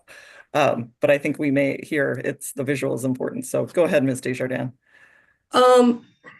Ms. Buchholz, let's zoom in a little more on the location where the intakes are. And I'll try to ask you some questions. Let's see if we can move it over. So there is one blue area on the map that is north of Hood, correct? Are we speaking, which squares are we speaking about? So within squares 1, 2, 4, and 5, is there one blue? Is there a blue mark on the map north of Hood? There's a large blue area. Yes, and does that represent one of the intakes, the footprint of one of the intakes in the Delta Conveyance project at that time? It looks slightly larger than, I don't think this isn't an up-to-date map, so I'm not going to agree that it represents that northerly intake. Did the location of the northerly intake move substantially since this map was submitted? It's been modified. So the location modified or the size modified? Well, the size is one of the definitions of the location, or vice versa. Was it moved to the north or south substantially since this map was submitted? During the periods that we did in the 2020 period of time and 2021, the size of many of the construction sites were reduced. And this doesn't appear to be one, but without seeing the maps, I couldn't tell you specifically and comparing them. Okay, I want to ask you the same question for the intake that is a blue area primarily in maps 11 and 12 and a little bit in 9 south of Hood. Mm-hmm. So is this the intake that is this a representation at the time of the footprint of the intake south of Hood? It appears to be this site at the time of the 2020 Corps of Engineers Section 404 permit application. And since that time, has the intake moved substantially to the north or the south? The word substantially is difficult to relate to, but I would have to check the maps that we currently have with this map to determine what the difference in sizes were.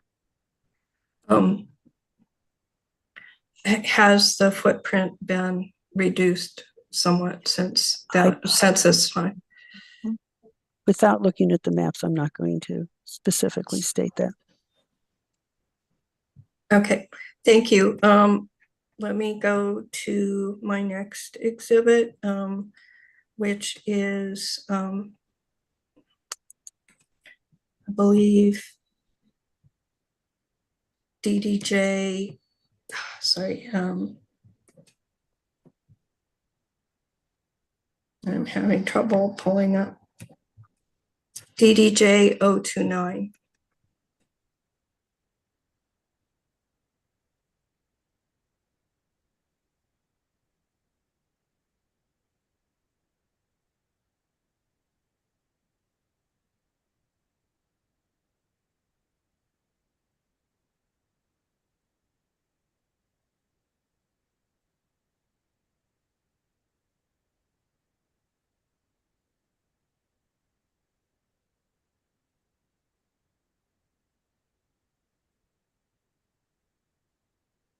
Ms. Desjardins, it looks like we don't have a 029.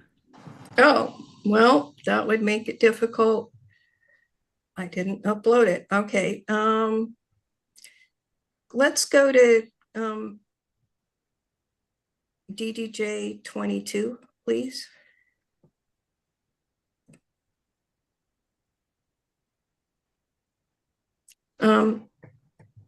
Ms. Buchholz, you've referenced the BDCP fish facilities technical team, technical memorandum. Is this a copy of that document? I would have to look at the whole document.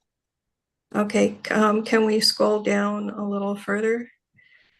And it says Fish Facilities Technical Team, Bay Delta Conservation Plan, July 2011. Do you see that? I do see that. So let's go down to the next page. Is this a table of contents for the That's what it appears to be. document? Thank you. So let's go to just a sec.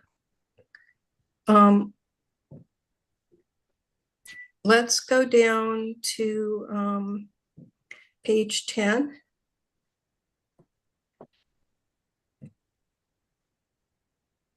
So Ms. Buchholz, I've outlined some passages in this document. Do you see where it states the purpose of the FFTT is to inform agency managers on unresolved issues related to intake location, size, design, and configuration? I see the sentence, yes. Do you recall that purpose of the FFTT? I was very briefly involved in this process during BDC, Bay Delta Conservation Plan preparation. Okay, can we scroll down a little further? And let's go down here. 2011. Ms. Buchholz, do you see where I've highlighted 2011 fish facility technical team participating agencies? Yes. Do you see that? So who were, do you, and is this refresh your recollection of who the fish facility technical team participating agencies were? I see that. So did it include the Department of Water Resources and the Bureau of Reclamation? The list on this page includes both of those agencies. Do you recall that the fish facilities technical team included both of these agencies? I believe I recall that they participated in meetings that I attended, but I did not attend all meetings. And was the National Marine Fisheries Service and the U.S. Fish and Wildlife Service, are they also listed? Yes, they are listed on this page. Do you recall them participating in the fish facilities technical team? Again, I recall that they did participate, but again, I did not participate in all meetings of this team. Is a and it also lists the Department of Fish and Game. Is that correct? That's on this page. Do you recall them being present for that? Again, on meetings that I attended, I remember that the different meetings, I remembered that the resource agencies did participate. And the Bay Delta Conservation Plan representatives, do you see that as well? That does, I'm not sure who that would be specifically, since Bay Delta Conservation Plan included meetings with all of these. There wasn't a, I'm not sure who that person would be. I'm not sure how that was set up in this memo. I didn't write this memo. Thank you. Do you recall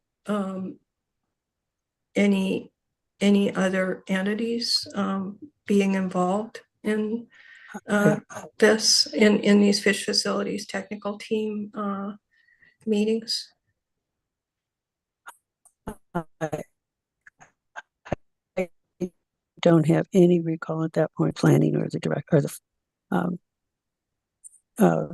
presenting in these meetings that I remember. So, Ms. Buchholz, do you actually remember? Do you actually remember who participated in the fish facilities technical team meetings? This was a process that I wasn't directly involved in, but I attended some meetings, so no. And so when you reviewed the 2021 technical memo, which documents the process of development of the intake sites, did you remember who had participated? I would have to look at Appendix 3F on our technical memo. But again, we used this in a process so that we could see what the fish facilities team, what things were important to the fish facilities team in developing screening criteria. Thank you. Can we pull up Exhibit DJ? Sorry. I don't think I've got it here.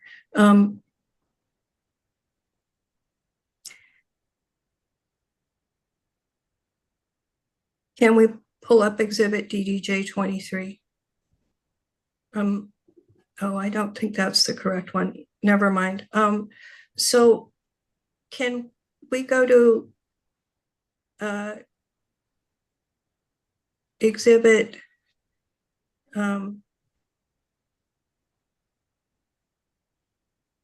DDJ 16?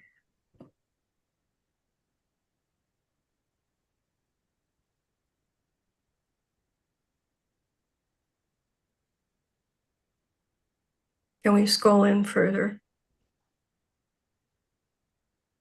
Can we scroll down a little? Now, Ms. Buchholz, is this a letter from Angelica Whaley of Hood, California, to the executive director for the Delta Conveyance Design and Construction Authority? That's what it appears to be, yes. Can we scroll down to the end of this letter?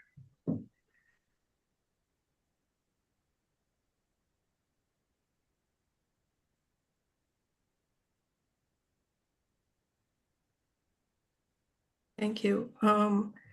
Is this letter, can we scroll down all the way to the end? Okay, I guess this is just, that's okay. Ms. Buchholz, is this CC to the chair of the Stakeholder Engagement Committee?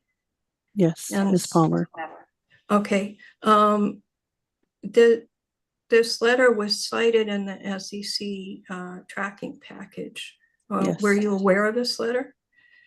I would have to reread the letter, but if it came in and especially if it's in the tracking package, I reviewed it. Okay, let's go back and look closely at this letter. Let's go back up to the top. Thank you. Let's scroll down.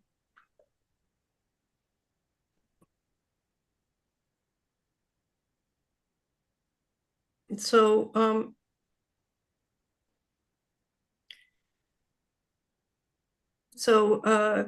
Ms. Whaley begins by saying that she asked the DCA to take the time to consider impacts of the central and eastern corridor facilities on the Delta businesses and Delta communities. Do you see that?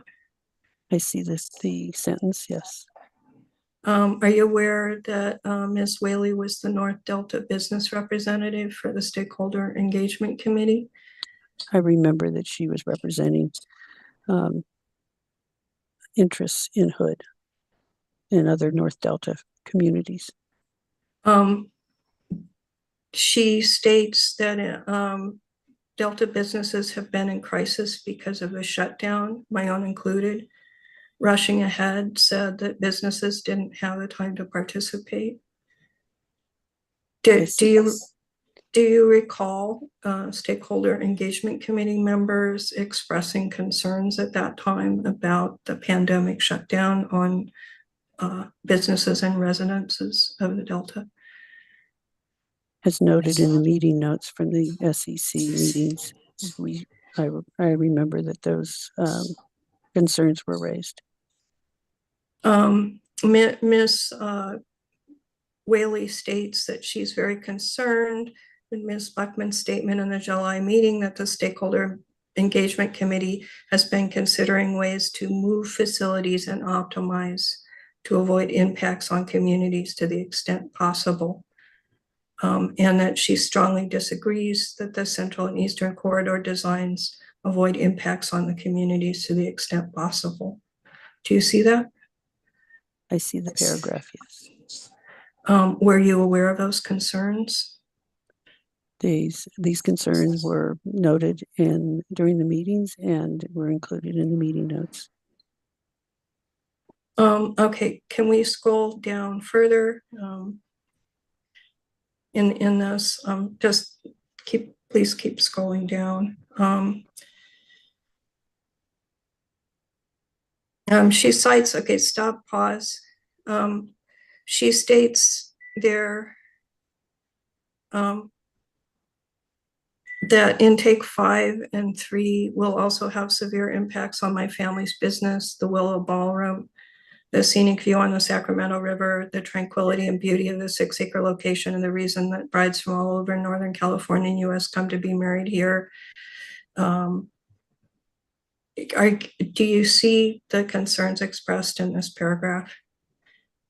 I can see I've seen the paragraph. I see the paragraph. Were you aware of these concerns expressed by Ms. Whaley about her business? I would have to look at the meeting notes specifically, how they mentioned it and how this compares to this letters. Thank you. Let's see. Let's go down further.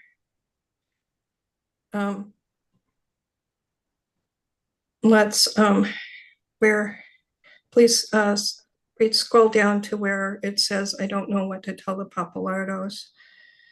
Do you see where she says, I don't know what to tell the Papalardos or anyone else in the Hood community? I've gone to the SEC meetings for almost 10 months, and it is still not clear why intake locations 3 and 5 were selected over other locations throughout the Delta.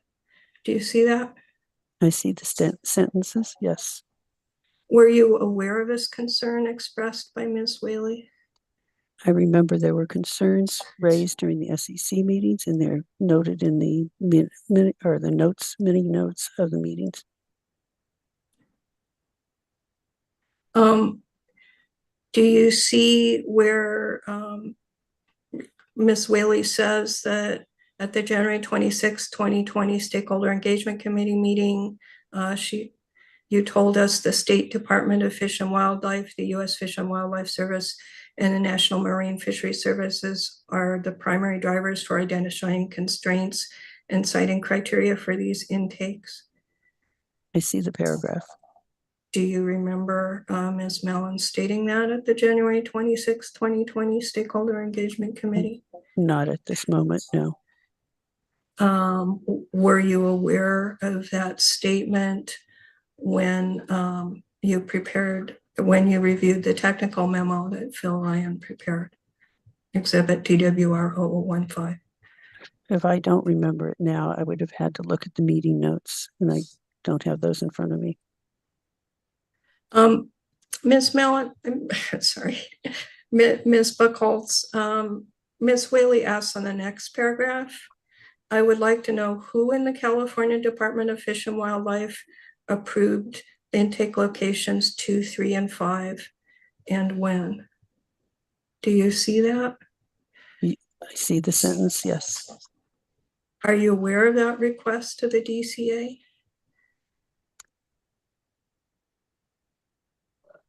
The request is difficult to respond to in the sense that there wasn't an approval at this point in time, but they have provided the information that was considered as part of the screening criteria for the intake location. The California Department of Fish and Wildlife staff provided information that was considered by the DCA and DWR when developing the intake siting process. Do you see where Ms. Whaley wants to know how the California Department of Fish and Wildlife considered effects of the intakes on North Delta communities and North Delta businesses in making that approval? I see that sentence, yes. And particularly on the towns of Hood and Clarksburg? I see that sentence, yes. Do you see where Ms. Whaley asked if they could give a presentation to the stakeholder engagement committee on their constraints and citing criteria? I see the date. I see the sentence. Yes. Did the DCA ever have Fish and Wildlife representatives from Fish and Wildlife Service give a presentation to the DCA? No, they did not have that presentation. And the citing criteria were, as we talked about earlier in this hearing, associated with water depths, straight river banks that we had presented at the things like that we had presented at the stakeholder engagement committee. Thank you. Let's scroll down further here.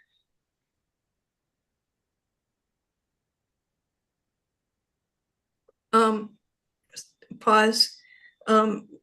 Ms. Whaley states Gil Calcio also raised the issue in the last meeting that the levees in the vicinity of Hood are very dry and sandy and crumbly, and that the Delta Shoership Council's Delta Levee investment strategy has the same conclusion. I would like the DCA to explain in more detail how they're going to protect the Hood levees from vibration during construction up and down the river from the intakes. Do you see that? See that. And I see that sentence, yes. Are you aware you were at the stakeholder engagement committee meeting where Gil Cosio expressed those concerns, were you not? I attended all the stakeholder engagement committees meetings, so therefore I must have been at that specific meeting. That's a pretty specific engineering observation, right? And specifically with respect to concerns about levee integrity. Is that reflected anywhere in your intake technical memo? With respect to the intake siting memo, it was looked at it was reflected because we did, part of our criteria were the geotechnical concerns, as we've said before.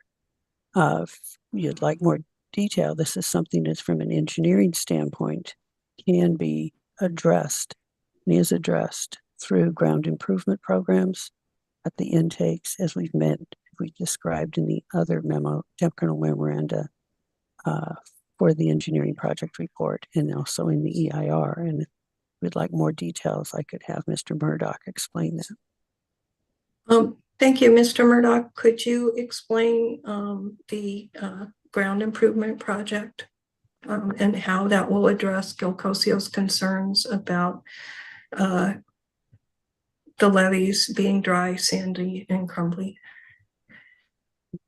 Yes, I can. First, I guess I'd like to point you back to DWR exhibit. I think it's is it 0029? Yeah, 0029. That was a levee vulnerability assessment that was completed. And so throughout the Delta, there was a levee vulnerability assessment that was completed to look at the geometry and the shape and the size and the stability of all of the levees. So I would probably reference that document to gain a better understanding. As far as ground improvements, specifically at the intake sites, is that what your question is about? Yes. Yeah, not Yeah. just at the intakes sites, but up and down the river from the intakes. Yeah. So as part of the construction of the intakes, we will be constructing a new jurisdictional levee at each of the intake sites. And so a deep cutoff wall will go in around the embankment of the sedimentation pond. And then levee material will be placed and the embankment will be built to levee standards. And so it'll be a completely new reconstructed levee at the intake sites. We do also have ground improvement methods to help with the soil stability. And so there's a mixed soil cement grid that's going to go in place to help deal with any potential liquefaction that might occur during a seismic event. That soil cement grid will help contain potentially liquefiable soil.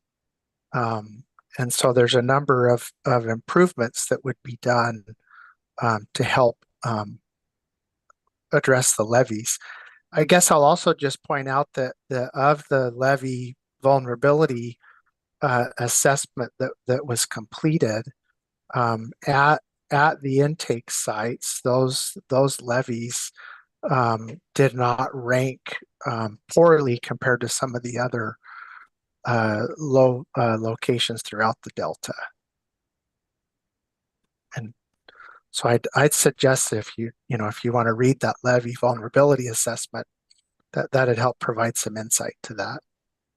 Mr. Murdoch, are there any plans to do ground improvement for levees that are not part of the intake construction, but that protect homes and businesses that that are north or south of the existing intakes, but that might be affected by vibrations from pile driving, for example? So there are plans to rebuild and reconstruct some of the levees on Lower Roberts Island. Those were identified in the levee vulnerability assessment as needing improvement. So there's an example of where some levees were identified that needed improvement. Mr. Murdoch, I'm specifically referring to the Sacramento River levees that are north and south of the intakes that could be affected by pile driving vibrations and could be subject to settlement during the pile driving for the intakes. Are there any plans to provide ground remediation? I'm sorry, I heard you were interested in more than just the intakes, but now you're just specifically interested in the intakes? Yes, not the intakes specifically, which you previously answered, but the ground north and south of the intakes. That would be in the range affected by vibration from pile driving conventional. So as part of the construction of the intakes, there will be a temporary levee that's built behind the existing levee to also help facilitate the temporary relocation of Highway 160. And so in order to bring the roadway in and maintain proper site distance and radius curves, there will be quite a bit of additional fill material that's put behind the existing levee along the river. And so that fill material primarily will contribute to additional strengthening of the existing levee upstream and downstream of the location of the intakes. Okay, thank you. That answers it. Can we scroll down a little bit further in this to see where it says Phil Ryan also mentioned, let's see, can we scroll that? So that's at the page. So Ms. Buchholz, Ms. Whaley states Phil Ryan also mentioned 1,500 CFS intakes briefly in his presentation of alternatives to the Stakeholder Engagement Committee. And it shows a table of potential sizes for intakes. It says Phil showed this table. Do you recall this at all? Oh, yes, I recall this table. And it showed that for intake 5, they were potentially considering 1,500 CFS size. Is that correct? That would at intake for the 7,500 CFS option, which was analyzed in the engineering project report and EIR.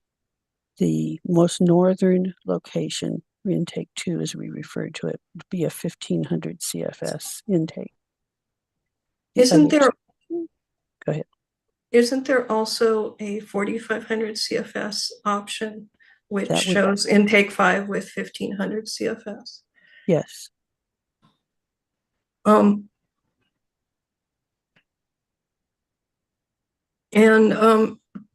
let's scroll down a little further, please, Ms. Mullen. So Ms. Whaley continues at the February 26, 2020 meeting. I asked if the DCA could consider intakes with a smaller capacity. The meeting notes state Ms. Buckman said it should be suggested as a scoping comment. Do you see that? Yes, I do see that. Is that consistent with your own memory of the stakeholder engagement committee? I don't remember that statement on its own from this meeting. Do you remember that Ms. Whaley suggested at the February 26, 2020 meeting that the DCA consider intakes with a smaller size? I would have to look at the meeting notes for that meeting.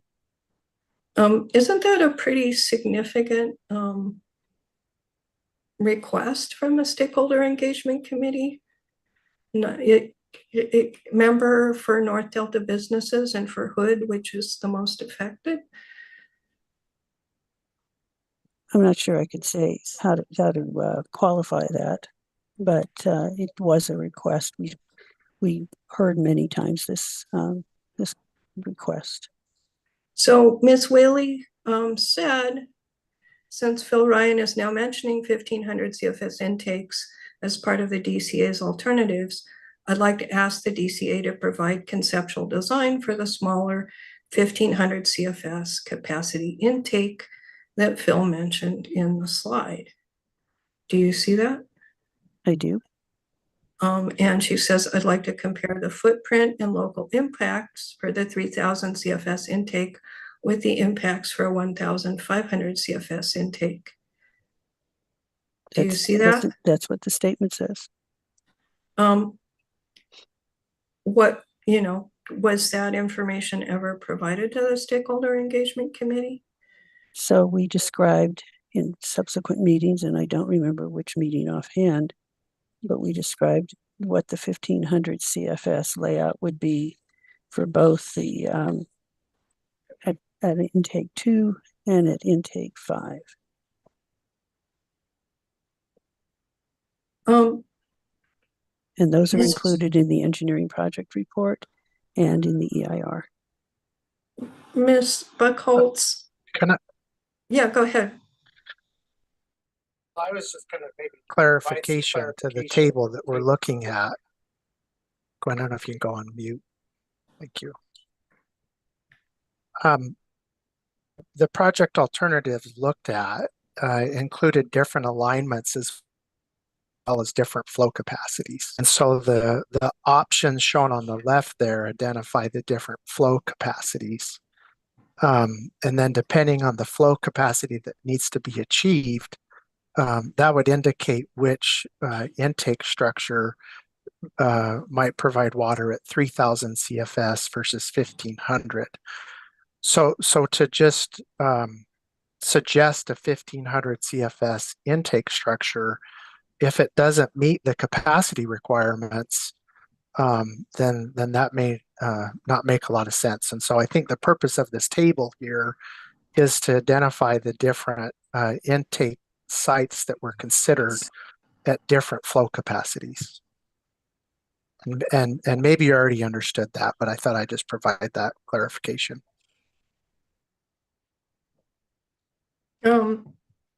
Thank you. So doesn't this suggest, so Ms. Buckholz, wouldn't, or Mr. Moore, wouldn't a smaller intake, as 1,500 CFS intake, have more flexibility about where it was positioned? One of the things we looked at, and one of the reasons that intake 2 was selected as a 1,500 CFS intake was because it was more difficult on that site to place a 3,000 CFS. It did make a difference.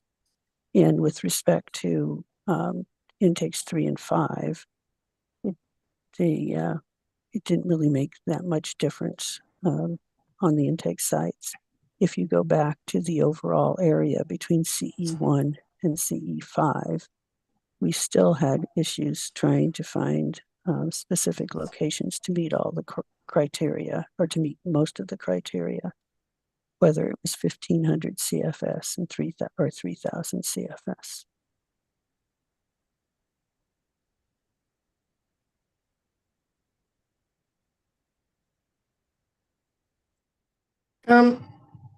Can you bring up exhibit DDJ 011, please?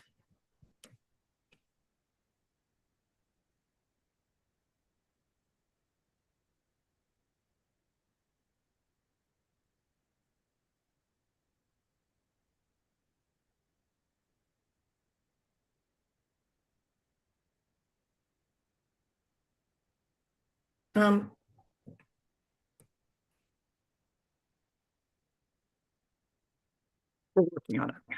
I think we have Thank it.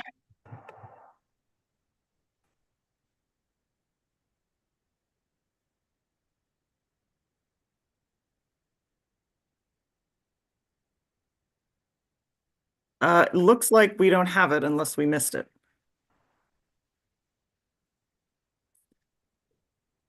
Another option is we can take a 5-minute break. Ms. Desjardins, you could email. I know there was the one other, I think, was it 029? Yeah, that sounds good. How about if we do that, and then we'll give everybody a chance to take a bio break or stretch or whatever Great. is necessary. Thank you very All right. much. Thank you. We'll be back at 3:40. We'll say 3:49.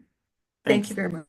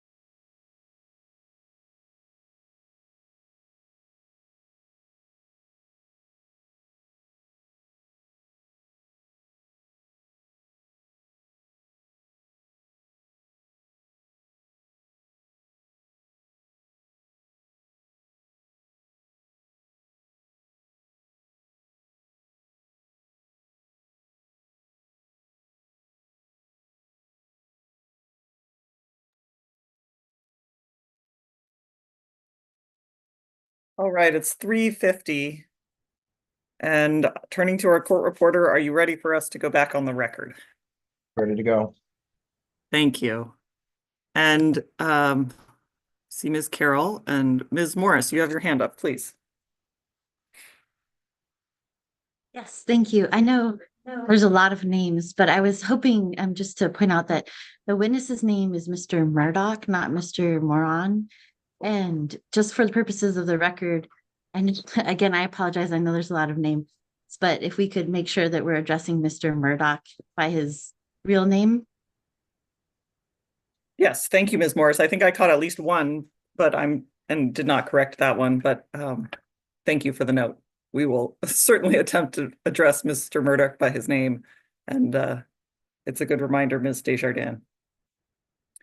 Ms. Desjardins, we have your exhibits 11 and 29, which you sent. Just so you know, it looks like we also do not have 7, 12, 31, and 32 if you intended to send those. I don't know if you did or not, but I thought I would bring that up now. We can also deal with it if it comes up. I thought I did think I had uploaded everything clearly. I was not. I was going through these groups. Let's go. Let's go back. Can we go back to the fish facilities technical team memo for a moment? I believe that's exhibit DDJ 22.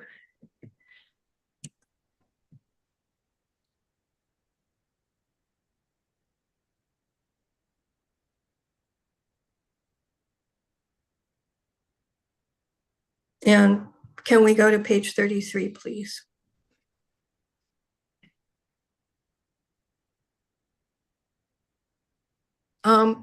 So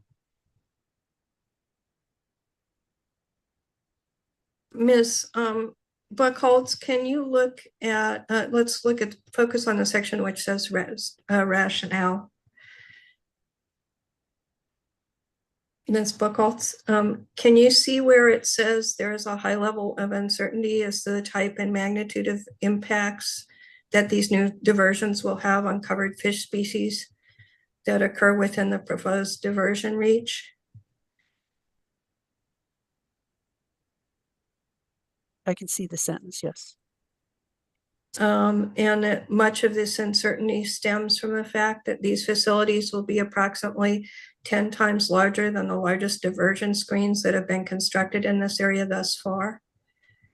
Objection relevance. This document's referring to BDCP, which is a different project, which also had different size intakes and also a different type of intake.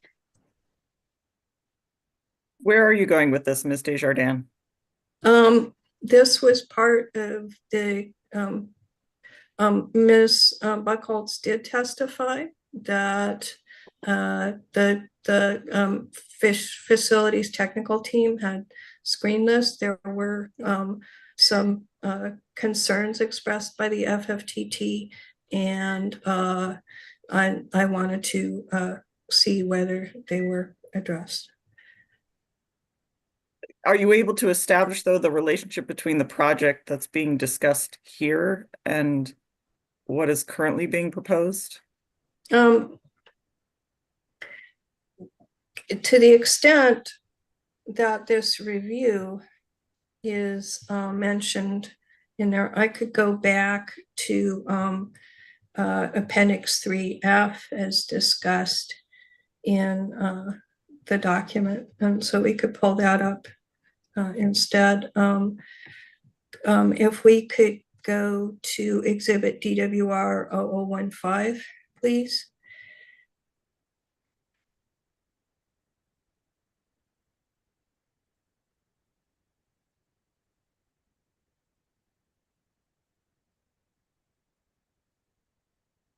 And I'd like to go to page 3F7 to 3F9, which were, I believe, page 27 to 29.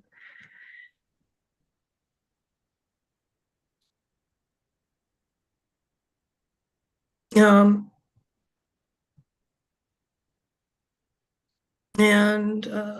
let's scroll down.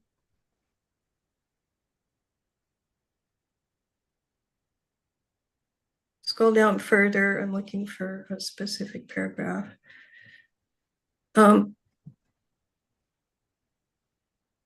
Let's can we go keep going down, please?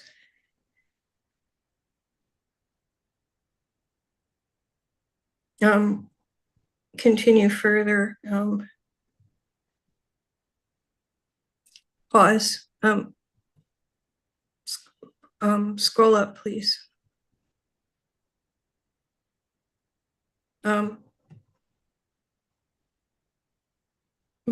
Ms. Buchholz, do you see where it says, however, the potential intake locations downstream of the sloughs continue to interest the fisheries agencies? I see that.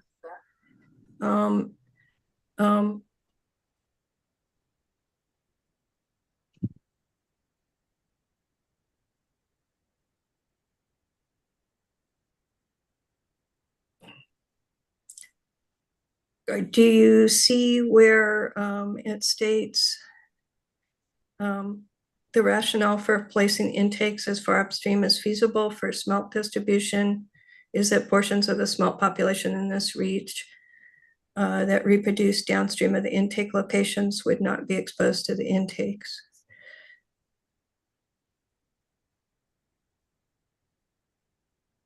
I see that. Yeah. So did the fisheries agencies at this point, the primary concern for the fish facilities technical team in not looking at reaches further downstream was protecting smelt? Is that your recollection as well? With respect to, first of all, I think we need to maybe look at the previous paragraph to confirm what the sloughs are. Sure, go ahead.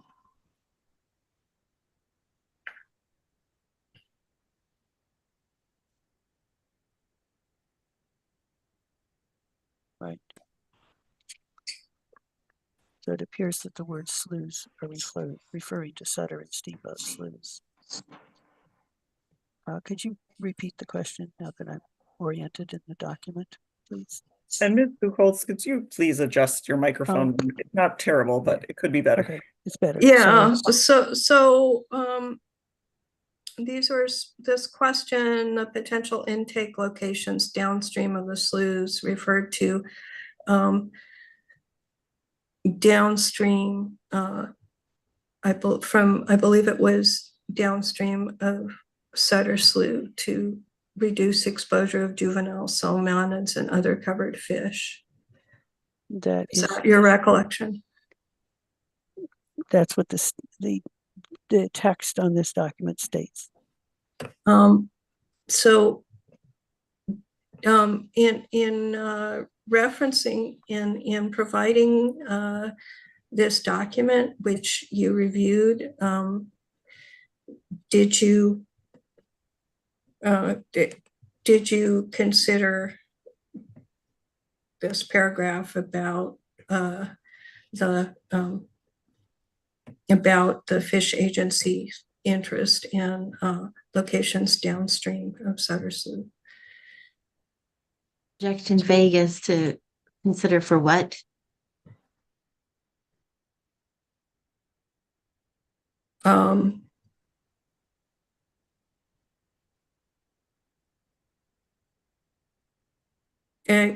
As far as I can tell, Ms. Buchholz, you didn't prepare this technical memo, correct?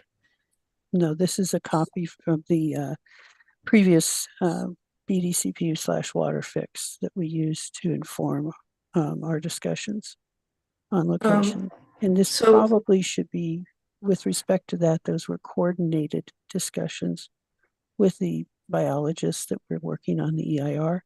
This is probably something that should be looked, if you want more detail, should be asked of panel 3. I'm specifically asking, panel 3 didn't design the intakes, and panel 3 is not providing this technical memo. So that I'm talking about with respect to technical memo 15, or the technical memo prepared by the DCA, which details the consultation sequence. Phil Ryan prepared that and you reviewed it, correct? That is correct. And in reviewing it, and did you consider Appendix 3F in detail or not? We did.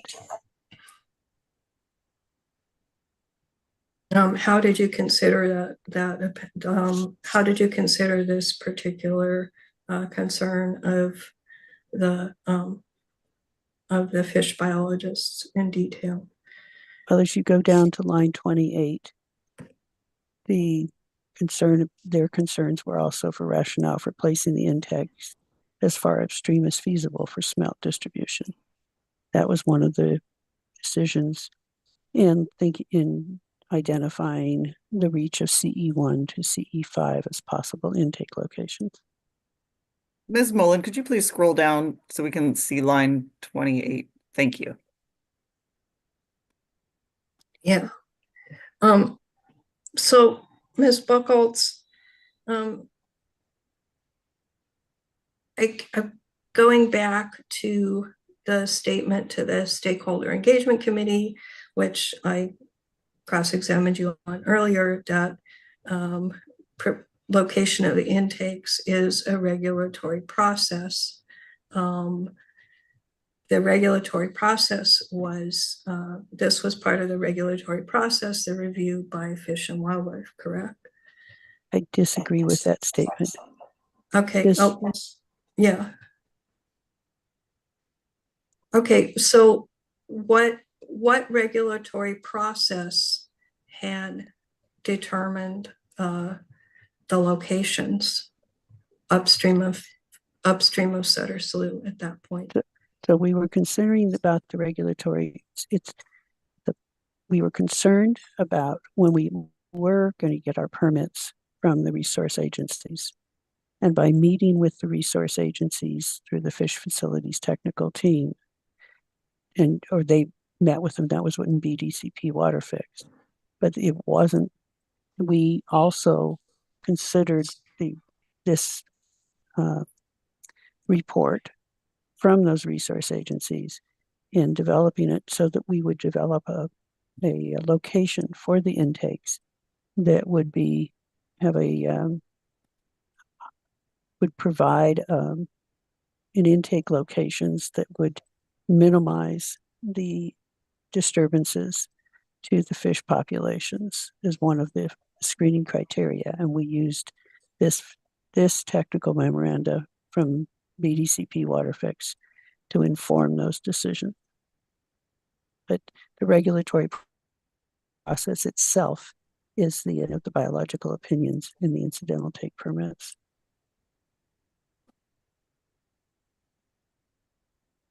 So we were trying to use this information to develop a process, locations that would be appropriate and permittable.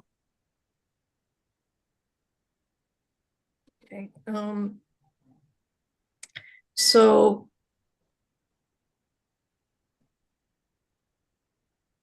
let me go back to my questions for a minute. Could you clarify that when Angelica Whaley asked who approved the intake locations and when, I'm trying to elucidate from your testimony what that was actually this preliminary screening and then you anticipating future approval? Right. Okay. So at that point, at the point it was presented, those locations were presented to on January 22nd, 2020 by Phil Ryan to the Stakeholder Engagement Committee. The intake analysis, had you met again with the fish agencies, or had they provided consulting beyond what was documented in Appendix 3F? I don't have any recollection of those meetings. That doesn't mean they didn't happen, but I don't remember them happening. But DWR may have had meetings by that time too. I just don't remember, nor do I have any documentation about that. Ms. Buchholz, this is specifically with respect to technical memo DWR 15, which I believe that was the documentation of the DCA's process for reviewing intakes, or was it also the documentation of DWR's process? It's a documentation from DCA for the DCA process. However, as we've stated before, we work with the DWR, and so we would have discussions with this. Ms. Buchholz, this is let's go back and let's pull up exhibit DWR 15.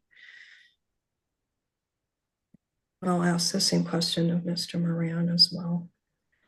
I believe this is 15, correct, on the screen? DWR 15. Sorry, it is DWR 15. Let's scroll up to the top. And sorry, it's Mr. Murdoch. I know it's so hard. Mr. Murdoch. Oh my God. Okay. All right. So let's scroll down again. And this was prepared by the Delta Conveyance Design and Construction Authority for the DWR's Delta Conveyance Office. So let's scroll down to 1.1 background, please. It says potential Sacramento. So what I'm trying to do is to get more resolution. When it says the previously considered intake site locations and related characteristics identified and evaluated in the previous studies were reviewed and considered for this analysis. That was referring to the DCA's analysis? The previous studies included what was presented in Appendix 3F. It was also included by that time, by the 2021 date of this memo, that included the review and analysis that is presented in the EIR as Appendix 3A, which includes both conveyance alignments and alternative conveyance alignments and intake sites. Ms. Buchholz, these requests are actually about the DCA's process for the engineering design that was developed. That's true. And we used information that was prepared for the EIR, as well as we used information prepared in DCA. So can we pull up exhibit DDJ 013, please?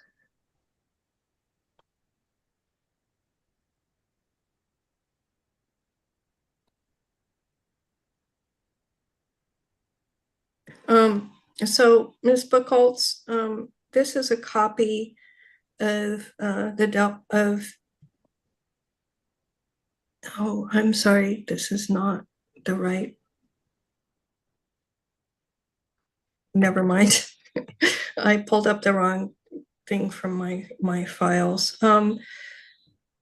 Yeah, that's not the correct one. So let's pull up exhibit DDJ 10, please.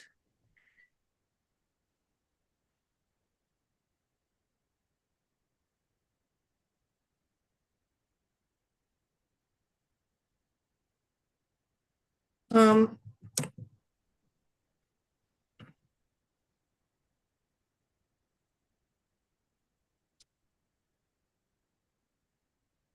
Ms. Mullen, Ms. Buchholz, are you aware that the Delta Protection Commission filed an appeal, had comments on the appeal of the water fix certification of consistency?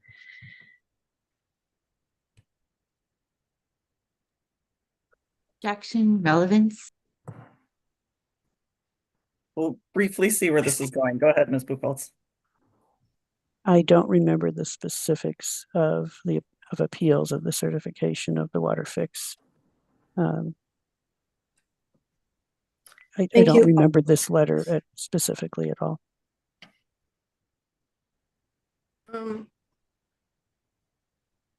Can we scroll down to PDF page 2 in a paragraph that begins as discussed below?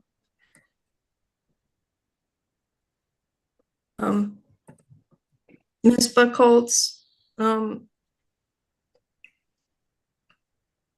you aware that the Delta Protection Commission expressed concern that if carried out as proposed, California water fix will irrevocably alter the rural character of the Delta, its economic pillars, and its cultural heritage?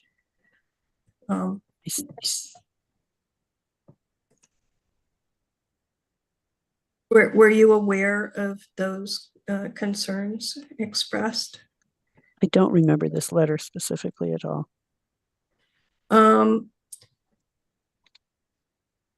So let's scroll down to PDF page 6.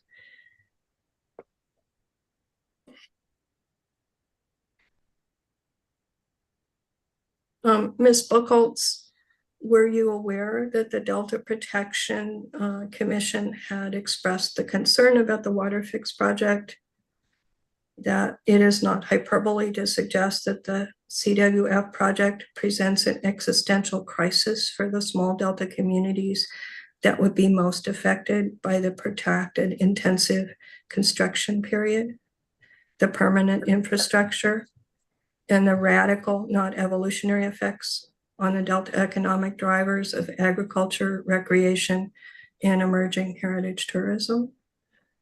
Objection, relevance. Calls for speculation, lacks foundation. I can go back and make foundation if you would like. Let's overruled. We'll go ahead and Ms. Buchholz, if you can answer, go ahead. I really do not remember this letter, so it's difficult for me to respond. Ms. Buchholz, can you see where the Delta Protection Commission states DWR has failed to grapple with the reality demonstrated through evidence and record? Yeah. If you're going to ask the same question, I think you're going to get the same answer from Ms. Buchholz, that she doesn't remember this letter. So Ms. Buchholz, do you see, so do you have no recollection that the Delta Protection Commission said that CWF puts the long-term sustainability of small Delta communities in serious jeopardy, and thoroughly, are you aware of that concern? I do not remember this letter. I will just stay at that point. Ms. Buchholz, as you were reviewing the intake sites as part, and Phil Ryan was, did they have any awareness of these concerns expressed by the Delta Protection Commission about the previous project? Objection, asked and answered, calls for speculation. Relevance. Let's move on, Ms. Desjardins. Okay, thank you. Let me see what else I have here. So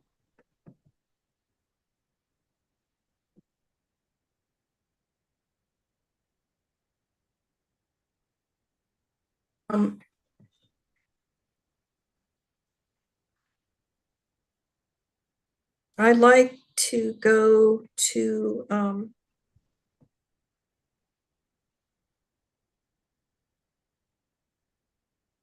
I just have one more exhibit, which is the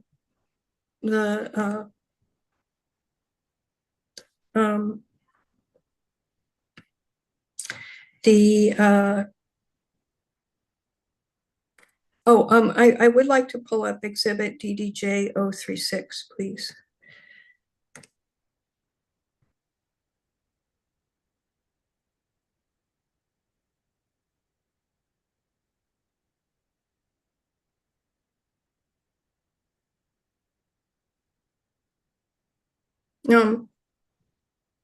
Mr. Moran, this is from And a that's slide. Mr. Murdoch, just to correct the record. Thank you, Mr. Murdoch. This is a slide from a September 2019 presentation to the Delta Conveyance Design and Construction Authority. I know you weren't around then, but I wanted to call your attention to where it says category. And in blue, it says conceptual engineering reports, drawings, plus narrative report. And it says up to 4. Do you have any awareness of this budgeting for conceptual engineering reports?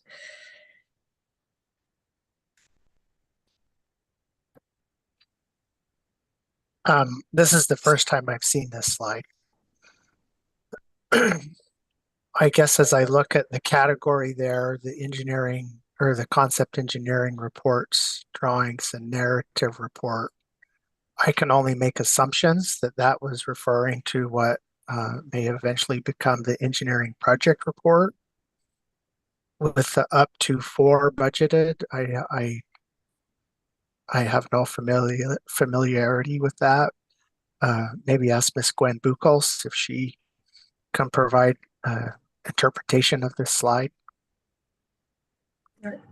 Thank you. Ms. Mr. Murdoch Buchholz. is correct. He is correct on this slide. It is a projection of the deliverables that would need to be prepared. And with respect to 4 conceptual engineering reports at that time in September of 2019, we were looking at, there were 4 capacities, I believe, by that time. So they would have put a report together for each one of the capacities, design capacities. So did you, the DCA ended up producing 3 conceptual engineering reports, is that correct? We produced 2. We produced a conceptual or an engineering project report for Central and Eastern. And then subsequently we added the Bethany Reservoir Alternative, and that became a second engineering project report. After the EIR was completed and those were complete, we took the same information that we went to both of those reports, and just because they had many different design capacities and they had many different alignments, we produced the conceptual engineering report in 2024 that only includes information for the proposed project of the Bethany alignment. So when was the central alignment engineering package transmitted by the DCA to DWR? Do you remember? Those were published in the final documents were published, or it's not final, but the draft documents were published in July of 2022. Thank you. But do you remember when that's not when it was transmitted to the Department of Water Resources? Do you remember when the engineering project package was transmitted to the Department of Water Resources It for the was central alignment. the draft documents were probably presented to them. I don't remember the exact month, but it would be like 2 to 3 months before July of 2022 for them to review before the publication. And we provided technical memoranda to them starting in 2021, as you saw on the last one we were talking about, so that it could inform the development of the project description in the EIR. Ms. Buchholz, you don't remember Ms. Mallon telling the stakeholder engagement committee that deadline is not moving? Which deadline? The deadline to provide the 2020 deadline to provide the engineering project report to DWR. I'm confused by which deadline that would have been and how that reflected in this. I don't remember. I'd have to go back through the either meeting notes of the SEC or the PowerPoints. Okay, thank you. So I wanted to pull up exhibit DDJ 008.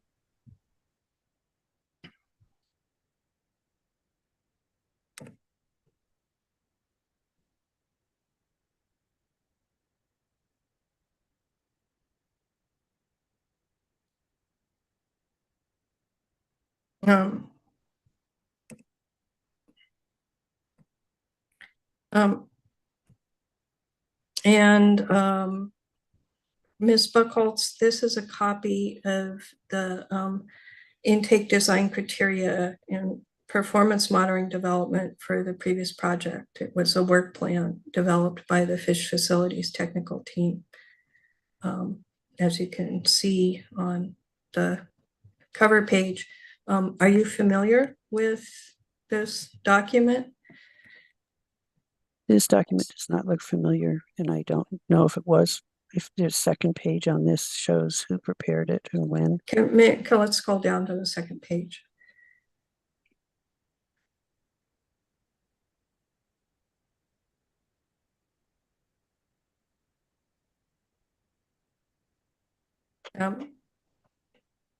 So I don't believe it states, we can go, let's scroll down to a further page. Hearing Officer Kinsey, while we're looking for that page, I just wanted to do a time check. It's 4:23. I was wondering if Ms. Desjardins would finish this afternoon. Yes, I will. Absolutely. So let's get to, let's go to PDF page 5, please.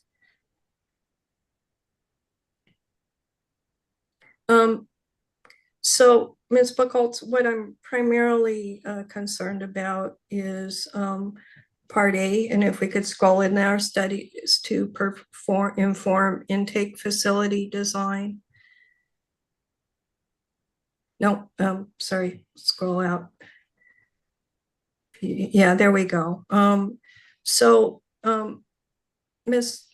Buchholz, were you familiar with the request by, the fish facilities technical team's proposal to do these studies to inform the design?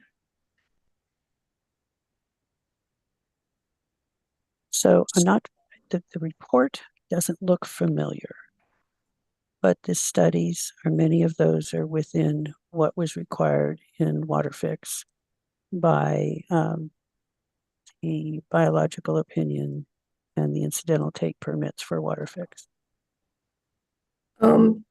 So I wanted to call your attention to study 2, site locations numerical study. Develop site-specific numerical hydraulic models to characterize the tidal and river hydraulics and iteration with intakes under all proposed design operating conditions. Do you see that? I do. Do you know if that study was done for the new intake, design, and if so, when?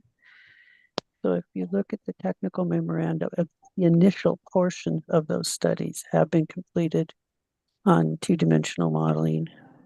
They're part of our engineering project report, technical memoranda. And there will be probably will be subsequent studies based upon requirements of the mitigation measures and of the potentially and future permit requirements. So number 7, the flow profiling field study characterized the water velocity distribution at river tranships within the proposed river reach under varying flow conditions for calibration of hydraulic models. Has that study been completed? Again, the initial studies have been completed and are part of the engineering project report, technical memoranda, and there'll be subsequent studies as we move forward with design for the permit conditions. And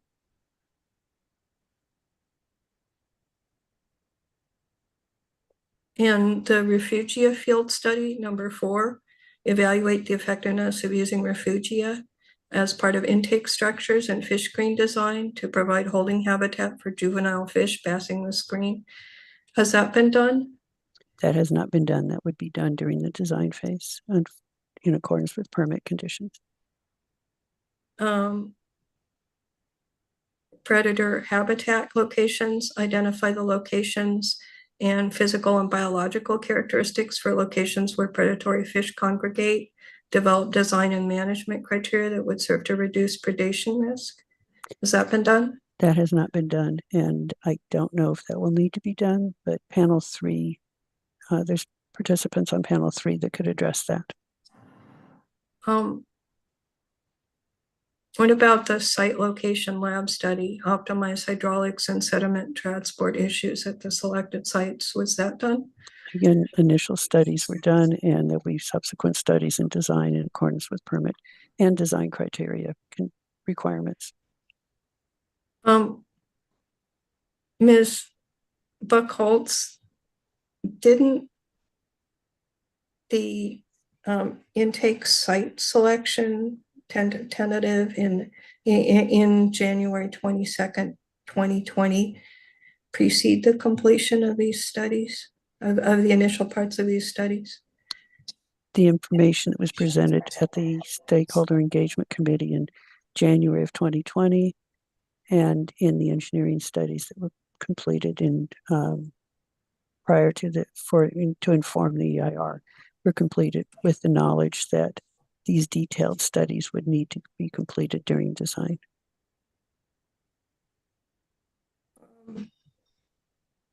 I think, let's see, I've got another one to pull up. Let me pull up my questions. There we go. So I had a question with respect to exhibit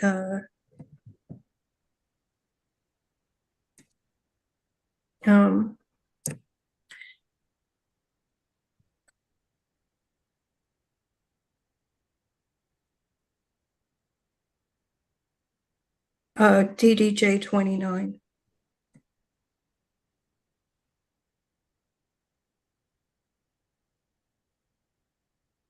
Can we pull up exhibit DDJ 29, please?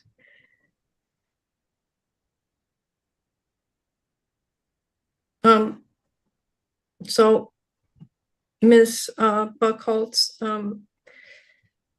are you aware, but this is a letter I sent to the Central Valley Flood Board during this on March 26, 2020, when the Central Valley Flood Board was considering the 404 permit. And I expressed concern about needing hydraulic modeling and revision for the Delta tunnel intakes. Do you have any recollection of the concerns that I expressed at that time? I don't remember this letter. I don't believe I've seen this letter. Can we scroll to the very end, please?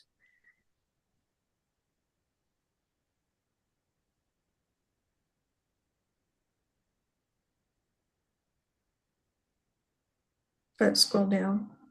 No, go up. Sorry, the part where the CC list.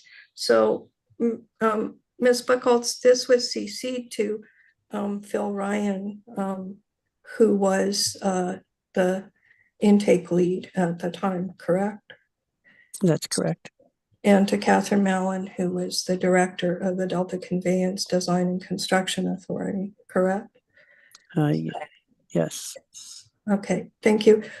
Let's scroll back up to the top part of the letter, and let's scroll down to where the body of the letter on page 1, where I state, as I discussed with the Delta Conveyance Design and Construction Authority team in June of 2019, the 3000 CFS intake design needs to be validated with 2D hydraulic modeling of sweeping velocities at the intakes at the proposed minimum bypass flows. The DCA has had, Delta Conveyance Design and Construction Authority has had 9 months to do this modeling required to validate design. The modeling was originally proposed in a 2013 NIMS work plan. Do you see that paragraph? I see this, the statement, yes.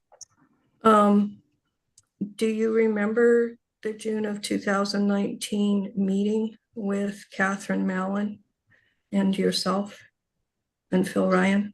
I do remember that we met. I don't remember that it was in June of 2019, but I do remember meeting with you.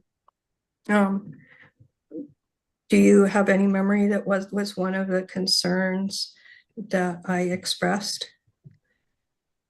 This type of modeling is absolutely required before design, and we plan on doing this type of modeling during the design phase.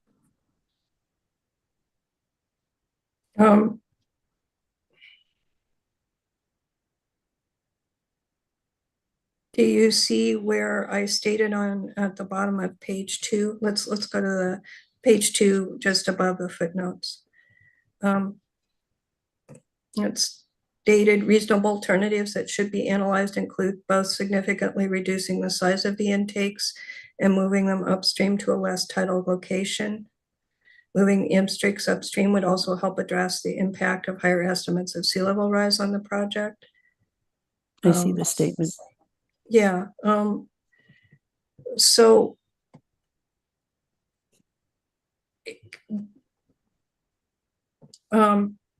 was there any consideration of this in timing of of these flow studies with respect to the intake design? These types of flow studies that you referred to on your page 1 will need to be done during the design phase, yes.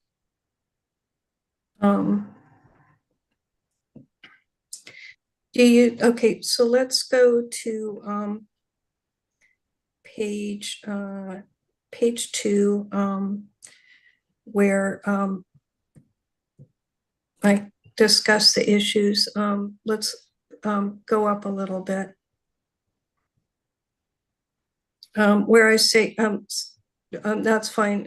In the second paragraph, I say that hydraulic studies done in 1982 for the peripheral canal show that a bypass flow of 10,000 CFS is required in the vicinity of Hood for downstream velocities to be above 0.4 of a foot per second during the entire tidal cycle. Are you familiar with that issue of the flows at Hood and the 0.4 of a foot per second sweeping velocity? Objection, lacks foundation, incomplete hypothetical. This is an engineering design, a very basic engineering design criteria for the intakes, and it's only with respect to that. So I'm trying to what we're speaking there is something that was based upon fisheries analysis that were over 40 years old. there's been many changes in the criteria since then that have been provided by U.S. Fish and Wildlife Service, National Marine Fisheries Service, and California Department of Fish and Wildlife. We have new criteria that we have to meet, and those are things that have been included both in the EIR and the engineering project report to date, and will be further analyzed. This really is a question for the details of this, because this is not my specialty, to a panel 2 and panel 3. Ms. Buchholz, this is a fundamental, this was, at the time I prepared this memo, DWR had not done a flow study at Hood. Has that flow study been completed, and does it show what the sweeping velocities would be during the tidal cycle? Be based on a blog post by Dave Vogel related to a project that is not currently before the board. Sorry, before Ms. Morris, please, I'm a technical expert here, and no, this isn't based on a blog post by Dave Vogel. It's based on Ms. Buchholz, do you know that 0.4 of a foot per second was the sweeping velocity to carry fish safely past the screen without impingement? I'm not going to respond on the number because I don't remember the sweeping velocity criteria at this point in time. It's in the engineering project report and it's in the EIR. And it's based upon the latest resource agencies criteria and permit requirements we're getting. So this a fundamental issue with river hydraulics. Ms. Desjardins, I'll let you ask your question, but I just want to warn that you will have your opportunity to present testimony. I think this is straying a little bit into presenting your own testimony. This is a fundamental issue. This is what I raised as an issue was how, Ms. Buchholz, are you aware of at flows of 5,000 CFS, how much of the tidal cycle will the flows be above the required sweeping velocity for the current project? Those are in the operational models if they're directed in that part. I'm not familiar with them. We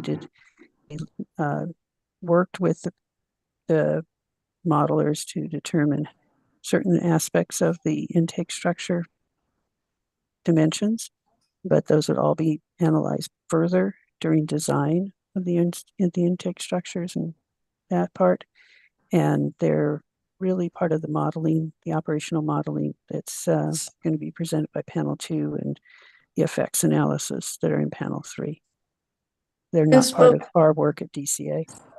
Ms. Buchholz, so the fundamental issue here is, according to the water fix, 0.4 of a CFS sweeping velocity, the bypass flows would only be greater than that velocity half the time. Ms. Desjardins, you will have an opportunity to present your testimony. I think at this point I'm going to direct you to move on. You to move on. Keep in mind also you are using a significant amount of your time. I'm concerned that you're going to have questions for panels 2, 3, and 4. Okay, that's fine. Let me stop. Thank you very much.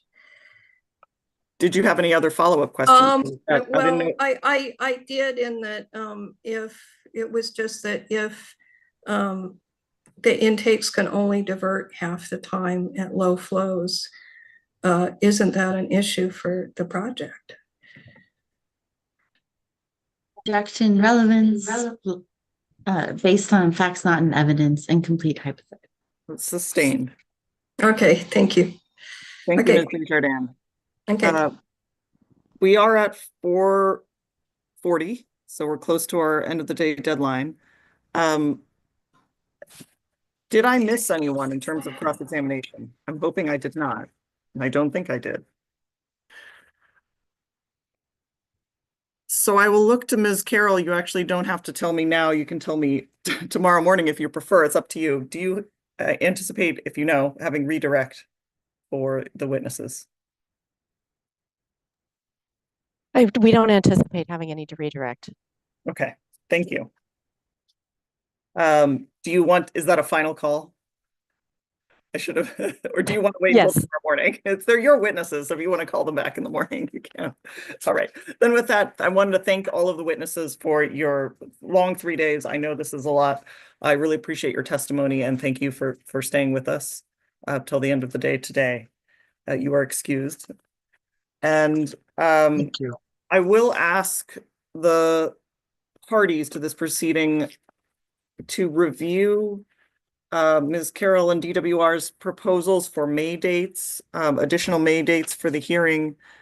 If you have objections to any of those dates, please submit them to the DCP email in writing by the end of the day tomorrow. That way I can take a look at them on Wednesday and we can make final decisions about adding additional days on Thursday so that everyone has fair notice and we're well out ahead of that. So I would ask that of all of you. And it sounds like what we'll anticipate ideally doing is continuing in order where we'd hear panels 2, 3, and 4 in that order. And if we can do it, we'll skip days as necessary to maintain that order depending on witness availability. But I do want to reserve the option to reorder somewhat. I want to give you plenty of warning, but I'm a little concerned that there's there may be some conflicts with the witnesses on certain days. So I will do my best to keep us in order. I know all of you are planning your cross-exam on that basis, but I did want to put that out there. Ms. Carroll. Yes, we are still prepared to present panel 2 on Thursday for this week. So I just wanted to confirm that. Great, thank you. With that, is there anything else before we adjourn for the day? Ms. Meserve, please. Hello, thank you. I had a procedural question regarding the transcript that's being prepared apparently for this hearing. I understand there is a court reporter here each day, and I'm wondering who has requested that it be prepared. My understanding is that is DWR and Ms. Carroll. That is correct.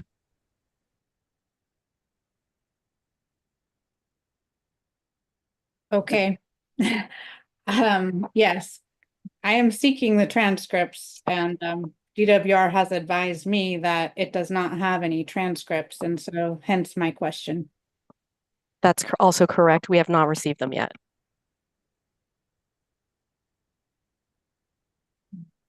I'm just looking for a way that the entire parties could have the transcripts available, which I believe they are public records, and to the extent that somehow they're being delayed in order that they not be provided as public records, that's of concern to me. Typically, there are rough transcripts provided by a court reporter each day. Ms. Meserve, I will represent that we use the same court reporting service, which is, and this is, how do I say this gently? It's not a fault of Ms. Carroll or her team. We've had the same challenges with court reporting services. So I encourage you two to talk to each other, but I suspect the unavailability of the transcript at this point is not a result of DWR's retaining them in some way. But I will turn to you, Ms. Carroll, if that is an accurate representation of your experience. Well, I don't know if it's an accurate representation of the entire experience yet, but we really do not have possession of the transcripts in rough or final form, and therefore we cannot produce them. Thank you for that information. Ms. Moskal. Hi, Hearing Officer Kenzie. I have a question about the next panel. I think that there was some interest among the protestants to separate priests and sing from Hatch in terms of the order of them giving their testimony and also cross-examination. So we just wanted to float that idea in case that was a possibility.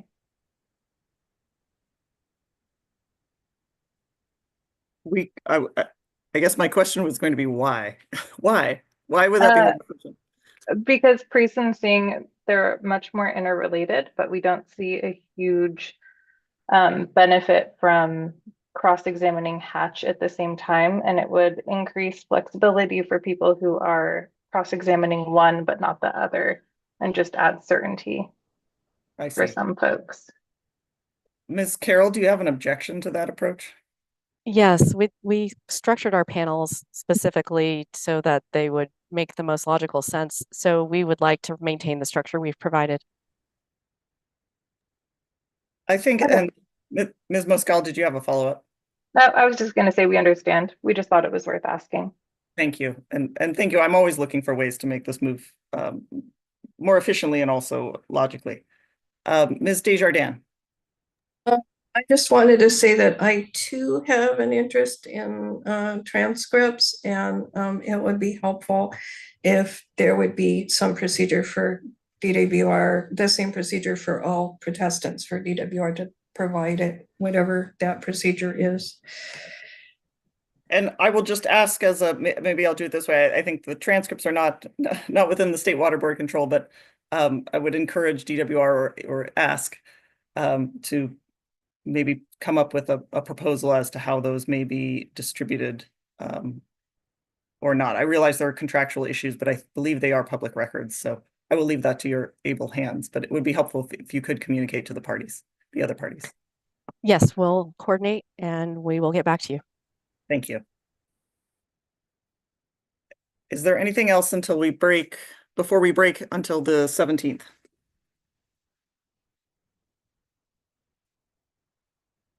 All right. Well, thank you for today, and thank you for all of your professionalism, and I will see you at 9 a.m. on April 17th. We are adjourned.